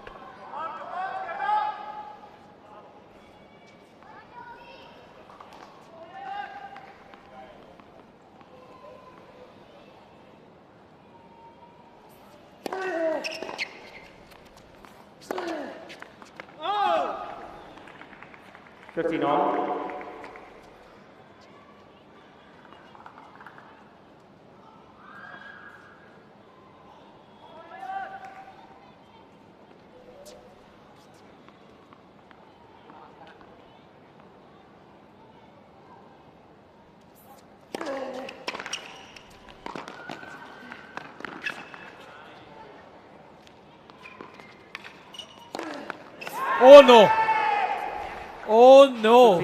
Probably a very bad miss. Probably the worst miss of this tournament yet. He'll forget it. He has to move on. Played the perfect volley to put himself in a winning position here. Great point. Probably the floodlights coming in his way. Could be the case. Yep.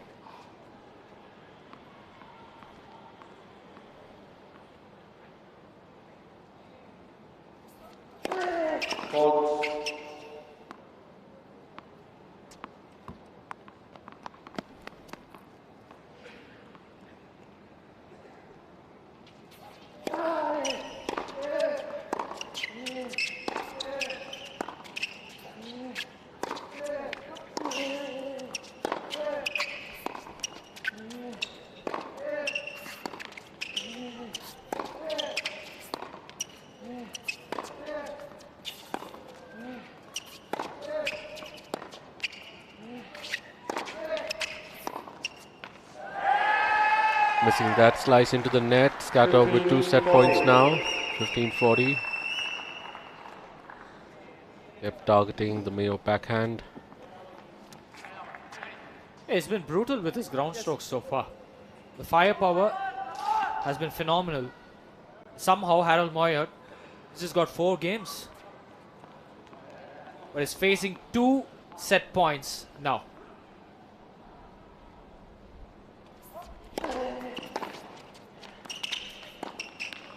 Oh, there we go. Skatov with the first set. 6 games to 4. Very steadily. Does the job. 6-4 it is. In under 39 minutes.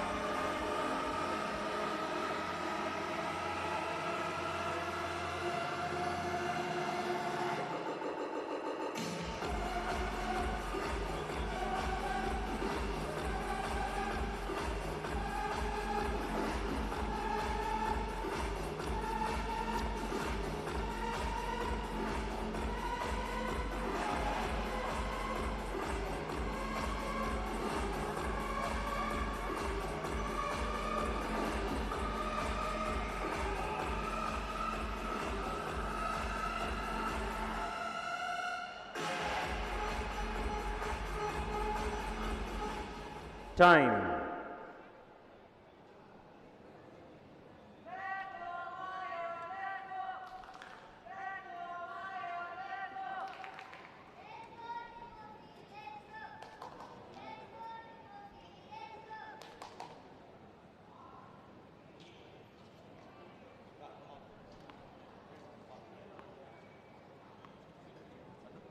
Second set. Skatov to serve. Here we go. It's time for the second set, and Skatov will start proceedings. He's taken the first set in a comfortable manner. 6-4. Just one break.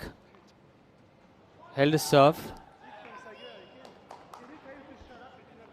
So what do you reckon? Is it going to be a straightforward affair in the second set? It could be if Skatov could take that leap of faith and move in on the forehand. We'll have to wait and watch.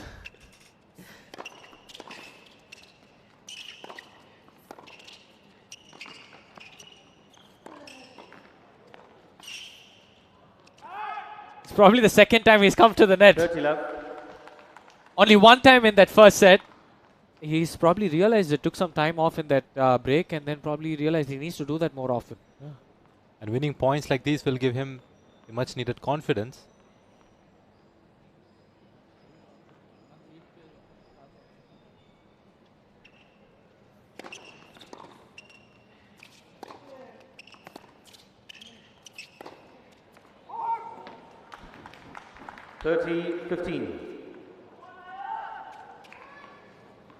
And it's good that he is trying to open up the backhand corner by hitting those forehand cross courts, which is the right idea. To hit one forehand cross court, open up the backhand, attack the backhand, and then follow it up to the net to an easy put away. That should be the strategy right now for Skatov.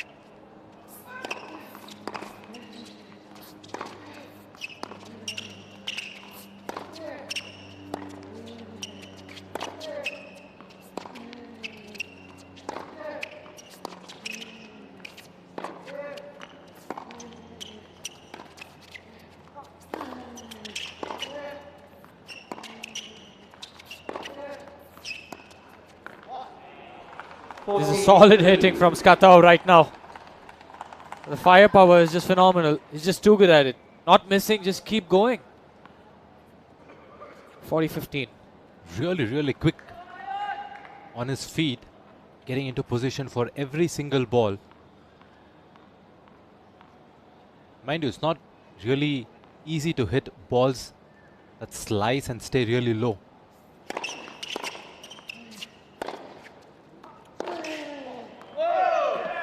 Game Skatov. Yet again, Skatov holds serve. Second set. I'll probably look forward to break this second game of the second set as well. He'll be asking questions.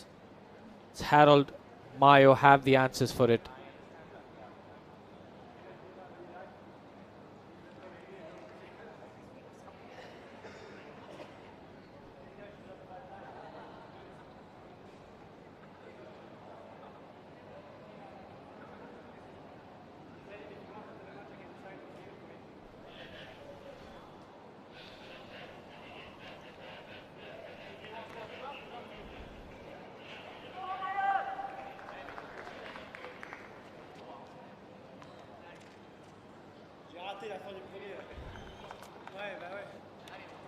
Never write this player off.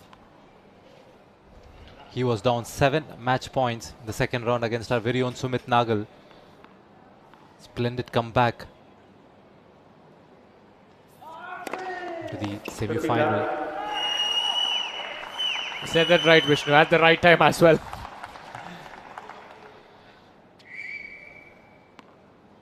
This guy is made different.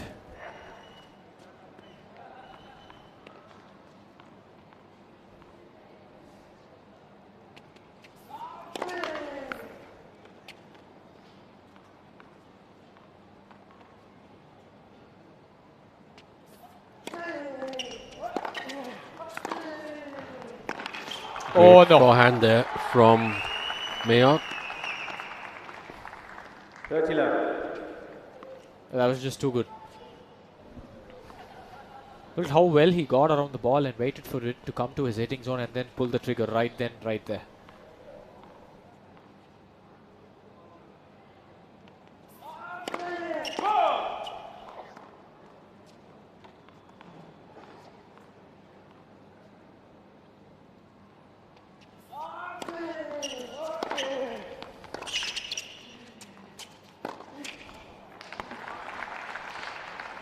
Beautiful return over there, setting up with that short ball.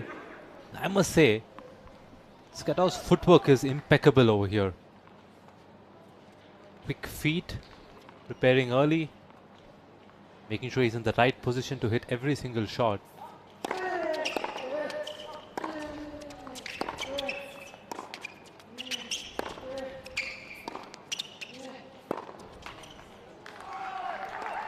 I think that's what most players forget to do, is it? I think more than half the job is done when you're in actually the right position to hit the shot. And then they don't do it and they try to compensate with their shot itself. Either use your wrist or whatever. And it should always be the other way around. 100%, I completely agree. A lot of the young juniors, they try to get a lot of power, hitting the ball flat, swinging, over swinging, would rather say.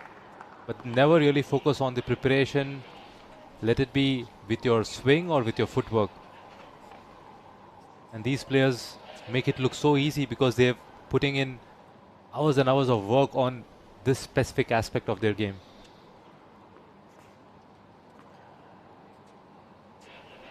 One game all in the second set.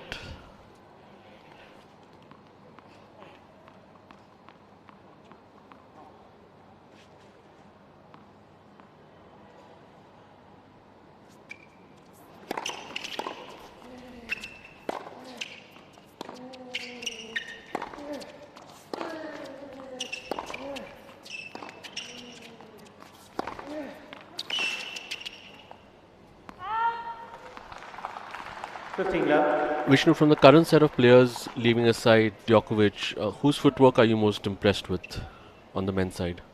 Sinner for sure. He's completely changing the dynamics of the game. There's zero defense in his game. Whenever I watch him play, I just feel like I'm watching a robo play tennis. No emotions, that's the first thing. He just whacks every single ball. Yeah. I'm not sure how, to put it into simpler words, he's just a machine.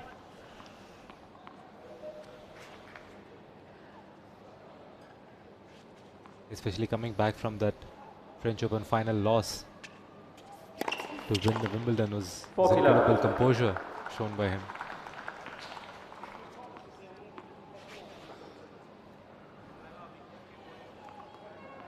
But I think these guys are tennis right now, Alcaraz and Sinner, both of them.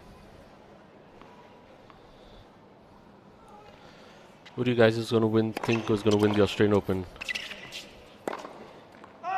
I think there are a lot of aspects to it, because I think Alcaraz just split up with his coach, Juan Carlos Ferrero, and that might affect his game, but I think Sinner has a better chance, even though I want Alcaraz to win.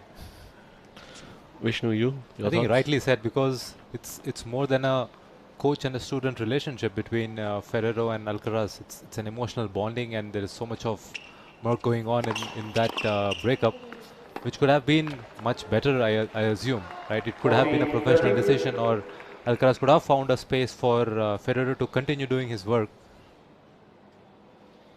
But yeah, I would, if not that scenario, I would put my money on Alcaraz, because I feel in Australia the bounce is a bit more higher compared to all the other slams because of the heat and because of the kind of surface it is. And Alcaraz can hit a heavy ball, and it could be a little bit difficult for Sinner. But again, we're just talking about two players right now. That's what it's come down to. Yeah, that's very true. The another question is that how deep is Novak Djokovic is going to go into the Australian Open? You cannot write that man off. No chance. I'm never doing that. I mean, taking you guys back to that Olympics, I think he was done and dusted, and then somehow fought back. And I felt like tennis was completed at that moment when Novak Djokovic won the Olympics.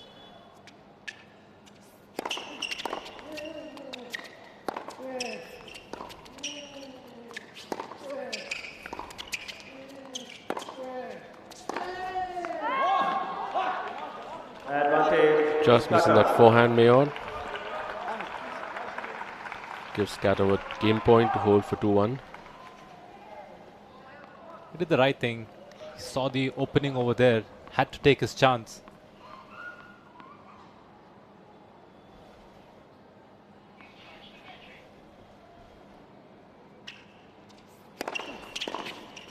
Game, Skato. A great serving from Skato over there.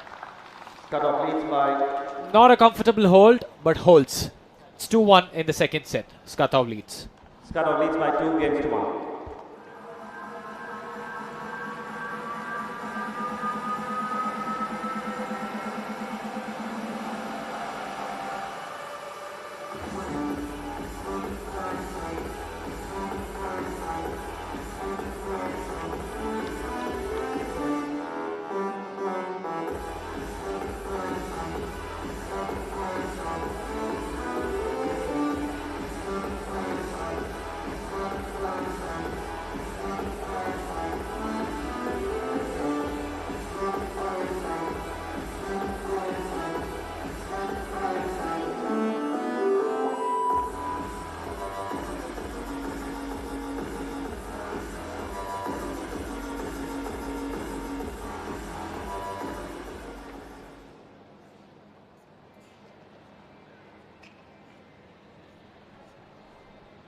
Time.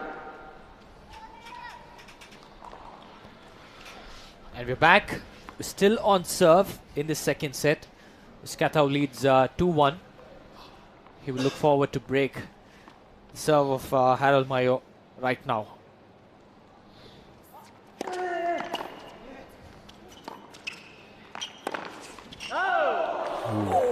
Just missed it. Always good to read each other's mind over here. Harish said the same thing. There we go. Almost clipping the line.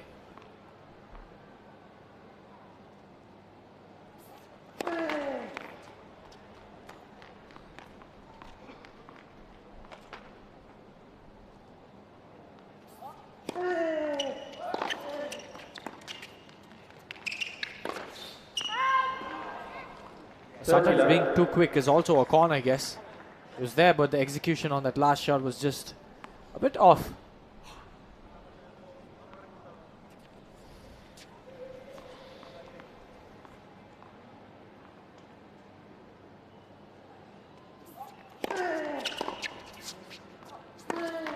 30-15. Just missing that forehand there, hitting it into the net.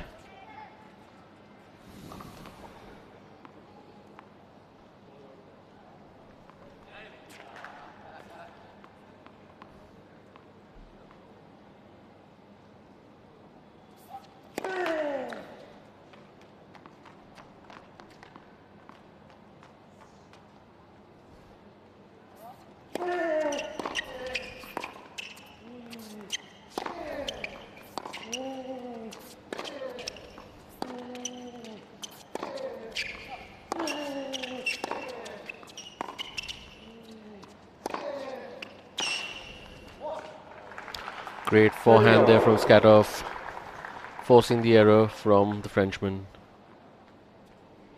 Skatov has actually gone to the net 2 times and won it 2 times. It's at 100%, but he's not doing it.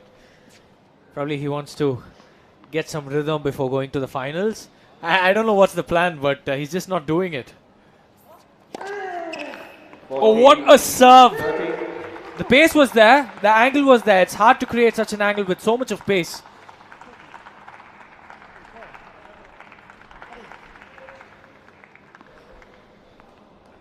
To perfection.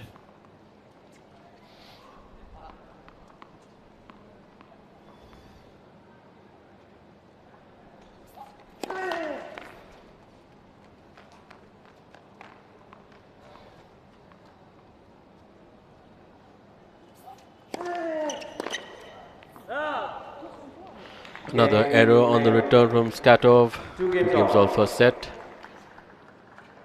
Mayotte is not going away very easily in the second set. He's going to try and fight his way back into this match. He's known for grinding it out. I mean, we've said on the com box again and again, he saved 7 match points against Sumit Nagal and somehow, just somehow, got through the match. Yep.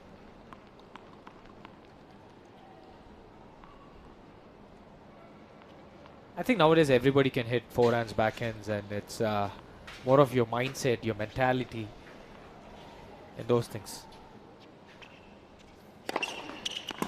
15 love. Starts off with an ace over there. Skatov right down the middle. Looks focused.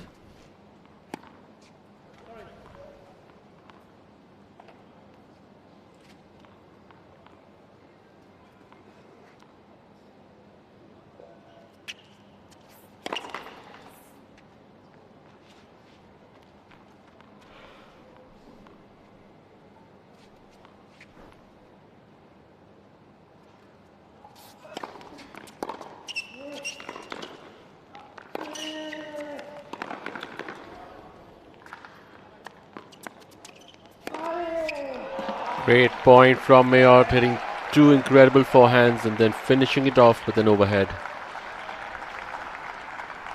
15 on. Yeah, he would have felt ecstatic after that because he missed the last overhead, and this one was even more tougher, but somehow even more better.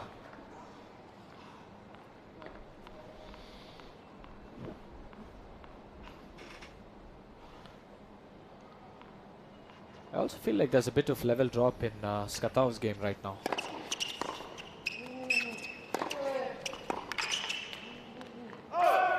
Oh, did you feel so? Take that. Says Skatov. This guy is just hitting it so well. The feel right at the center of the racket.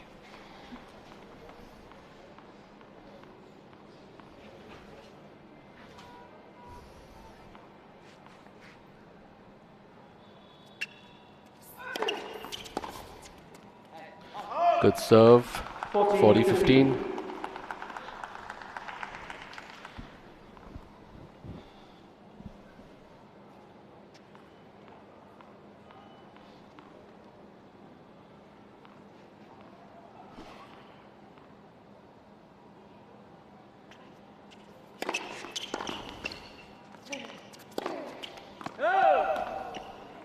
Just missed that. Great serve to get the open court, but could have done a bit better on that occasion. Still a game point. 40-30.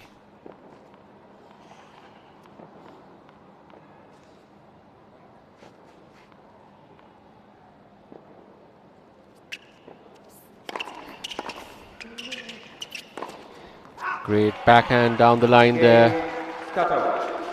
from the Kazakh. Holds for 3-2. Skatov leads by 3 games to 2.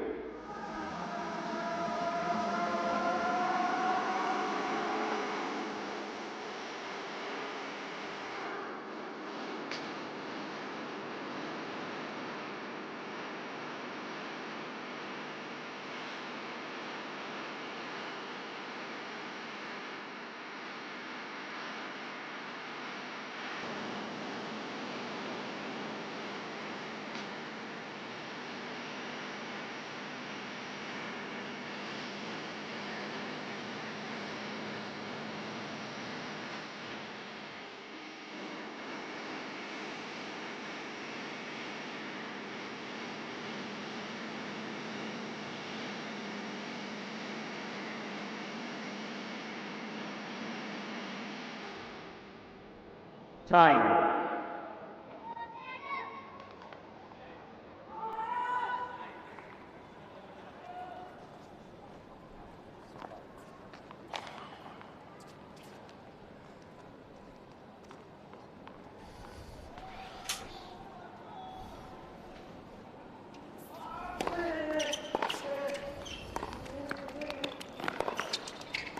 Nice point from Mayot there. Using the slice to come in. Finishing it off with the volley.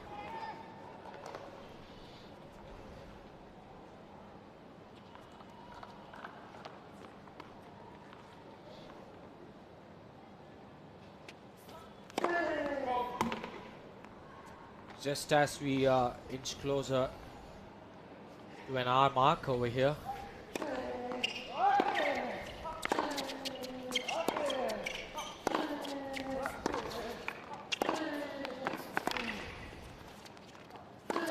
Great rally there, and Mayot with the forehand winner.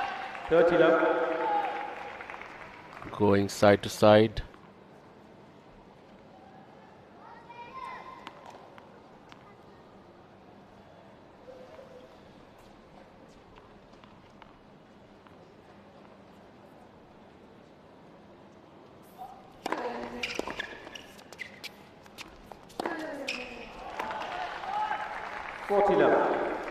I think he's just switched it on right now. Perfect game so far. 3 winners.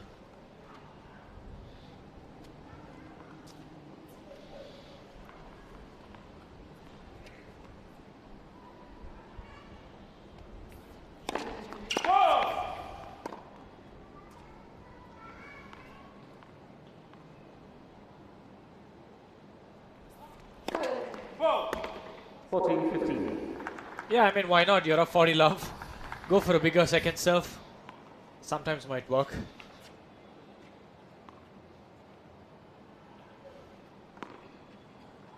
Oh, looks like he's just frustrated also a little bit. Not sure for what reason though.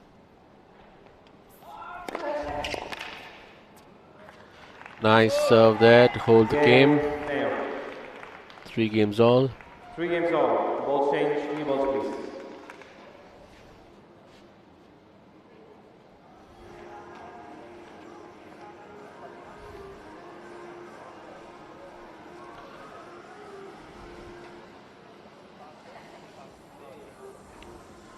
Changing his racket, it seems like, along with the change of balls. Skatov too. He changed his rackets as well. New balls, crisper shots. Ball's gonna travel faster, and Skatov will have an added advantage because he's serving.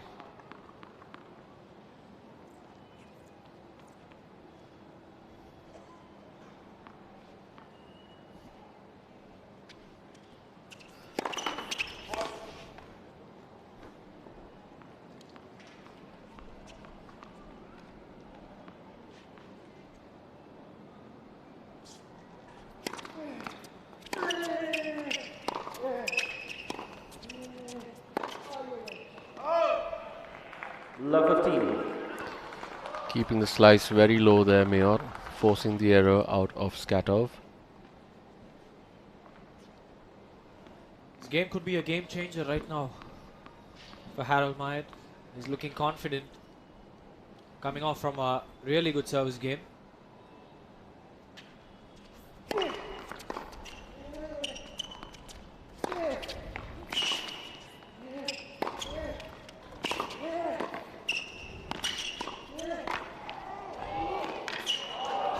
Single-handed backhand, are you kidding me?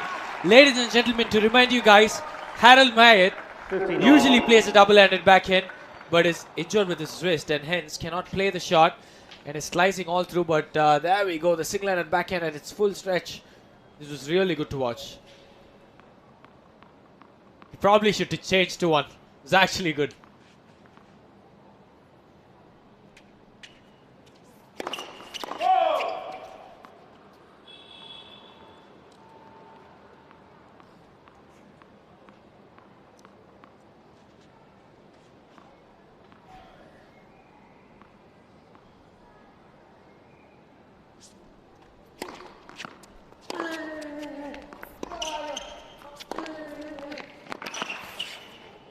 Excellent point. Being aggressive.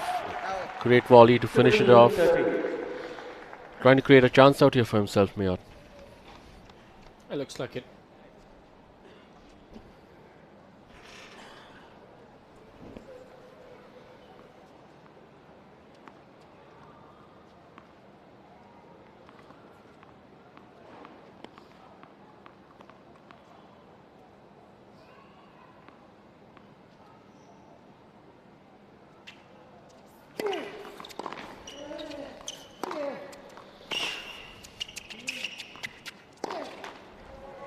There we go. 15-40. I think after a very long time, Harold Mayur,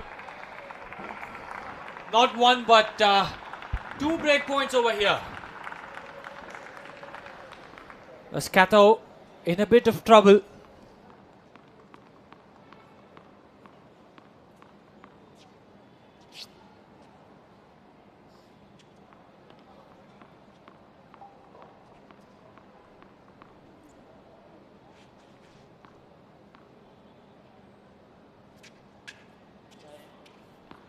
This is his first breakpoint opportunity in the match.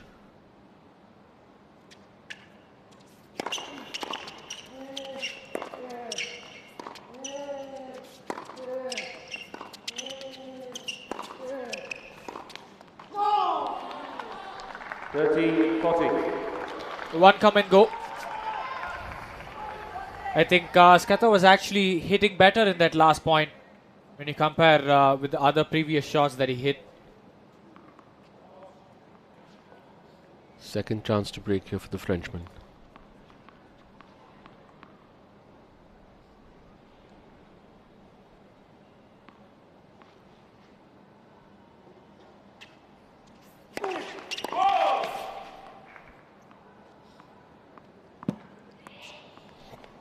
Probably a serve and volley would help Skata over here, but we all know he's not going to do that for sure.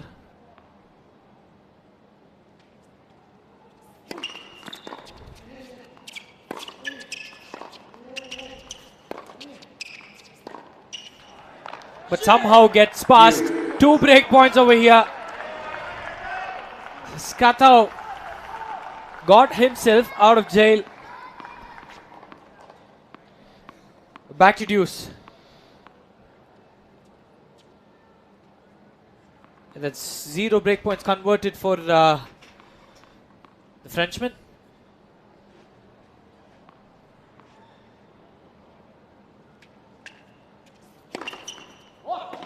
Back it up by an ace. Why not? What a serve from Skata over here. Down 15-40, just a minute back. Got it to deuce. Now has a game point.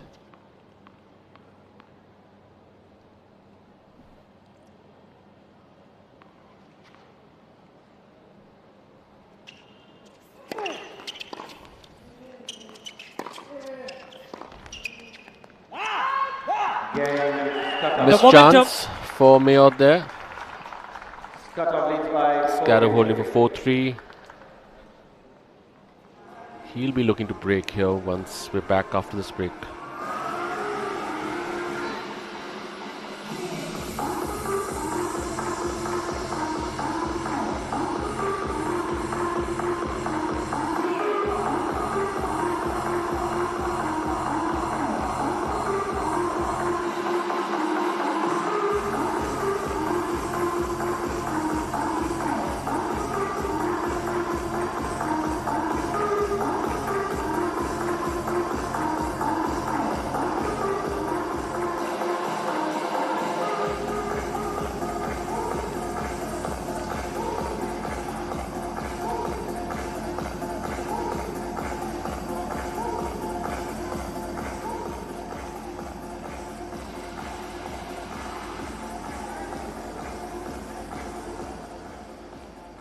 Time.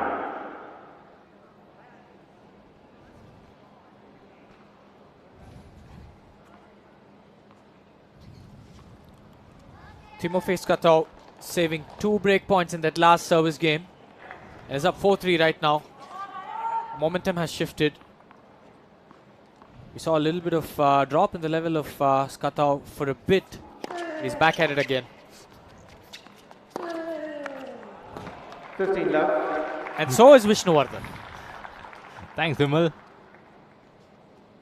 But incredible out wide serve and down the line forehand. Clinical display of the 1-2 punch, I'd like to call this one.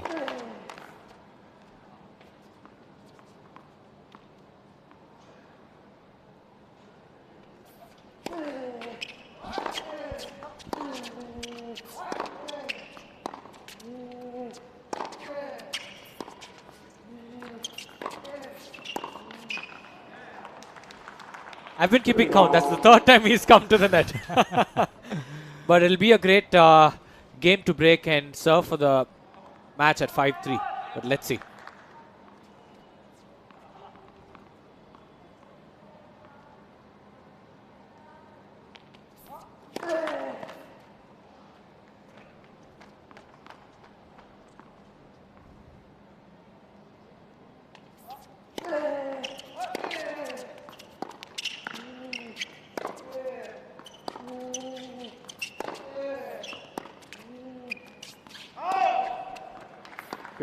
Putting the pressure on Mayo's backhand over there, forcing that error. Half opportunity over here. 15-30.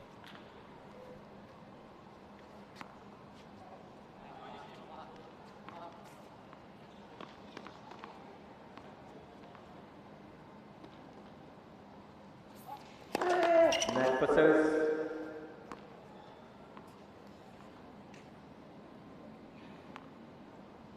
I'm just starting to think Skatov is not going to the net actually for a reason. I mean, we all know Mayur is actually a bit handicapped because he's not been able to hit those double hands. Probably he's taken this as a challenge for himself and probably just focusing on his ground strokes and just keep at it. Maybe, could be. 15-40. Going a bit too much on that forehand. Mayo forcing that error and right now down 2 break points.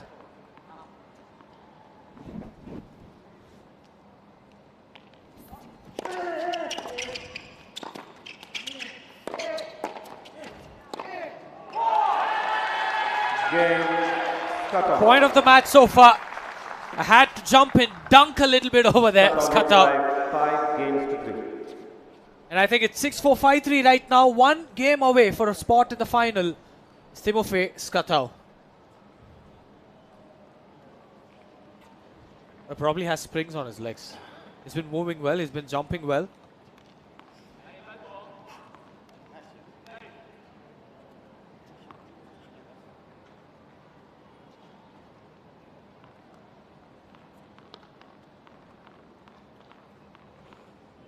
Timofey Skatov serving for a spot in the final.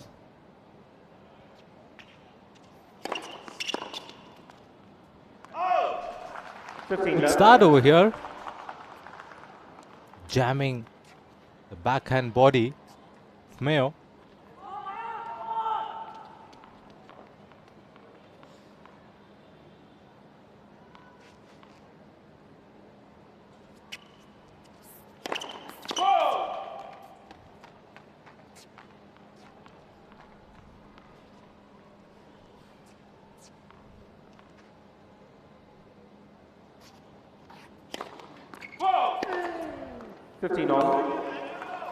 Yeah, one thing to start well and another thing to actually finish well. So let's wait and watch if Skatov gets past the finish line in this game itself.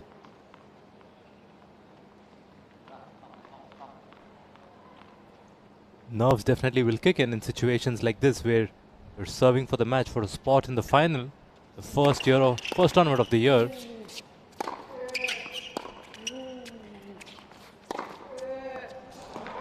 30-15. Went the wrong way there, Harold Mayot.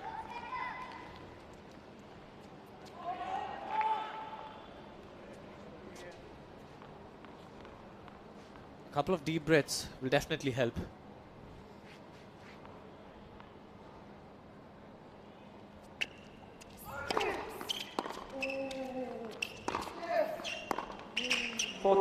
There we go.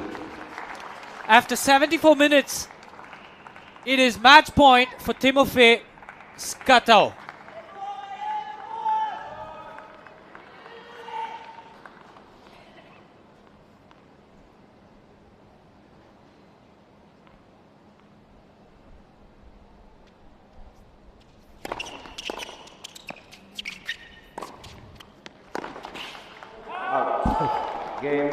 Just missed by a whisker, and this is the fourth time he comes into the net, and this time did it right, winning the match, booking a spot into the finals of the DAFA News Bengaluru Open 2026. Timofey Skatau from Kazakhstan. Take above, solid performance from the baseline, hitting the ball really hard, not really making a change in his game plan, forcing the error from Harold Mayo.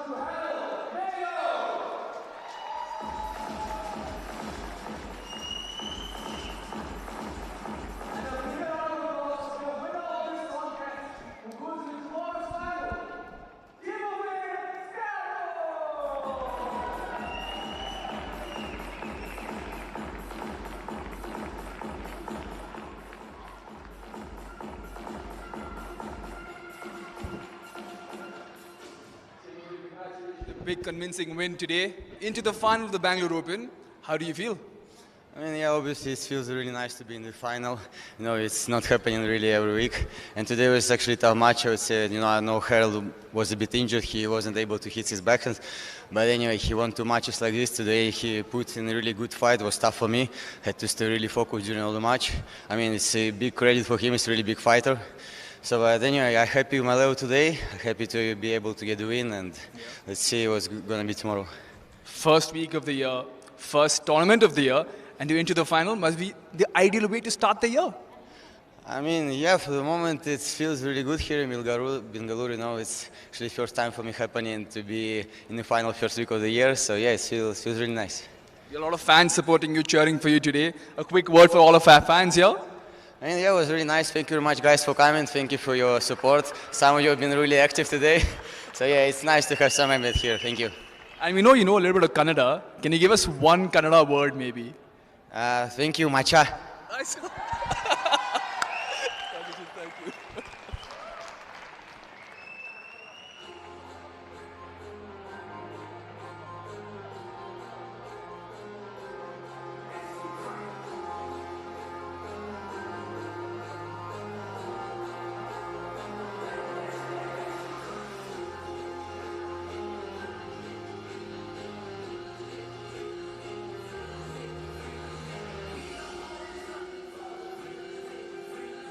Thank you. We will be back tomorrow for the final. At 4 p.m. we have the doubles final. And then at 6 p.m. we have the all important singles final as well. Thank you for coming today. Hope to see all of you tomorrow.